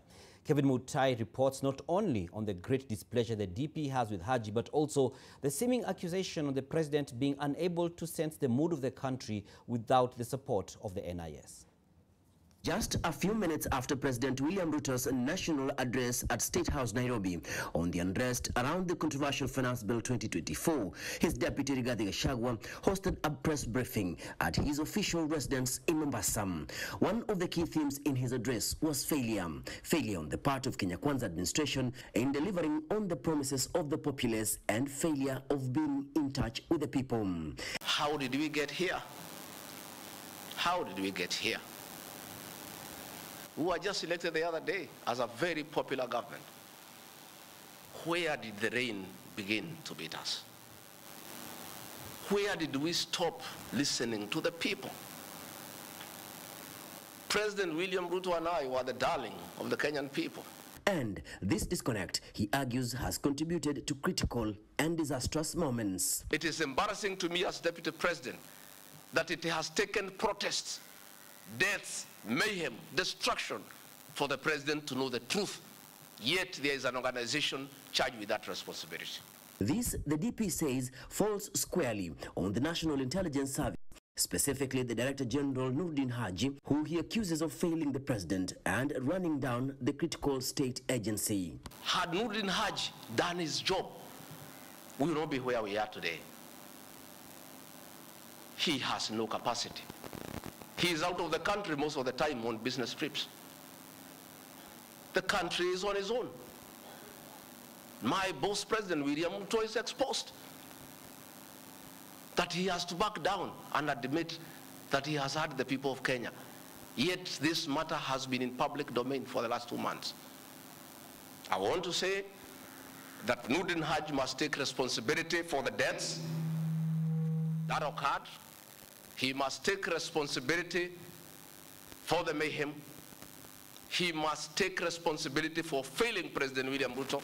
He must take responsibility for failing the government of the Republic of Kenya. He also claims the NIS is responsible for the abducting of proponents of the anti-finance bill demonstrations and looking to spread propaganda. Yesterday, Noordin Haji was trying to put up a team together to craft lies and propaganda and attribute the chaos that were in the country to leaders, I included, former President Uhuru Kenyatta and others. Yet it is very clear, and the President has admitted, that these protests were caused by the anger of the people of Kenya and their refusal of Finance Bill 2024. Amid all the jabs thrown at Haji, the DP painted a curious picture of his boss, a picture of a president who seems to be out of touch if the intelligence service does not give him a brief. Gachagua pointed out that he has been on record saying that leaders should listen to the people, but this seems to have been ignored, and hence the troublesome situation the country finds itself in. While he did not outrightly accuse his boss, his sentiments raised questions on the operations in the topmost office or the office bearer. The DP, who began by addressing the deaths, injuries and destruction. He addressed the plans to hold protests tomorrow, Thursday, 27th June. These have been scheduled to see demonstrators attempt to get into State House. I want to appeal to Generation Z to call off the protests for tomorrow because their cry has been heard by the president. The president has accepted that there was an issue, there was a disconnect. Was this address by the DP a way to reduce focus on the displeasure with the administration and the president, or it is another chapter in the book of Ruto versus Rigathi? Kevin Mutai, NTV, in Mombasa. Now, we have in studio with us two guests to discuss some of the developments that have happened today in regards to the finance bill and beyond. We've seen some significant happenings today. We had the president having his address, and not too long after, we had the deputy president, the story that Kevin Mutai has just done. And in studio, I have Professor Migaya Ketch, who is many things, but primarily he's a lawyer, and he's a specialist in international trade regulation and competition law, and he has quite a long CV. I think we might end up spending half this interview discussing that. And we also have Wanjiru Ngohi, who is, let me just get it right, I don't want to rebrand you, program manager at Fumbua, and she's also a lawyer.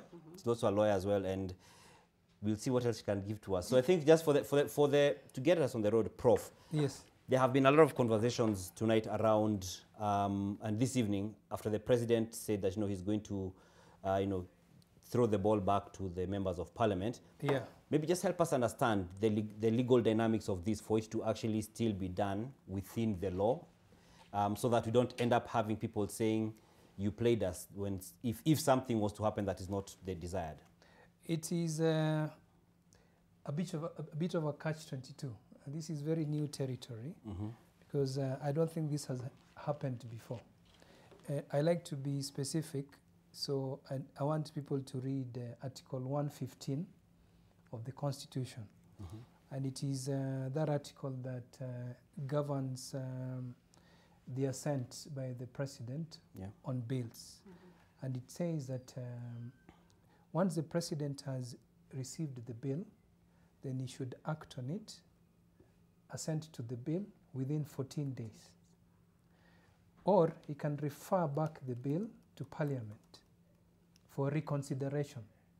And that is a key term that we need to remember. Not withdrawal, reconsideration. Okay.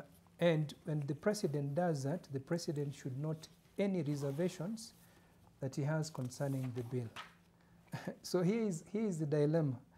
Is the President today saying, because the President is saying that he has withdrawn the bill, is the President saying that he wants the entire bill reconsidered?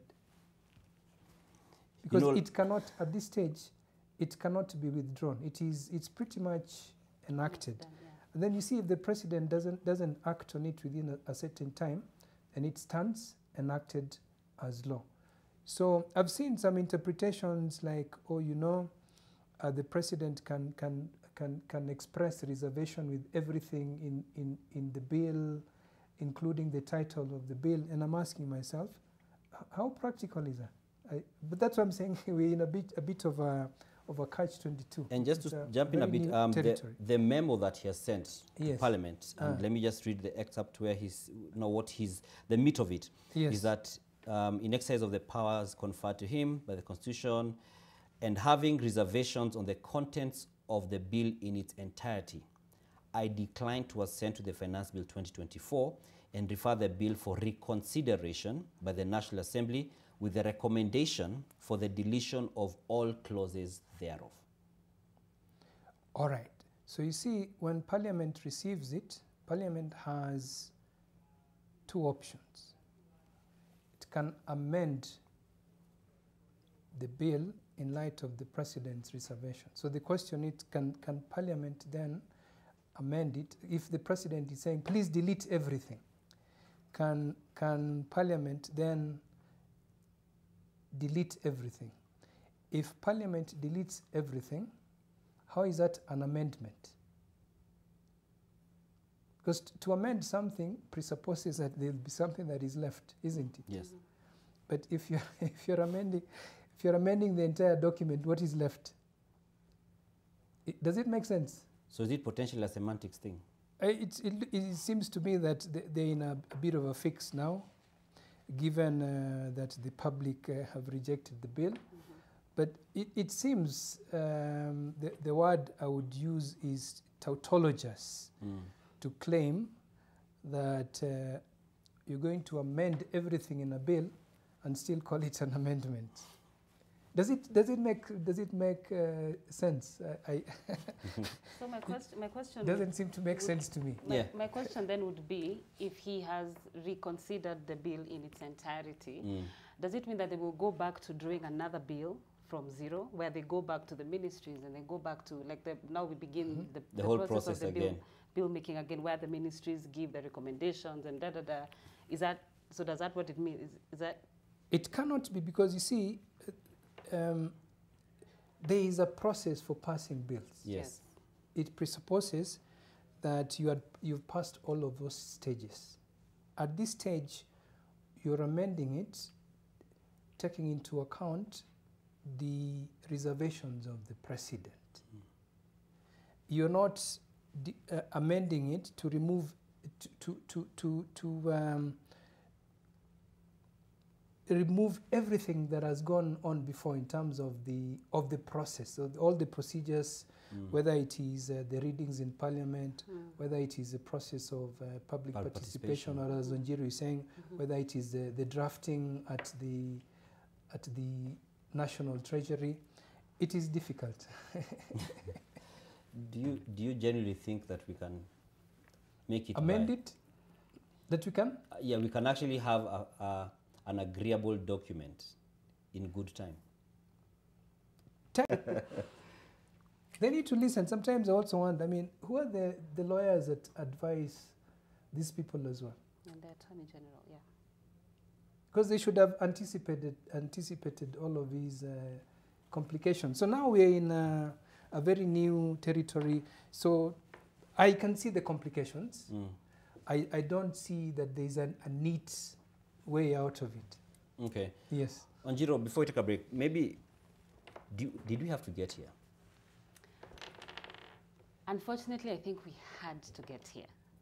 And before I even say anything, I think in light of everything that has happened in the aftermath of the protest, I'd like to just, give my deepest condolences to every friend, colleague, and family of everyone who's lost a loved one. The loss of lives was unnecessary, whether it was 6 people or the accurate number of people who've lost their lives. It was really unfortunate, and my deepest condolences to them. There are also people who've been abducted as a result of the protests and a result of, everything that is going on. And I'm also just holding space for people who are continuing to look for a loved one. And we continue, of course, to push that these people are returned safe, immediately, and unconditionally. Did we have to get here? I think I'd ask, there's a how dare they? How dare you flaunt your wealth when people are dying of floods? How dare you have these ridiculous amounts of salaries and money, and you're flaunting this wealth and opulence when people are struggling? We can barely afford healthcare. You have scraped off Linda Mama, for example. We do not have enough, education funding. And then you tell me that you can, in full conscience, stand up in a church and contribute 20 million within 5 minutes and think that we're not going to get mad at this. How then dare you give us a housing levy, which we have rejected because we cannot afford this thing, and continue to act as if, like we are not the ones who are in charge of this country? How dare you speak of shareholders in a government that we not only vote for, but we continuously pay taxes? If you look at your pay slip right now, you will begin to cough blood. Like, you will get so sick, because it is ridiculous. Your pay slip itself is the thing that is the most radicalizing thing. and then you come again in 2024 and you give us this finance bill and we tell you, no, this thing is unsustainable. So did we have to get here? Unfortunately, we did have to get here. And I hate that this is what we have to do, just to every generation having its own president. And there's a generation elected. We have been, the leaders have been condescending. There's a particular economist who has been, who made it his business to insult Kenyans every day. And so, did we have to get here? I think we didn't deserve to be here. We don't deserve to be out in the streets fighting for our lives and running from tear gas and things like that, but we do deserve dignity, we deserve decency. And we're not even asking for a lot. We know we can afford these things. We can afford healthcare, we can afford education. We don't need SHIF, we just need people to just fix NHIF. The problems that are with NHIF, fix that thing. We don't need KRA collecting, and then we need accountability. You cannot tell me that you're going to use billions in campaigning when we should be talking about campaign finance, because then it means then that the kind of caliber of people that we're attracting thugs and wash people, because where do you get that money and how do you intend to repay that money? Okay. So did we have to get here? Unfortunately, Chinua Achebe was right. The center cannot hold. Things have fallen apart. We'll pick it up in just a bit when we take after this break, but stay with us on NTV Tonight. We still have this conversation ongoing to help you understand the dynamics around the latest developments in the country. Stay with us.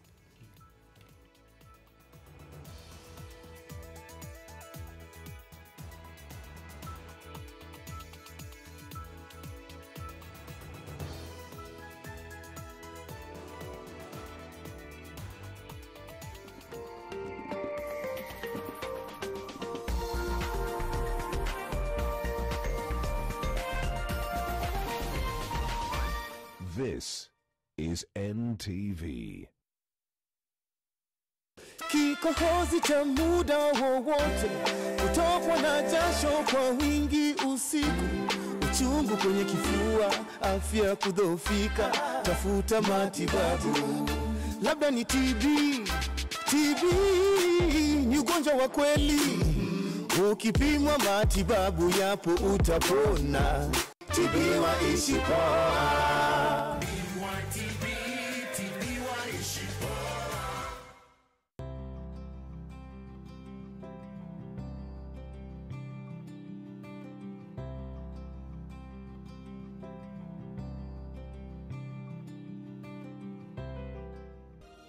The moment I feel my pain starting to fade, it's like I'm going back to myself on a really good day.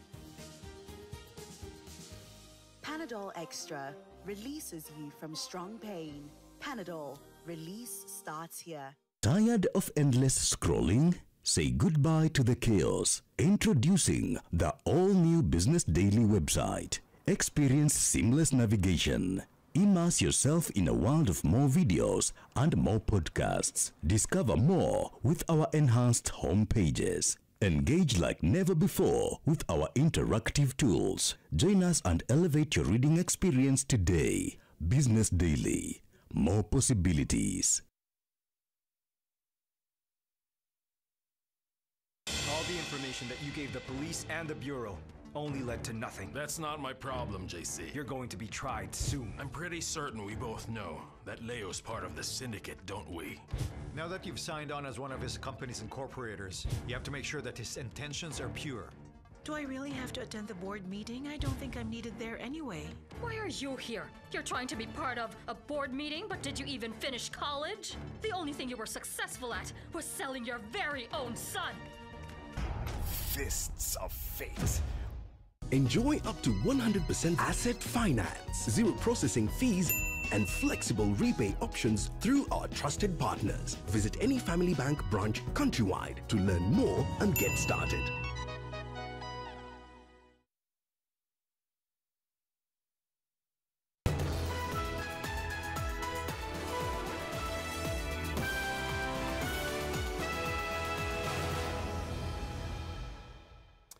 Welcome back. Now, Prof, as we talk about the legalities around this, many of us laymen, are still not too clear, just for the avoidance of assumption or doubt. Ideally, the financial year flips over 1st July, If this document that now is meant to be going through some process is not ready by then, are we in a crisis? No, there's no crisis. You know, every what do you call it? Every financial bill seeks to raise taxes, additional taxes, because already you know the law from previous years, all the tax laws, there are already taxes that have to be paid. You know, the law has already said that you'll pay certain taxes. So you'll pay VAT, you'll pay income tax, etc. So there's never a crisis. Usually what the government tries to do is every financial year is to figure out additional ways of raising revenue. So there's not going to be a crisis. There's never going to be a crisis. That's one of the things the pro-finance bill guys have been saying, that we are going to, the country risks getting into debt default, we are going to be in a crisis of sorts, and that is what has been communicated. Partly yes, partly no. I mean, if you look at it from the perspective of the country's external debt burden in particular, the IMF has been telling the government that, you know, you have to do certain things. Yes. Which is where they have, the IMF came up with a policy that is called the medium-term revenue strategy. I don't know if you've heard of it. Yes. This is the basis of this tax bill that Kenyan citizens hate so much. So it is in the MTRS. I mean, the short form is the MTRS. It is in the MTRS that, for example, you find the proposal of the motor vehicle circulation tax. So they've been told, well, you debt is too much. Please try and reduce it. But to reduce it, you know, I mean, pay off your debts. But to be able to do that, the government needs more revenue. So it's trying to figure out more ways of raising revenue. But at the same time, the government is being told, reduce your expenditure. And then now, when we come to expenditure in this country, there's so many things that are wrong. So you're asking yourself, for example, and I heard the president speak today. I didn't hear him talk about this, for example. He talked about reducing all manner of expenditure. So now they've said they're not going to buy more vehicles. They're not going to renovate state houses, etc. But there are many positions in this government that you ask yourself, is there an office of the First Lady in our Constitution? No. Is there an office of the spouse of the Deputy President? Deputy President? No. Is there an office of the spouse the of spouse the of prime, the Prime Cabinet Secretary? No. Do you know how much money we've given those offices? Not just this year alone, but in financial bill of last year as well. Now it's increased to about, combined, you're talking about 1.5 billion shillings. You ask yourself, why? This is an illegality. Why are we putting our tax, very hard-earned tax money in these unconstitutional offices? Why can't this government have an honest conversation with Kenyans and tell them that, look, we are sorry. We have put your money in the wrong place. Please forgive us. But also, we're going to return this money. Because how do you then tell people, please pay additional taxes when that is how you're using their taxes? It's with a lot of impunity. Nobody wants to listen. Do you think citizens find it is insulting. It is highly insulting, because we work very hard for the money that we get. Kenyans work very, very hard for the money that they get. Do you think it's a realistic possibility for us to get the point where the taxpayer is going to be refunded all these monies that had been budgeted for those offices, the offices of the three ladies? But we need to surcharge them. The framework exists in the Constitution to do that. They need to return that money. Wanjiru? First of all, I agree with him. And also, there's also the office of the Prime the prime, then there's also the office of the CASs, which is also unconstitutional.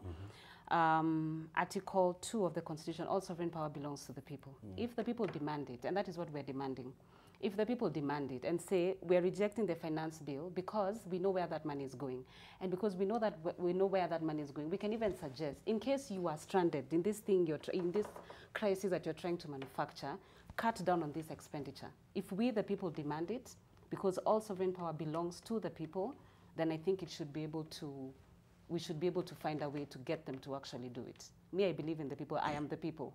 All right. And I think speaking of the people and listening to the people, it's something that the Deputy President and the President as well alluded to and spoke to today. The President said that, this is what he said, right? He said that they have heard the people, and so they are responding to the people. The Deputy President, not too long after, it was within an hour or so, held his own briefing where he said that he's on record having told the other people in the political and executive and that space of leadership that listen to the ground. And now it seems like you're saying, you didn't listen to me, look what has happened. Then he went on to now load it on Nurdin Haji. What do you make of that whole situation, that whole, and the statements that the DP gave? Okay, first of all, I don't believe anything he says. I don't believe anything the Deputy President says. I don't believe anything the President said. Have they lied before? Yes. Are they lying now? Yes. Let's get into what the Deputy President said. The President, and you can, Hassan corrected, he said that the President did not have the intelligence to know and to act accordingly because the NIS did not give him correct information. Yes. The President is usually advised every day by a whole council, which is not only constituted by the NIS. There's a whole list of people that are in that council that advise the President. So for him to come and say that the President is not acting on intelligence, you're telling us on live television as a member of this government that the President is uninformed. Either the President is uninformed or he doesn't know what is going on. How are you running a country without knowing what is going on? So already there, he already places competency questions. He has himself admitted that this is an incompetent government, this is an uninformed government, number one. Number two, what do you mean you're not aware? How many times have we been on the streets? How is this not common sense that the cost of living is already too high? Why do you even need intelligence to tell you that the cost of living is too high? And again, that is why I asked, how dare they act surprised? And then number three, yesterday he did a press conference and and he called us treasonous, criminals. And then today we are young people who, and now we are children. Sons and daughters. We are now sons and daughters. And my question to the Deputy President is, and it's a question that has been asked even on social media, would you tear gas your sons and daughters? Would you abduct your sons and daughters? Would you send police to go kill people like what is happening in Githurai right now? Would you do that to your sons and daughters? What I'd like to say is that, and I think every Kenyan knows this, that we are dealing with a gaslighting, manipulative, lying government. So anything that comes out of the mouth, we do not believe. What we want to see is an actual accountability. Where is this money gone? Why is this money going here? We want to see social services. We want Linda Mama to be brought back. We want education to be funded again. Those are the things we will believe. But calling us your sons and daughters, we are not your sons and daughters. Some of us are orphans, all right? Some of us have actually lost parents. Some people in this, even within this protest, have lost people, have lost parents. So don't call us your sons and daughters and then you tear gas people and then you kill people, you abduct people, you take away from them the right to a decent life. We are not buying that. Okay, and all of this is pretty, a number of what you're saying, I think you're saying are pretty much, again, subject to the confirmations and the likes. Yes. Just for the record. Yes, all right? For the record, yes. And you've talked about abductions, and we do have a story on abductions. And, the government did not fall short of shooting itself in the foot during the ongoing countrywide demonstrations spearheaded by the Gen Zs, as well, and they've said as well as the millennials. They were caught flat-footed by the state-sanctioned abductions carried out in the wee hours of the morning or at night that had become commonplace in a bid to break influential social media users who drew masses. And so far, at least 12 people, bloggers, doctors, parliamentary staff, have been abducted. Here's that story.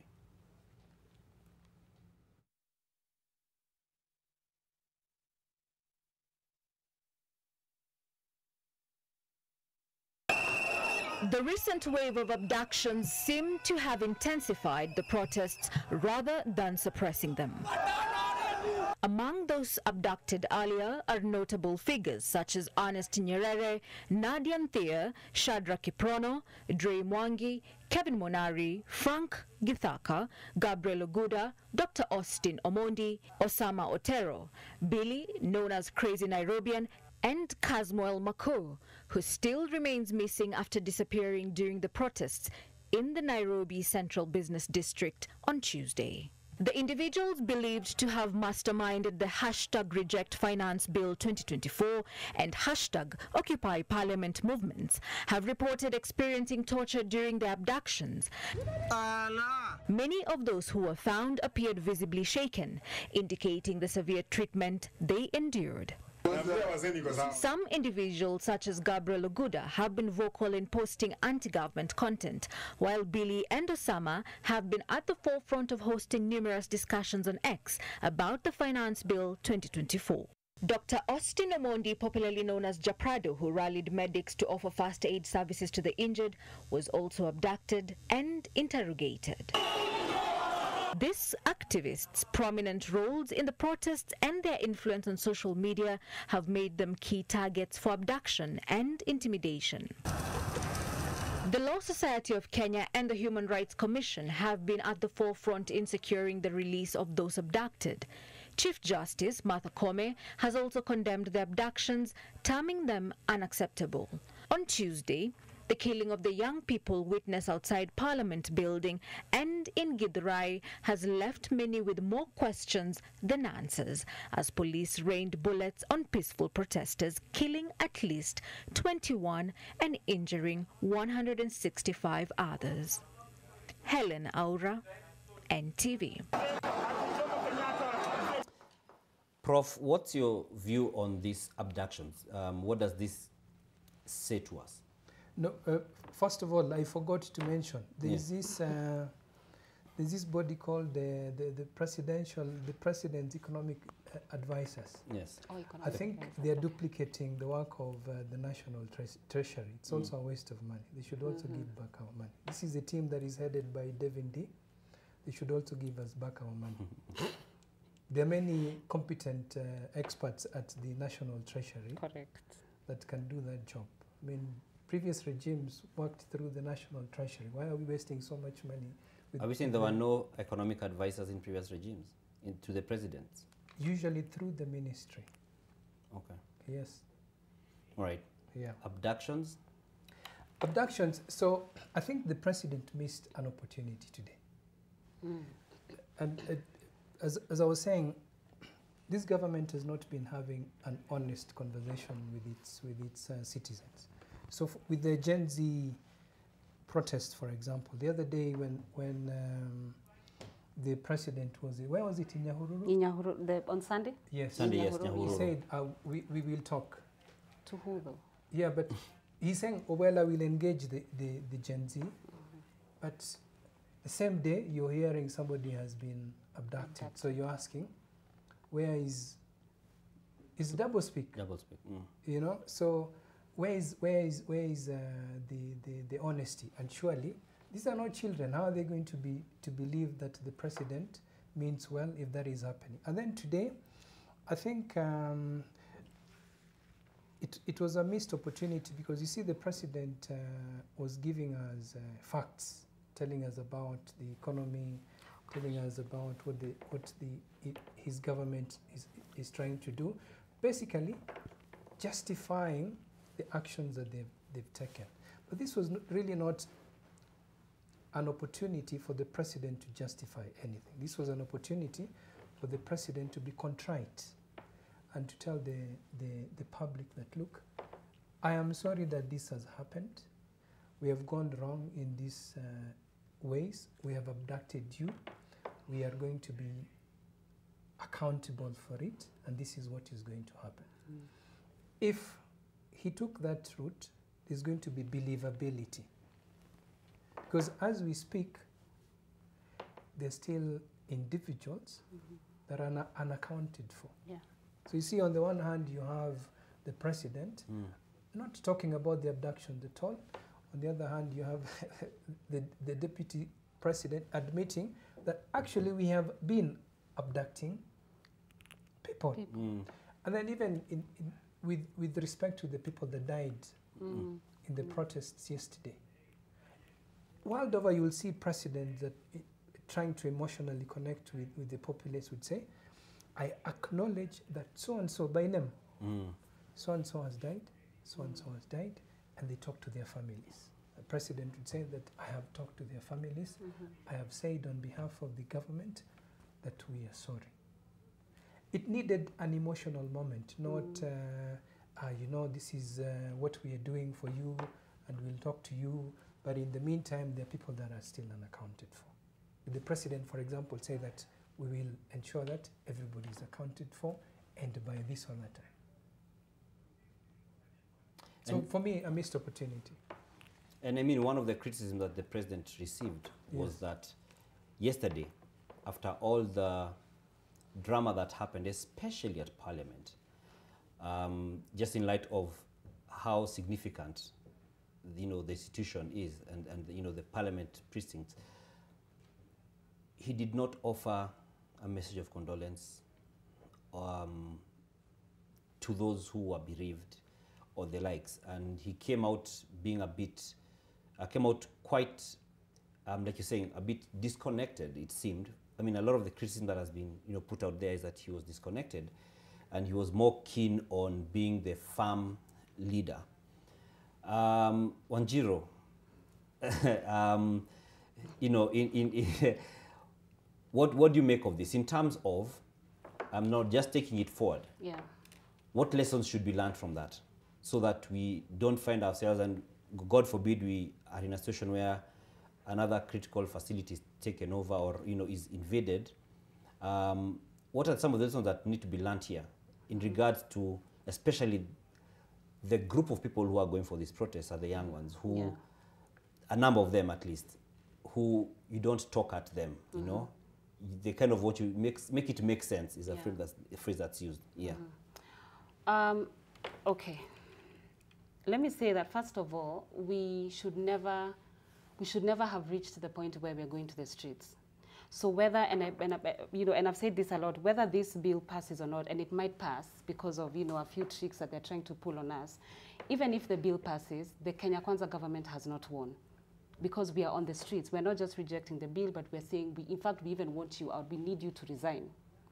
And so there were very many missed opportunities. Addressing Kenyans yesterday was not the correct, was a missed opportunity. He had an opportunity to do that on Sunday. He had an opportunity to address this thing way before we even hit the streets. We should already have been done.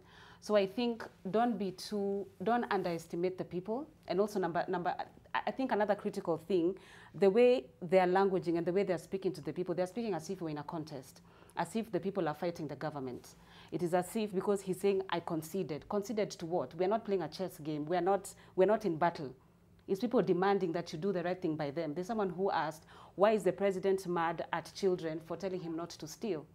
What we're saying is we're demanding an accountability. Do not try to call it a concession. We're not conceding. We are not against the government. What we are saying is that we need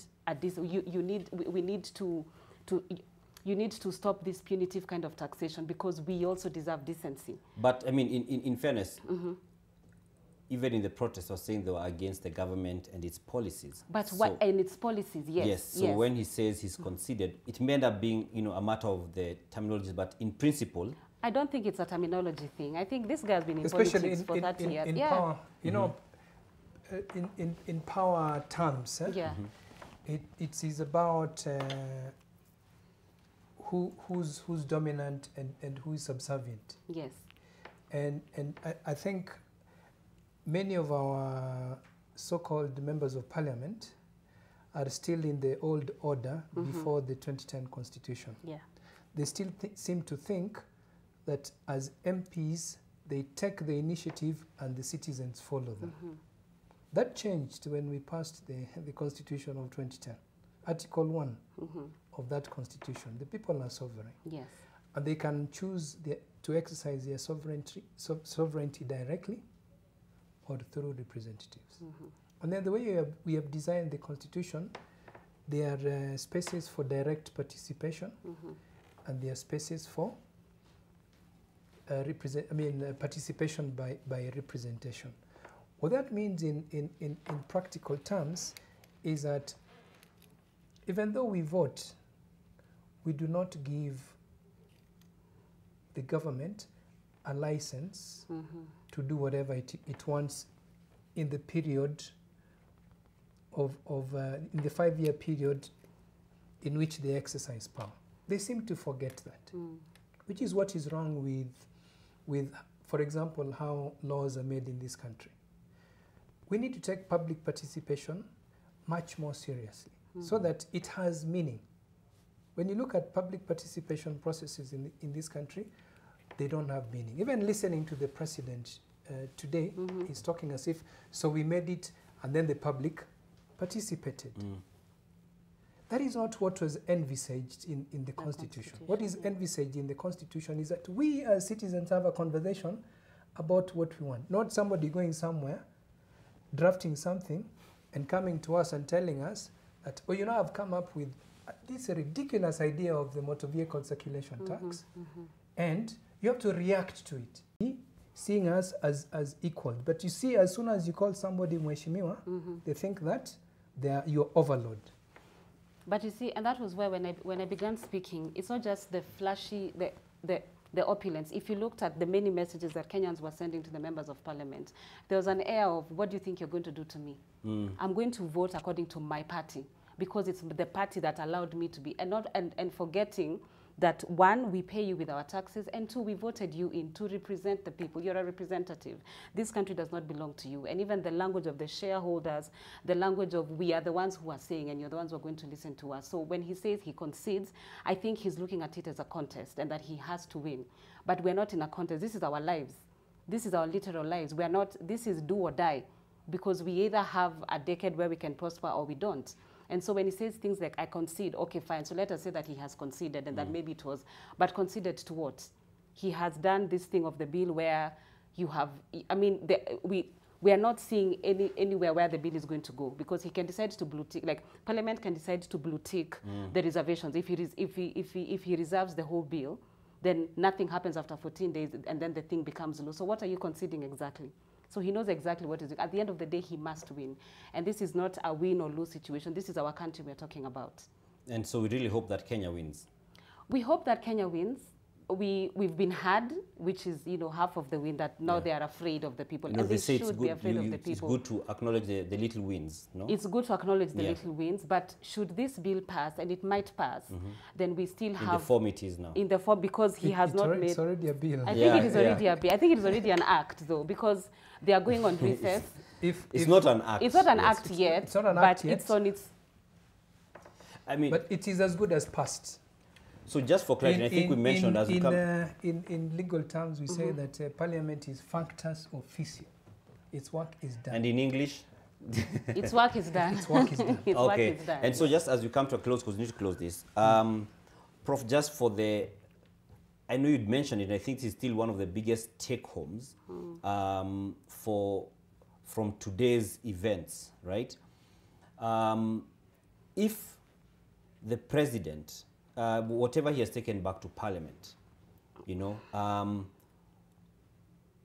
what do you think in a realistic way would be a timeline that would actually help us to stay, like you said, within the law? Like you said, time is not the problem, it's the legality.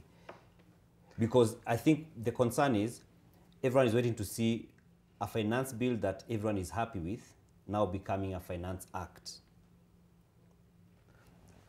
Will it have to go through, like you're saying, a whole, because if he's rejected it in its entirety, do we have to go through the whole process again? You know, it is I'm struggling to see how you salvage the situation, because it's already a law. You cannot, if you're amending something, something will be left.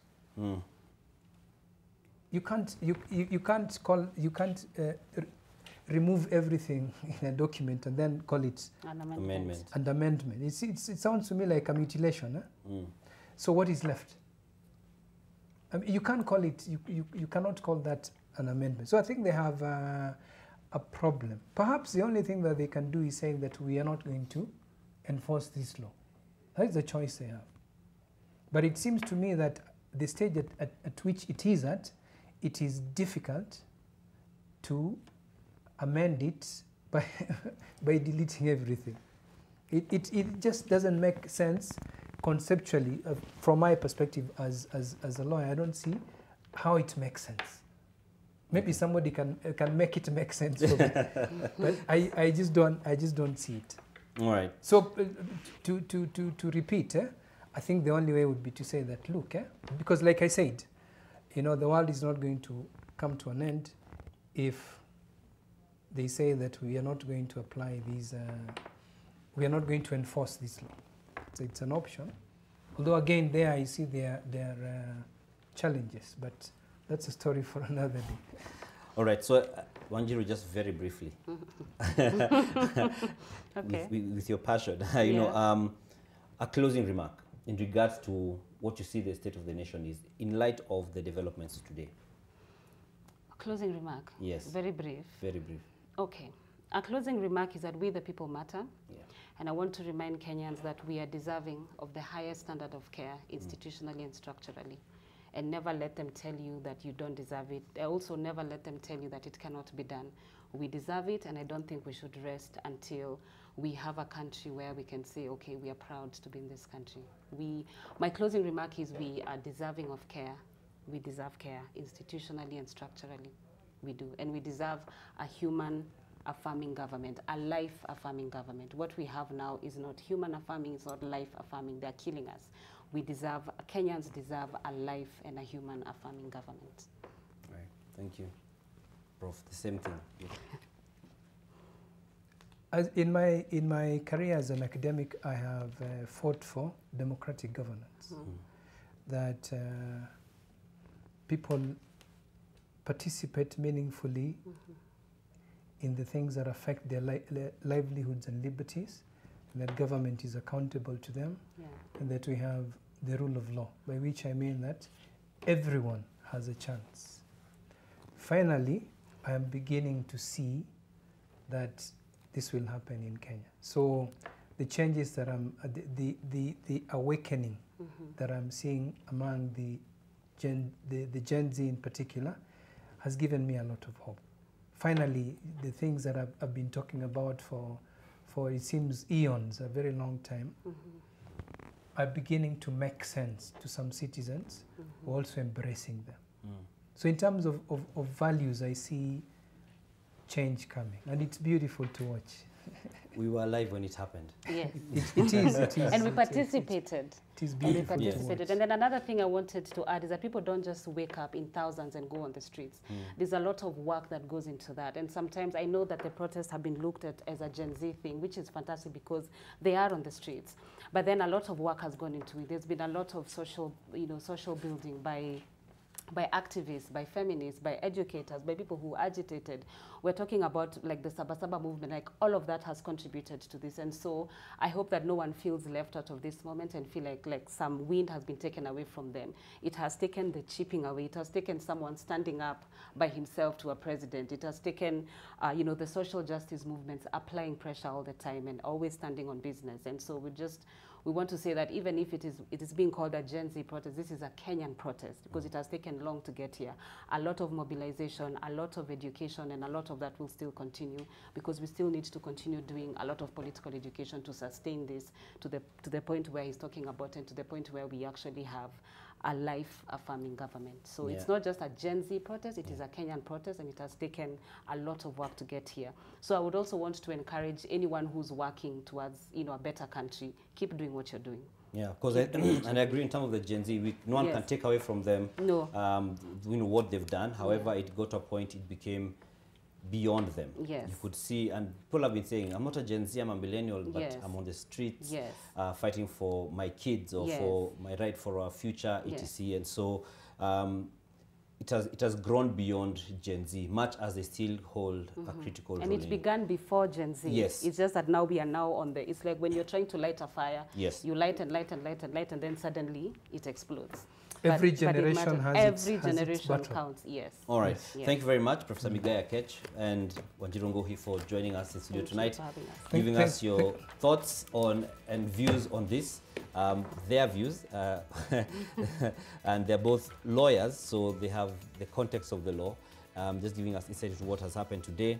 The pickle that the government is seemingly finding itself in regards to the Finance Bill 2024, after the president said that he has reservations on the contents of the bill in its entirety, and therefore he declined to assent to it and referred the bill for reconsideration by the National Assembly with the recommendation for the deletion of all the clauses thereof. Thank you for joining us on NTV tonight. My name is Dan Mwangi alongside Flora Atieno on the signed language interpretation. Have yourselves a great night. Stay safe. God bless.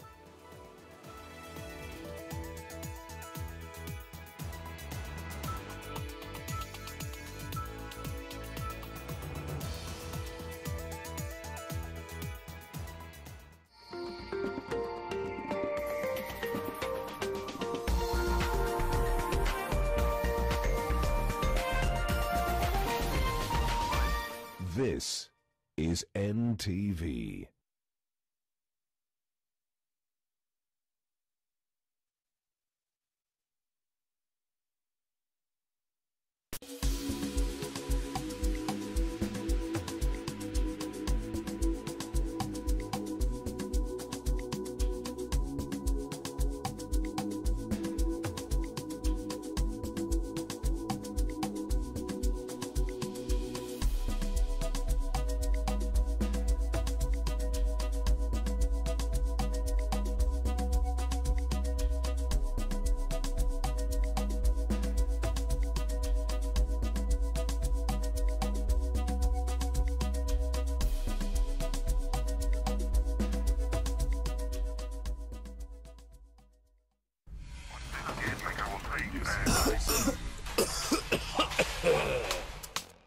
Kikohozi cha muda wowote, kutokwa na jasho kwa wingi usiku, uchungu kwenye kifua, afya kudhoofika, tafuta matibabu.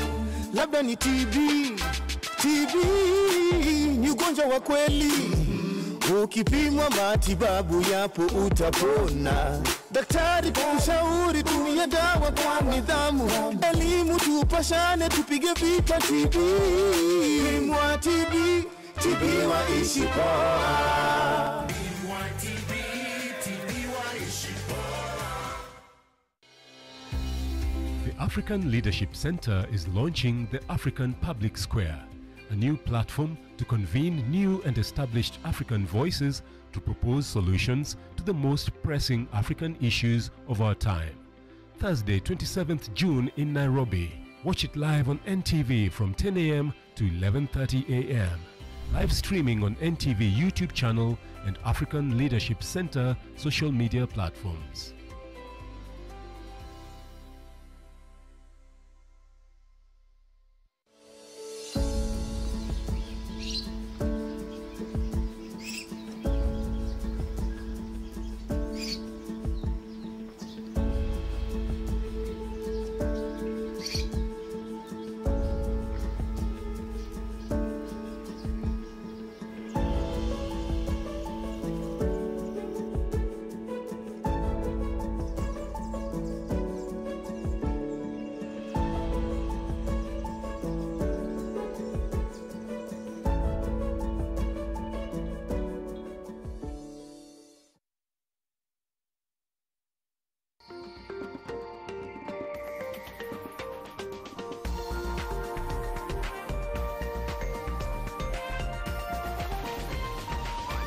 NTV, turning on your world.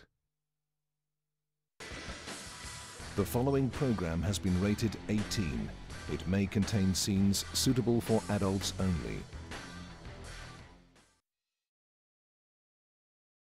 Kupatana.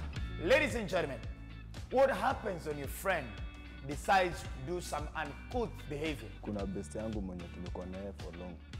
Anaitwa Brayo. Miaka mingi sana tumekuwa so close. After KCSE, so si tukaenda kwao. Hapo hivyo sasa ndio tukapatana na Makena. Masista wangu, mimi ndo mkubwa wao sana. Already tukashaanza kugrow. So sizi yake sasa mwenye alikuwa form 2 by then si tukimaliza, ndio kumaliza. Nikacheza vibaya hapo.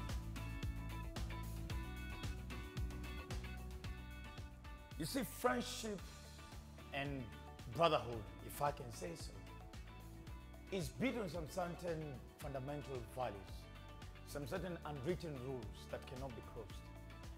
But then again, the question tonight is at times how far is far when it comes to brotherhood, sisterhood, BFF, bestie kind of relationships. And actually, does human feelings or human emotions, are they actually respectful enough of boundaries? Ladies and gentlemen, this is Kupatana Show. I am your host. My name is the Eagle himself. Dr. Feneke is my name. Alongside my very able co-host on the show as usual. Ladies and gentlemen, the one and only Brenda Jones on the other side. Hi, how are you? I must admit, this is my favorite curtain. Sorry, my favorite dare of them all. Nah, don't worry. This one is man is disturbing me. Hey, don't worry. Which pull neck? Which one? How do you know it?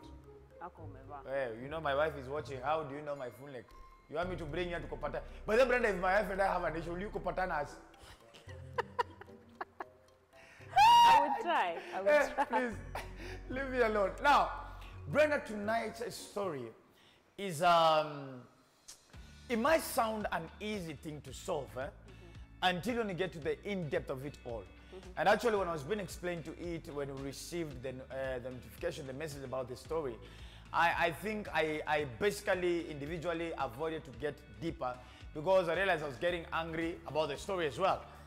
And but you see, of course, you and I can never take sides. Our main concern on Kupatana Show is to reconcile, at least even if not reconcile, but at least get a solution.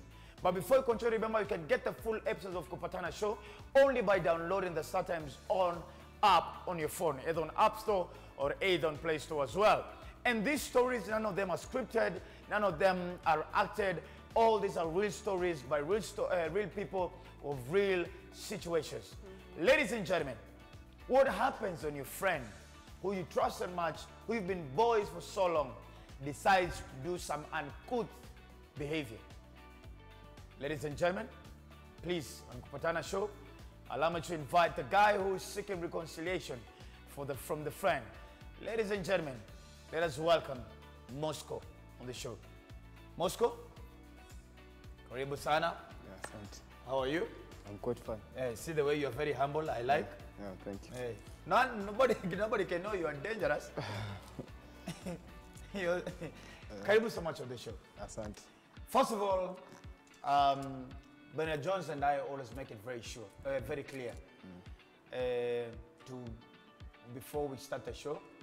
First of all, as we're here, it means it's an opportunity for you to be honest, an opportunity for you to open up your heart, an opportunity for you to be transparent enough to say the truth. Because only the truth will get us to a conclusion and possibly and hopefully to a reconciliation. And that is what we're hoping for, isn't it? Yeah. Now, Moscow, tell me the story. So, kuna best yangu mwenye tumekuwa naye for long. Anaitwa Brayo. Tunamuita Brayo T. Hiyo KS ni STEE. Lakini KS ni ka silent. So tulianza naye chuo, Senti, form 1 hapo. Tukakuwa best, alikuwa chopi kidogo na mimi nilikuwa hapo napenda tu jokes. So hiyo yeye ni chopi, mimi napenda jokes, tukaingia na ubeste tu. Mliingia naje ubeste wakati mmoja ni chopi mwingine ni joka? Unajua mimi siwezi soma vizuri kwa class. So yeye ndiye alikuwa ananisaidia kwa dorms na ma preps nini. Nice. So ubeste ilianza right? Tuko tu hapo. Alafu pia mimi namsaidia vitu zingine yani. Kuandika leta, sema tu kuandika leta, madem nini na get kiatu tu yani sasa. So tuka tu hivyo tukafanya studies pamoja poa, tukazidi hadi tukamalizia chuo. So after KCSE mimi natoka Kisii na chuo iko Kitui.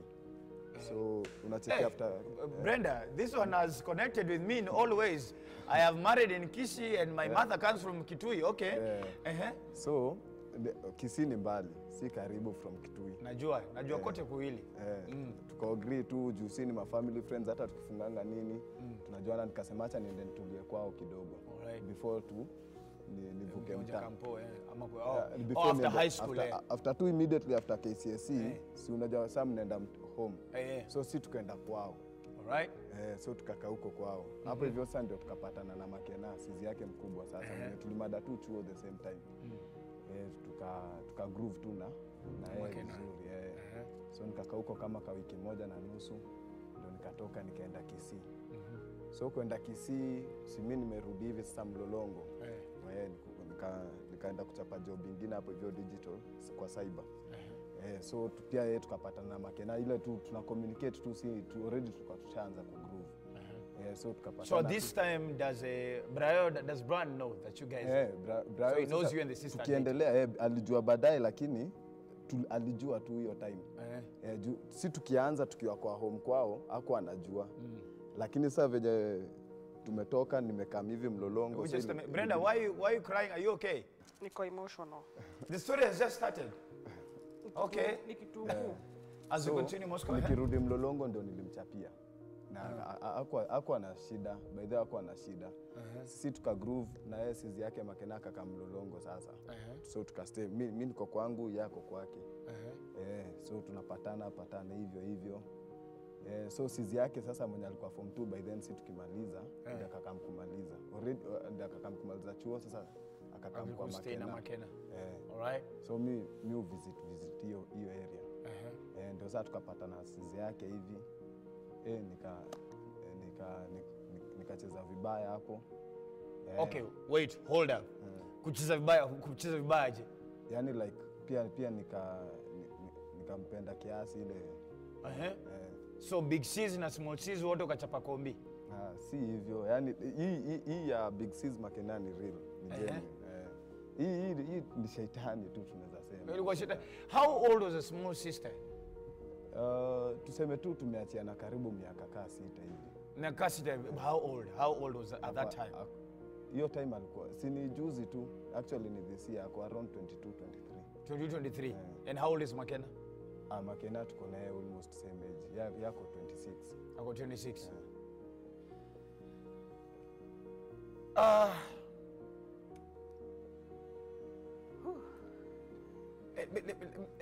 Let me get to understand. So they were both living in the same house. Makena and what's the name of the small sister? Anaitwa Val. Val. So Makena na Val wanaishi the same house. Kakamuku. So at what point wewe na Val mnakutana? Hapo tu kwa Makena. Kwa keje yake sasa. Unajua mimi niko free kwenda kwa Makena na Makena ako free kuja kwako. So hapo ndio tulipatana. So Makena kama ni exchange program. Makena kuja kwako wewe unaruka kwake. Yani like haikuwa specifically ati imeprogramiwa hivi hapana. Ina depend, inaweza kwa this week kwa Makena hivyo tu, lakini ni venye tu ina depend. So let me ask, did Val know that you and Makena, the big sister, having a thing? Anajua. But the bado alikuwa sawa yeye? Alikuwa tu. Okay, haikuwa ati sasa ilikuwa yeye hapana. Alikuwa